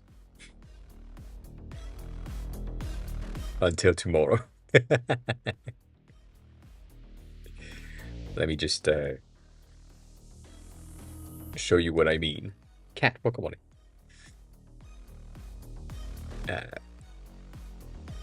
My requests have this magnificent benefit of being free. And yeah, so I I can have a 3 mil, 20 mil, 15 mil tokens request. It's gonna be free. So eh, I don't really care. um, in the server settings section,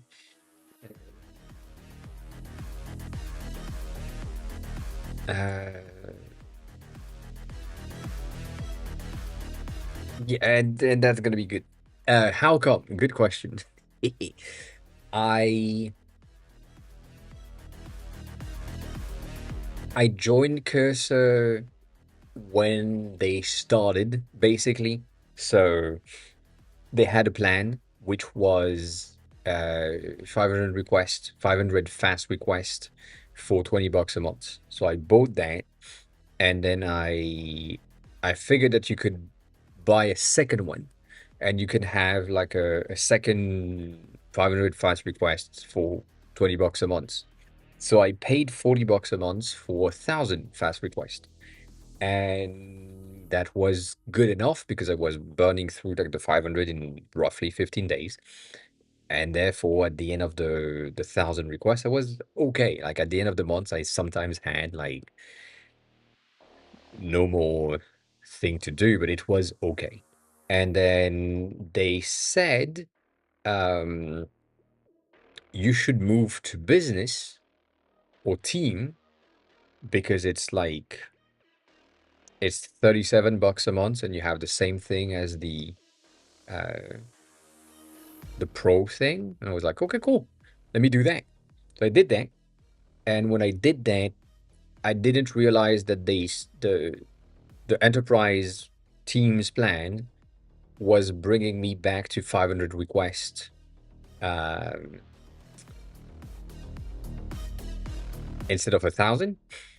So I was sad, and then I decided to say, well, you know what? I'm on the Teams plan. Let me just buy this for a year instead of anything else.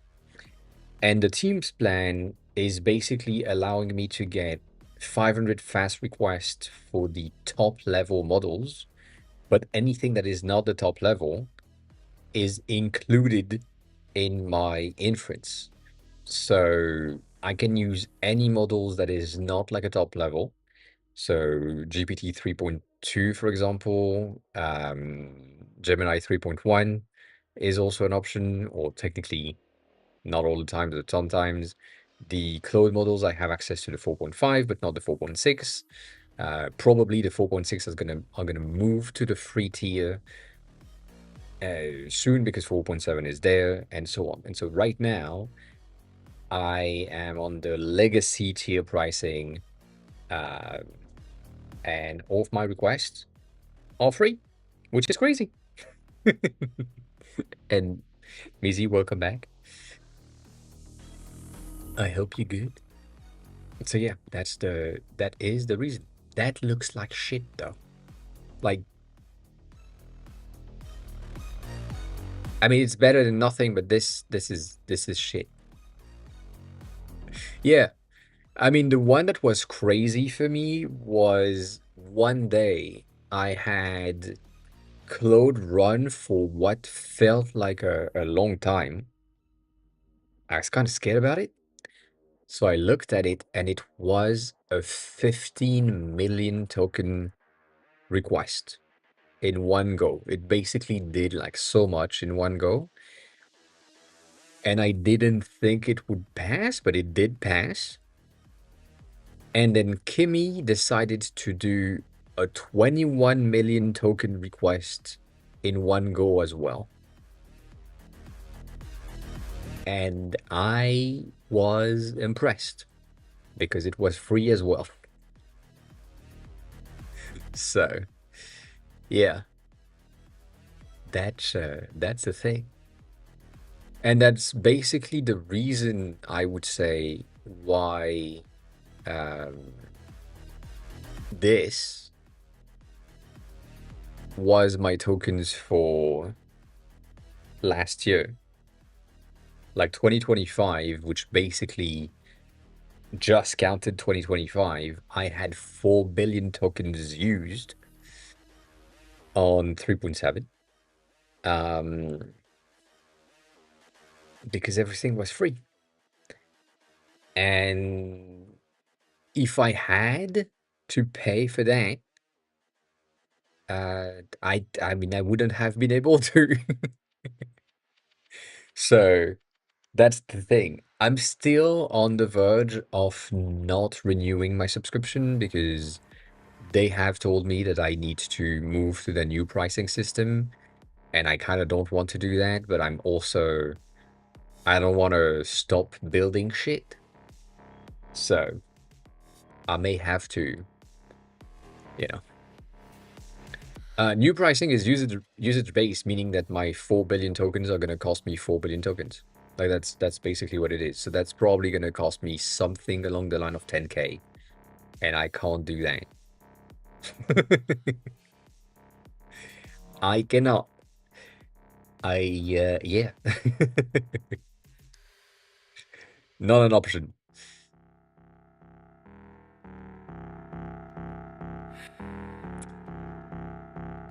I mean, if I was making 10K a year, I wouldn't mind. But yeah, this is such a weird thing. I mean, I get it. I don't mind it though. But this is such a weird thing.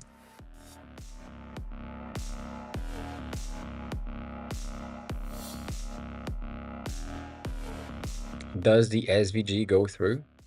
It does. That's crazy.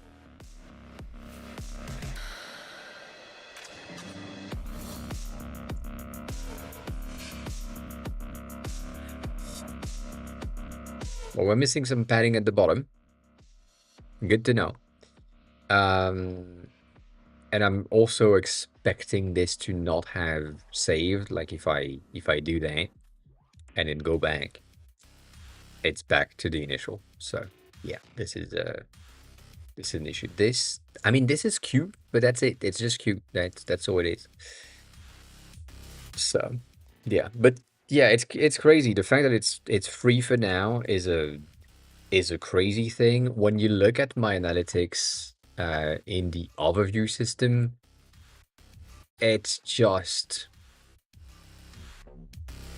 not good.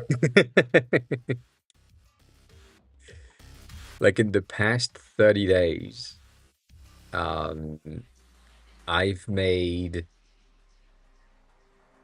I don't think we have tokens usage, but yeah, 500,000 lines of code. Um, in the past 30 days, it's crazy. It's crazy. And all that is free. My God.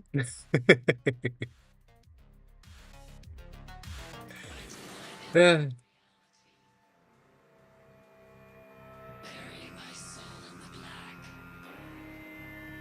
I wish we had like more data on there. They also had like a bit of an issue at some point, which again, because I'm on a very specific type of tier and have been with them for a while, and I'm also in contact with the team, like the direct team, at Cursor. Uh, I'm seeing shit sometimes, and I'm like, well, guys, I'm getting things for free right here. That should not be the case.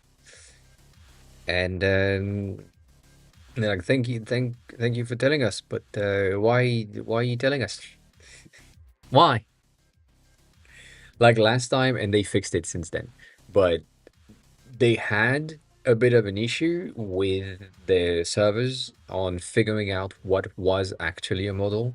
So right now, for example, 4.7 is only available on Macs, which is not my case. And what they had um, was the server would not recognize the new model name as a model that was supposed to be within the paid tier, basically.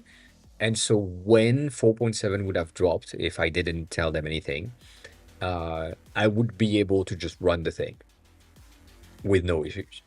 Just because the server just doesn't understand that 4.7 is something that exists and would like basically take it as if it was like an old model, a thing or custom model, something that is like a different endpoints, but it was just going through. So I used to like basically overuse 4.6 when it dropped because I had access to it. Um, and yeah,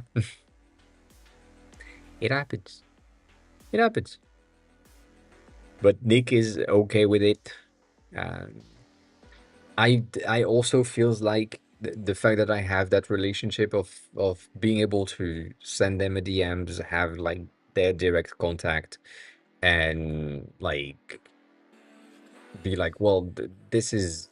I mean, I'm happy with it. I'm happy that I don't have to pay, but I don't have to pay. So maybe fix your shit, and then see them from time to time when they are coming to Paris, and so on, is potentially gonna help in some things later, because if I have the connection inside of that big of a company, then I probably have sub connection somewhere else that could help. Mythos is probably never gonna see the light of day as it is. We'll probably see things like sub version of it that are not like the full thing. But again, they probably overhyped things. But we'll see.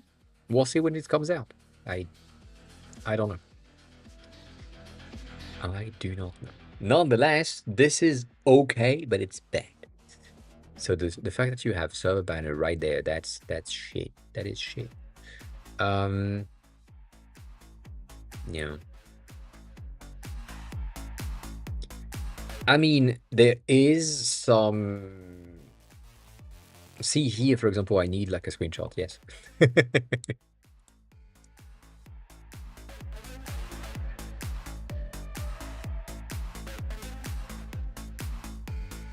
um, there is like a true fear and a true security issue with AI being able to just do the thing that it's supposed like that it's currently doing, right? Why I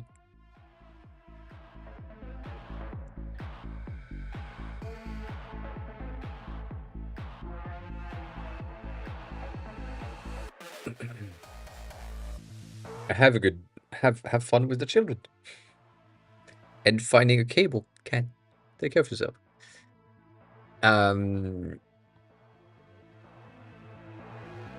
bitch, you're doing the exact same thing again. Let me just refresh the page. Sometimes it's just like cache, but I doubt. No, it's still the same. Um,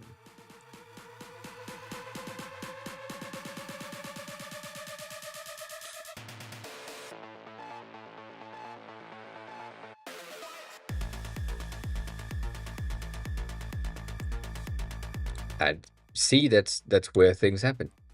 I need to switch model. So I think Mythos is interesting in terms of what it is and what it could be. Um, the the thing that is fun for me, um, as a French person, is the name. We'll see if Google can do that. No, bitch, that's not what I'm. God dang. Pissed me off. um,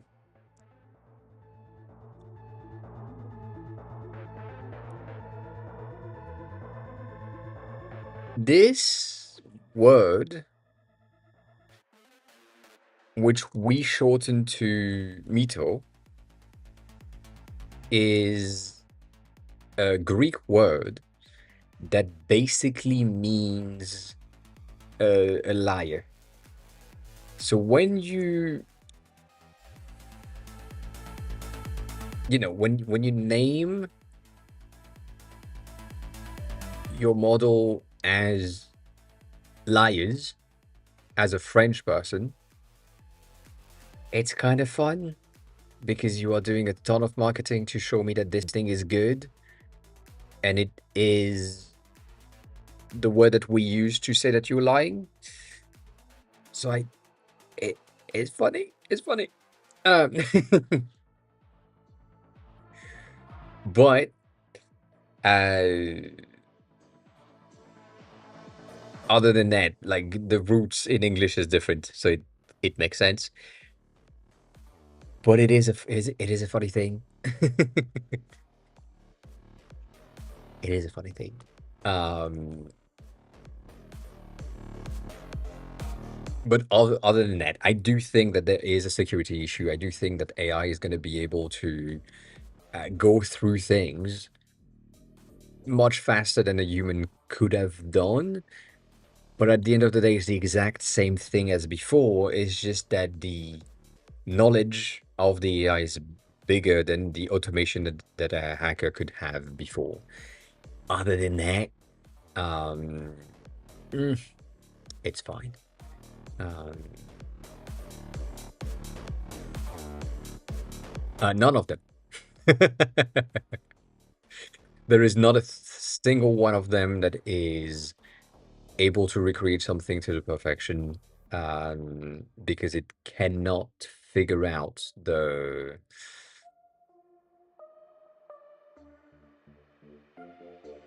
I know.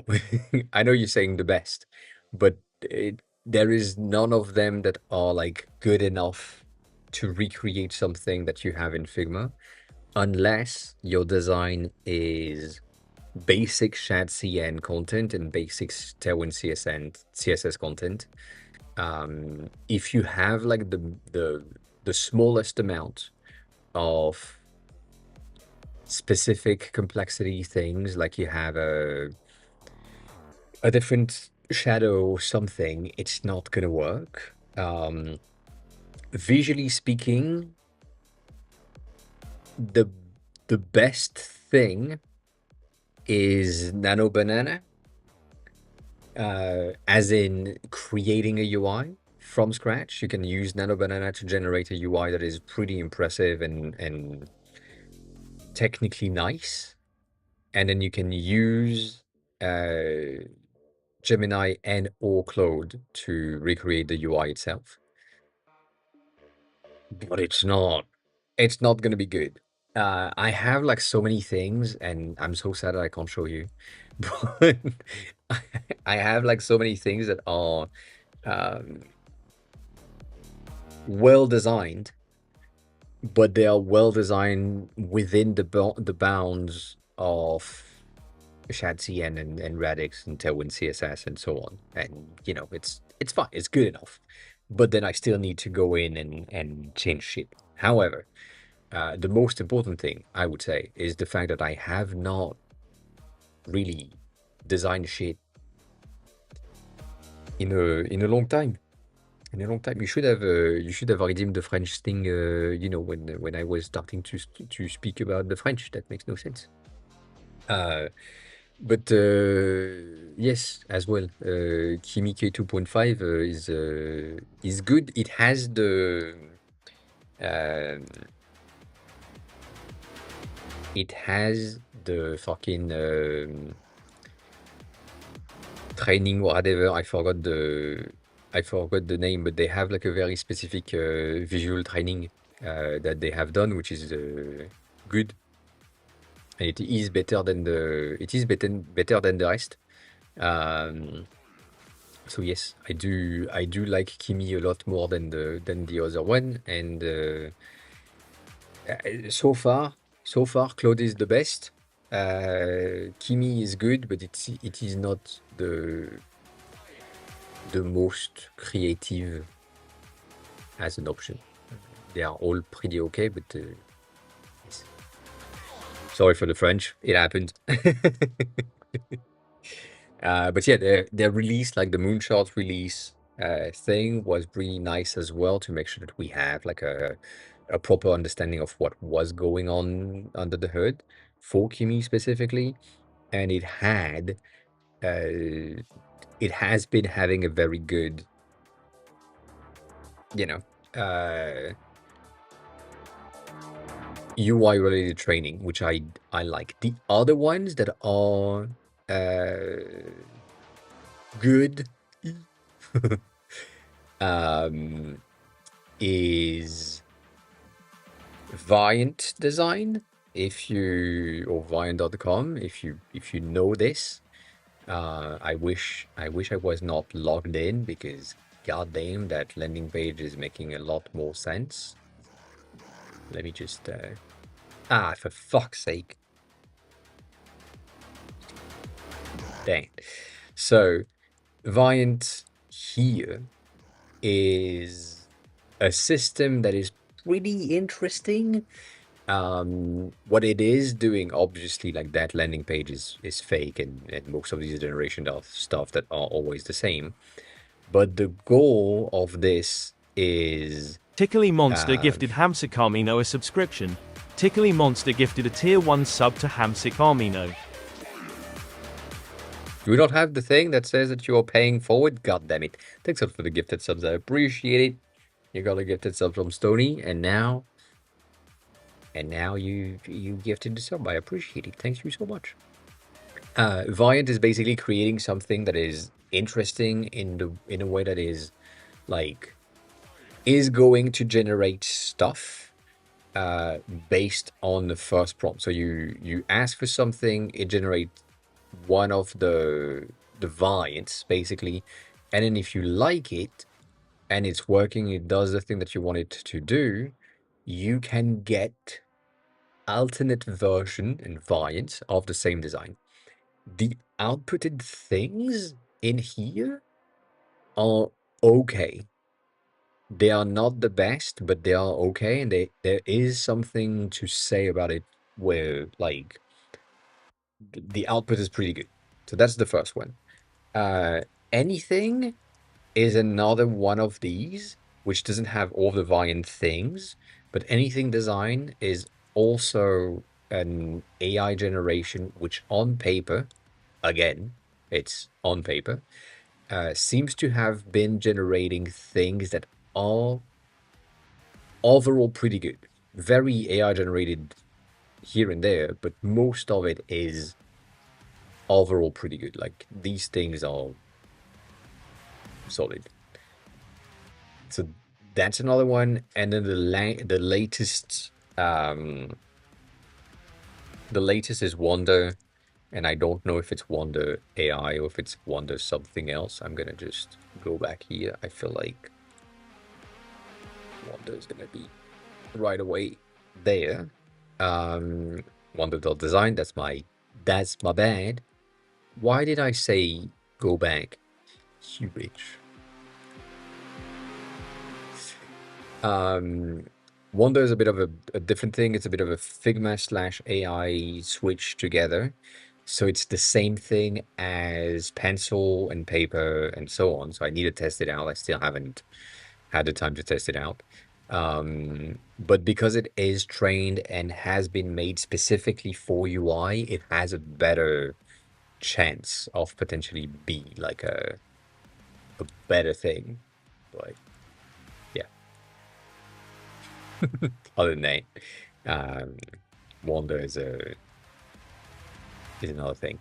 I don't think they are a Figma killer. I don't think Figma is going to be killed today, but I don't think Figma is going to survive that long. As in, I think in 10 years, Figma is dead.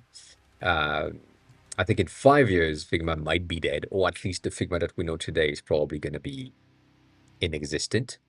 Um, because it makes no fucking sense to keep. Um, but yeah, no, Wonder is interesting.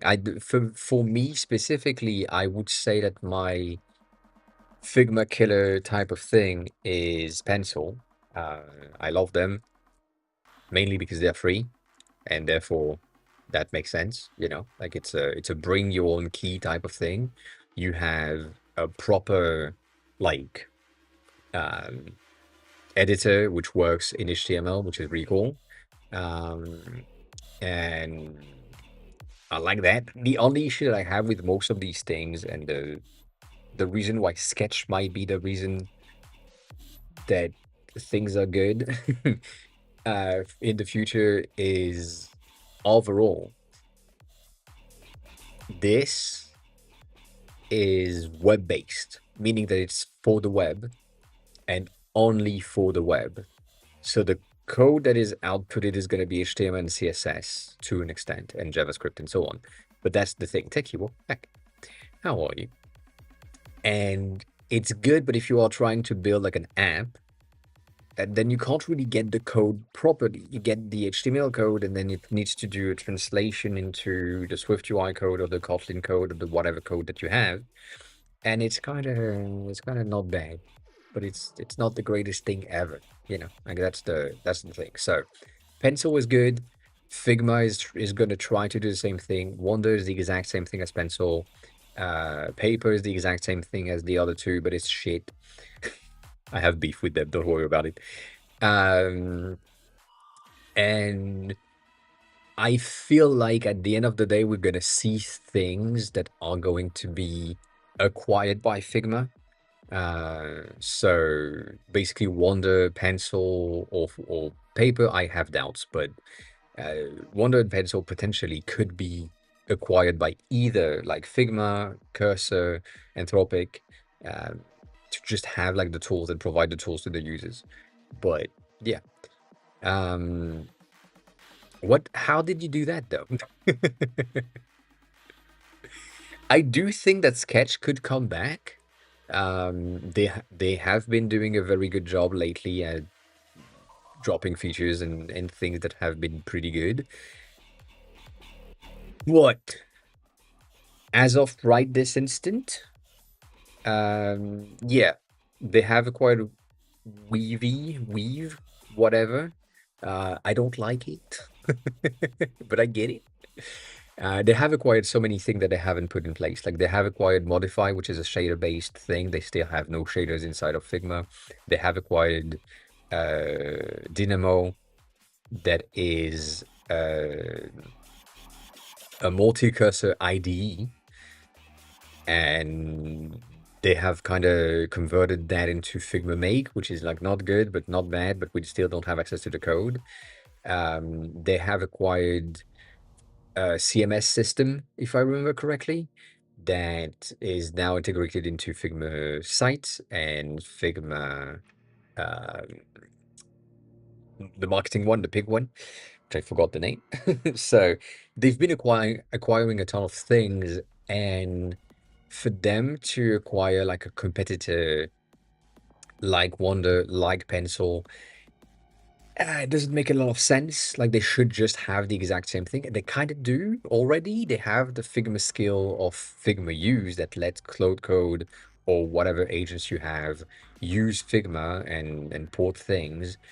But uh, it's uh, it's a weird thing. Um,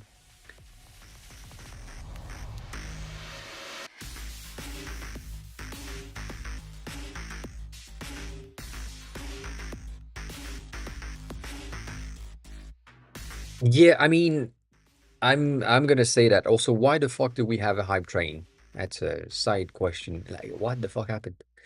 But thank you though. Um, that's what is fun for me. Like, it, no one's interested in Figma. Like, it's the stock market is not interested in Figma. There is no current uh hype around design tools and other things. Um, and when you look at like the 5-year plan for Adobe, it's also going back to almost like it's lower, but yeah. And you know, like it's very much the same thing for almost everyone, and it's kind of weird. Tech is where things are. So the global market A team, sorry, that is crazy. That's so low. Um, um, it, yeah, we lost, we lost, we lost the hype train. Oh my God. Um, so I don't know. Maybe Sketch is gonna come back. I doubt it because most people are not using it, and every time I try to reuse it in the beta, it's laggy, it's taking a lot more time and so on. I have a feeling that Figma can 100% get into a system that would make things so much better for everyone, but they don't want to. Um, and it is a, a by design type of situation, which I don't like, where basically Figma on its own is an HTML Canva and not uh, an HTML in Canva situation. I know it's different things, but similar nonetheless. And they have like a React, if I remember correctly, a React-based Canva architecture, meaning that the things and the structure of the code that is in there to create all of these things is complicated. And so when you look at Pencil, when you look at Paper, when you look at Wonder, these are HTML in Canva type of thing, meaning that the output is going to be HTML and CSS properly. So you end up with stuff that is feasible in HTML and CSS. You still have SVGs because that is something that is feasible in HTML and CSS, but it's not like as complex and so on. Like, for example, here, as I mentioned earlier, if I were to add an effect that is a layer blur and that is a progressive layer blur, for example, right here, that is not something that is easily implementable in HTML, in HTML, not directly at least. The same thing that I kind of showcased before.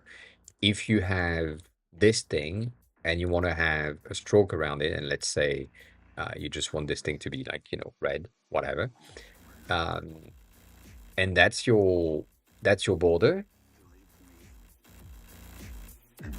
That's the thing. If you are in Figma and you're like, oh, you know what? I want this thing to have like that nice gradient where it's darker at the bottom and lighter at the top so that we have like a bit of a highlight at the top.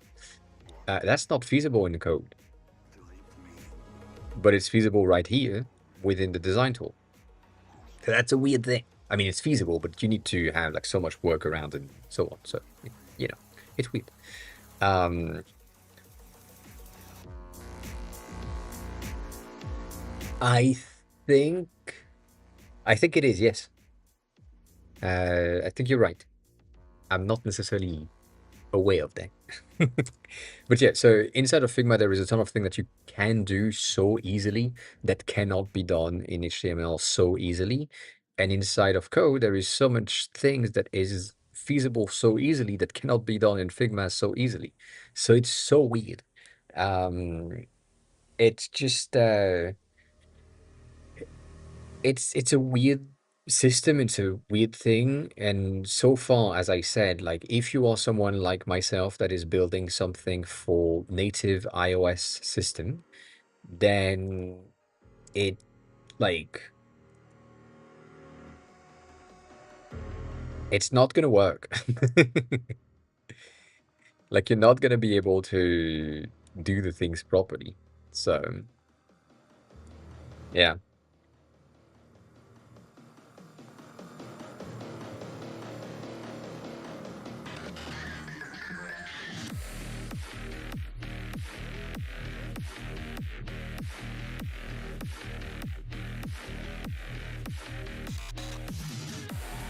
But yeah. The desktop Figma app is Chrome, if you didn't know. If I'm here and I open the console, I have access to uh, the Chrome console. So anything that is in there, like if I wanted to, pick up some content in the code, figure out where these icons are coming from, and so on, it's right there.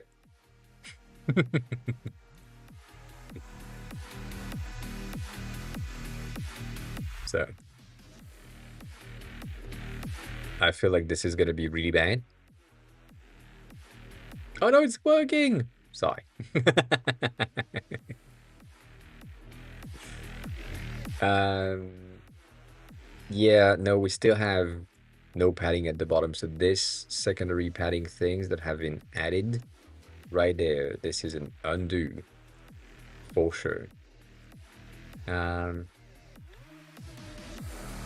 So in my server settings here, I could do that, but I also don't want to do that.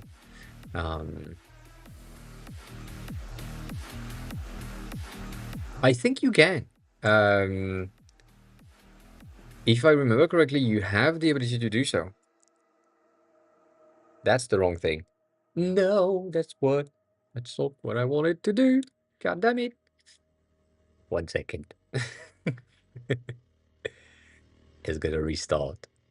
It's gonna take a while. Ugh.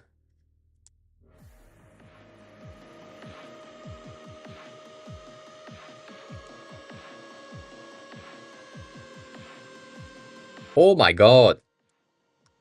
everything, everything, killing everyone and their mom. I'm sorry, it needs to happen. You don't have a choice. If I remember correctly, you had the ability to ping things within the Canva, but apparently you can't. You're right. You are right. Yeah.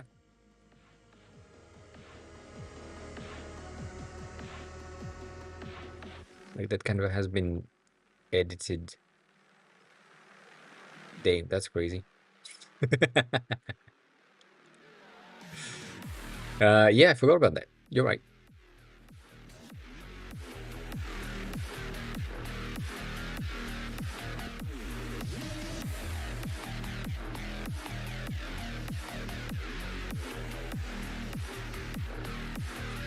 Hmm. Yeah. And again, I think Sketch is pretty good. And Tickle, for going back to what you said earlier of finding like alternative, open source alternative, and so on. Penpot is still the options. If you are someone that is interested in that, Penpot is a potentially self-hosted, self-hostable version of Figma that is in the web, basically Figma but open source. So it's as I said, they acquired a company to have shaders, and the only thing that they have shaders in is Roji's plugin. um, so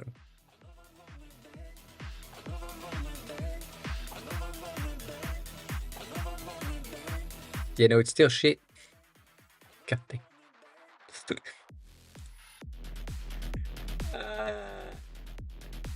It's not doing shit. Oh my god.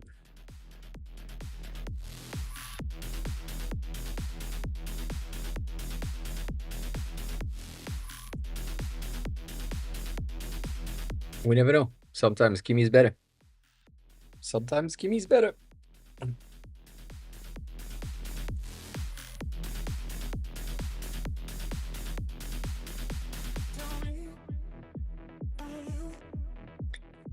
To be honest, I don't know.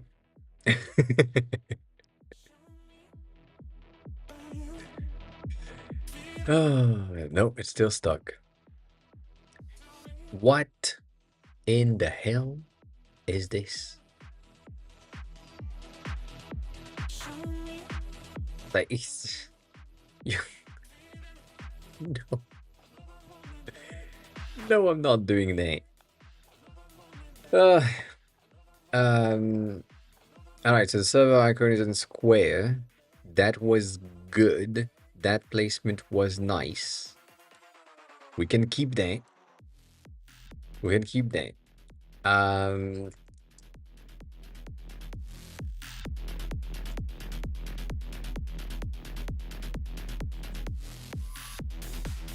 What else do I need to change? Rules are fine. Not the best, but rules are fine. Invites are okay. Bans are okay. And logs are okay. So the only thing that I need to fix is the invites. And yeah. Yeah.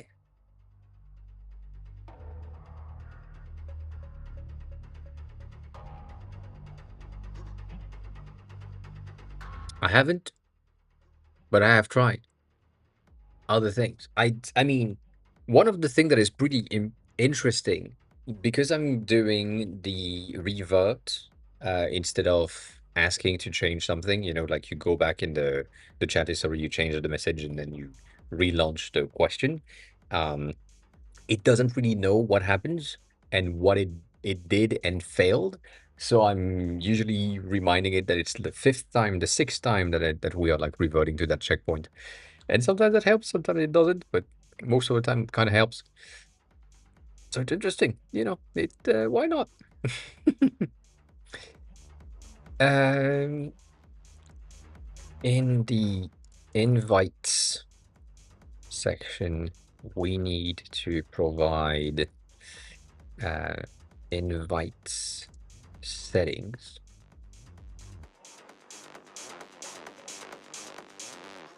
things like durations.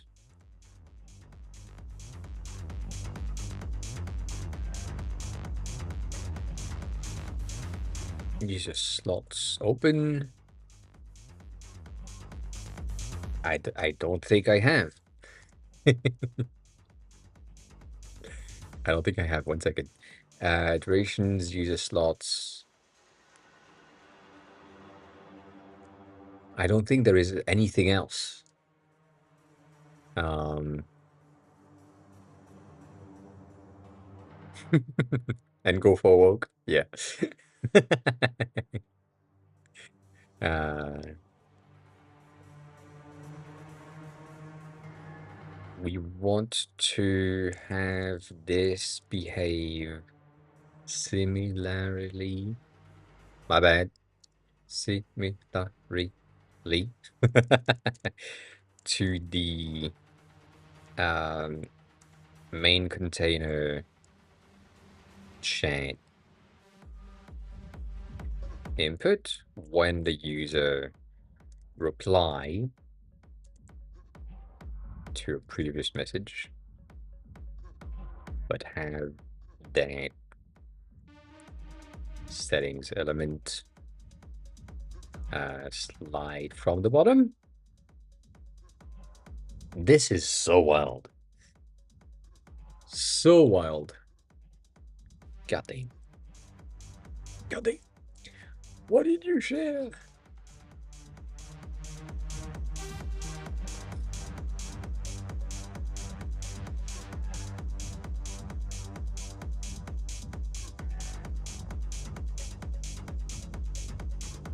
Oh, I hate these things. Sorry, my bad. I hate the leaks. I have so much hate for leakers in general. It happens. Because I get it, you get some information, but it's like, wouldn't it be good to like be surprised and get the hype during the event? Like, it's this to me it's the same thing as the trailers for superhero movies, right? Most of them, and a bit less now, but like most of the Marvel cinematic trailers have been showing us exactly the entire thing, the entire movie, anyways. So you know everything is going to be okay. Some people are gonna die. Some people are gonna live. Some actions is gonna happen. You see some of the best piece of the actions in the trailers, and then when you watch the movie, you're like, "Well, I knew that. Thank you for telling me before." So I'm not watching any trailer anymore. And that's the exact same shit. Like I know what things are supposed to potentially happen, but I'm like, I would prefer not know and be like, let me be surprised. Let me be impressed by the fact that Apple has figured out something that I wasn't aware of. Like, I know everything that is in there. I know that the touchscreen Mac is kind of like, not something that would make any sense to me. The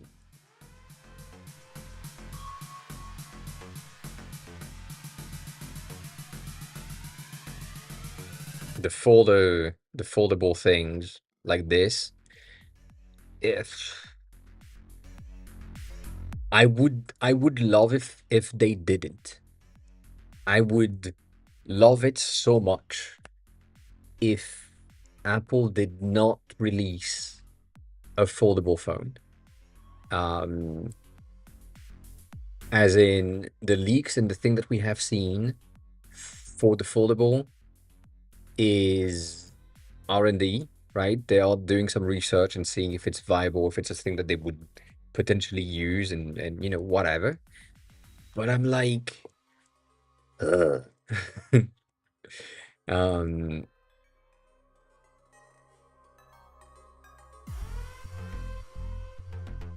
I mean, I'm not the biggest fan of foldables anyways, specifically these passport styles foldables. I feel like this is going to be really bad. price wise and so on. And then you said something. Oh yeah, this is the concept phone thing that we've had like since uh I think the first AirPods thing. I forgot. Oh, um,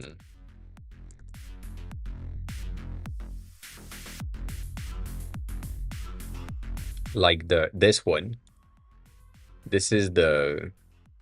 I mean, not this one. This was is the image that we have, but there has been that thing. I feel like since the first version of people saying, "What if we could bring back the iPod Shuffle?"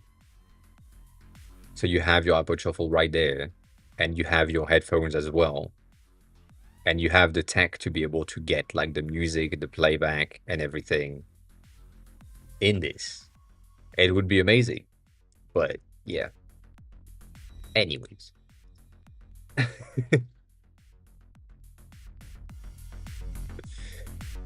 uh I mean they probably do.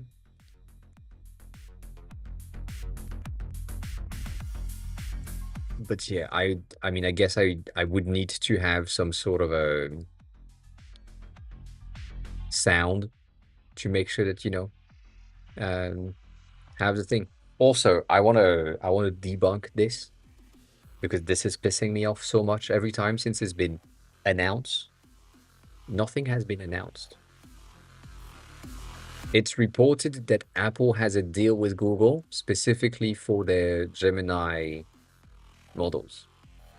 And people are saying, oh, it's going to be Gemini inside of Siri.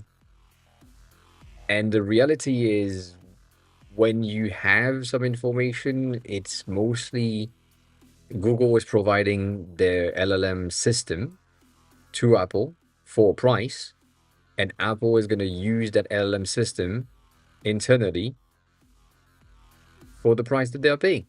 It doesn't mean that it's going to be Gemini 3 within. It's going to be a Google enabled LLM through the Apple ecosystem and nothing else. And I don't know. I don't get it. I don't get it. I don't get the hype either around this. So yeah, I don't know. I don't know. Yeah, I mean you can run Gemma 4 on your phone right now. Um and it's good, it makes sense. Um you know what? I don't think I asked the question before. I did. I did ask the question before. What the fuck do you do with your Google Home or your Siri Assistant and so on? Like, what do you really do on a daily basis or weekly basis with these assistants? Because for me, set a timer, put some music on, what's the weather outside, turn the lights off,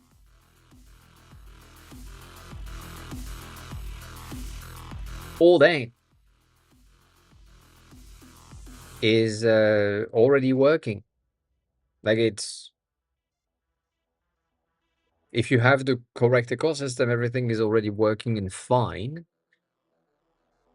And I don't see the point, personally speaking. Um, yeah, that's on you, you lazy ass. Uh,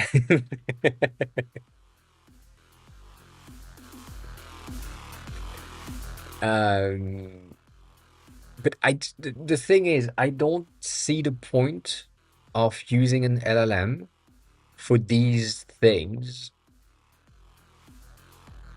Like that's the misunderstanding that I feel like people have. They want their LLMs to be used in assistance when in reality they just want a better NLP, natural language processing, and that's it. They just want the speech to text and text to speech understanding to be better. And the large language model is going to be okay with it, but not necessarily the best thing. And I don't get it. I don't get it. It makes no sense. It makes no sense to me. Um, and when you are asking for calculation, when you are asking for something that's related to a Google search, I get it. My Google Home is better for that compared to Siri. But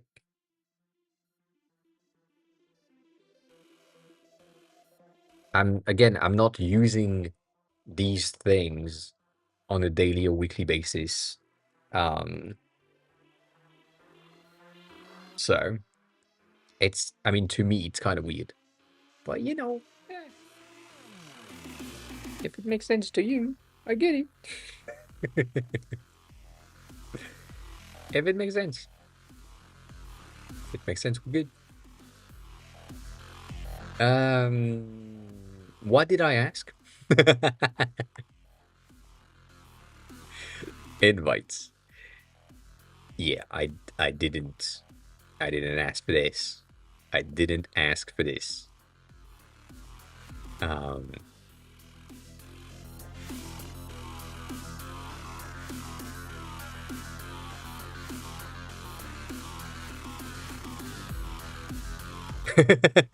Congrats.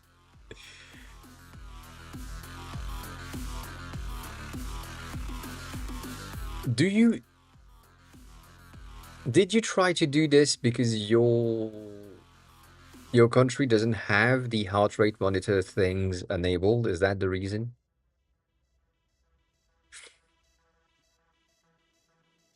Because if that's the reason, then I understand. Um,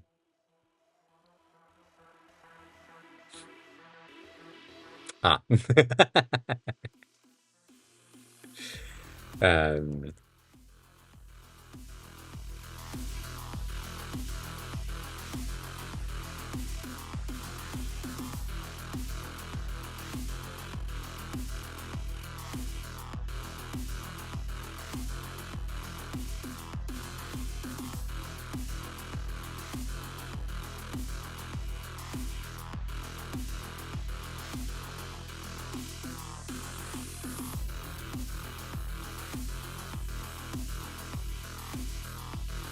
shit.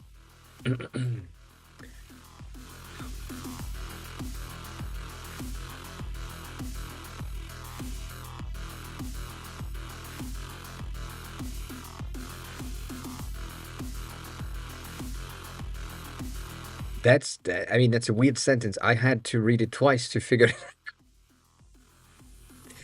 it. uh, I mean, I think it would be pretty interesting nonetheless to have contextual cues. Like the Google Home that I have is kind of shit. Like you can't really go 5 question deeps in a request. Like you can't say AG, what's gonna be the weather tomorrow? And then AG, what about the day after that? AG, what about the full week? This one is not gonna pass. The day after that is passing, but the third layer is like, I forgot the question. And I wish Siri was the same. And it is sometimes the same, specifically for the weather. As soon or as long as it brings up the weather bubble at the top, then you can ask a follow-up question, and most of the time it's going to work within that window because it is open, but also because it is like continuously listening. So that's something that you don't really see most of the time, and I don't even know if I can do that um, from here. I'm gonna mute just in case. Interesting. It works on my phone, but it doesn't work on the preview right here. That's a weird, interesting thing because it's right now uh, on the lock screen. Anyways, uh, basically when you say the thing, because it is on a continuous listening and it doesn't stop until you stop it or you don't say anything for more than like I think 15 seconds or something, it's still gonna continue and listen. So that's a huge advantage that you have compared to Google, where you need to queue it every single thing every time. So that's a small fuck off. Sorry.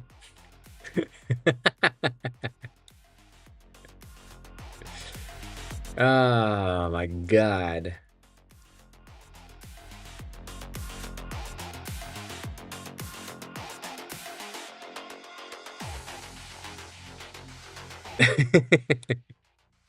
I just want this. Like this is the behavior, and then I want the settings. That's all I'm looking for. Like now, that's not gonna work. So, yeah. Nonetheless, I do think um, it's it's fine. I do think this is something that uh, Fields is gonna have to figure out. Like I'm not I'm not gonna touch that. Overview is okay. I hate it, but overview is okay. Bans are good. Invites are debatable. Logs are good. I'm gonna push that, and we'll see if that's good enough. Just making sure. Um,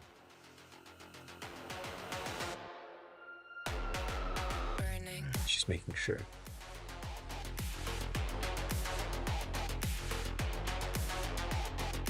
Capsalon? Capsalon? Capsalon? What the fuck is that? Food?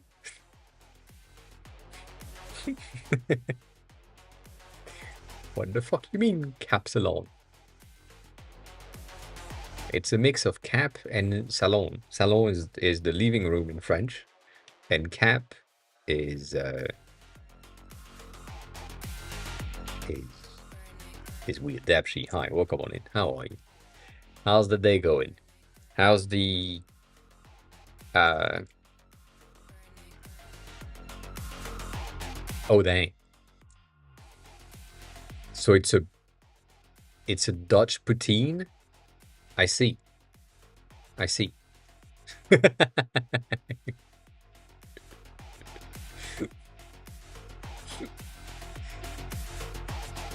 It is. It's a Dutch poutine. That's the I would say that's the best description. Um yeah. I could see that being good. I could see that being good. If the meat is good, that's kinky as fuck. But yeah. Um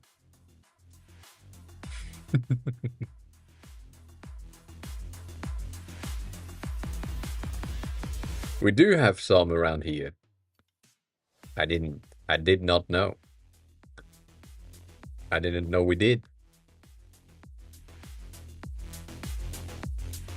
There is one not far away. Mm-mm. Mm-mm, mm-mm.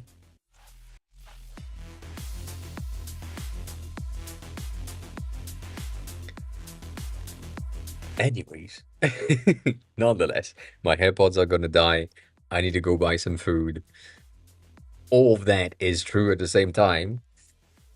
So, I'm gonna need to send you somewhere. I feel like Cat is probably live at that point in time. That's the case. I can send you to Cat. Cat is on the BRB screen. God damn it. God damn it. Um, Clark is live as well. But yeah.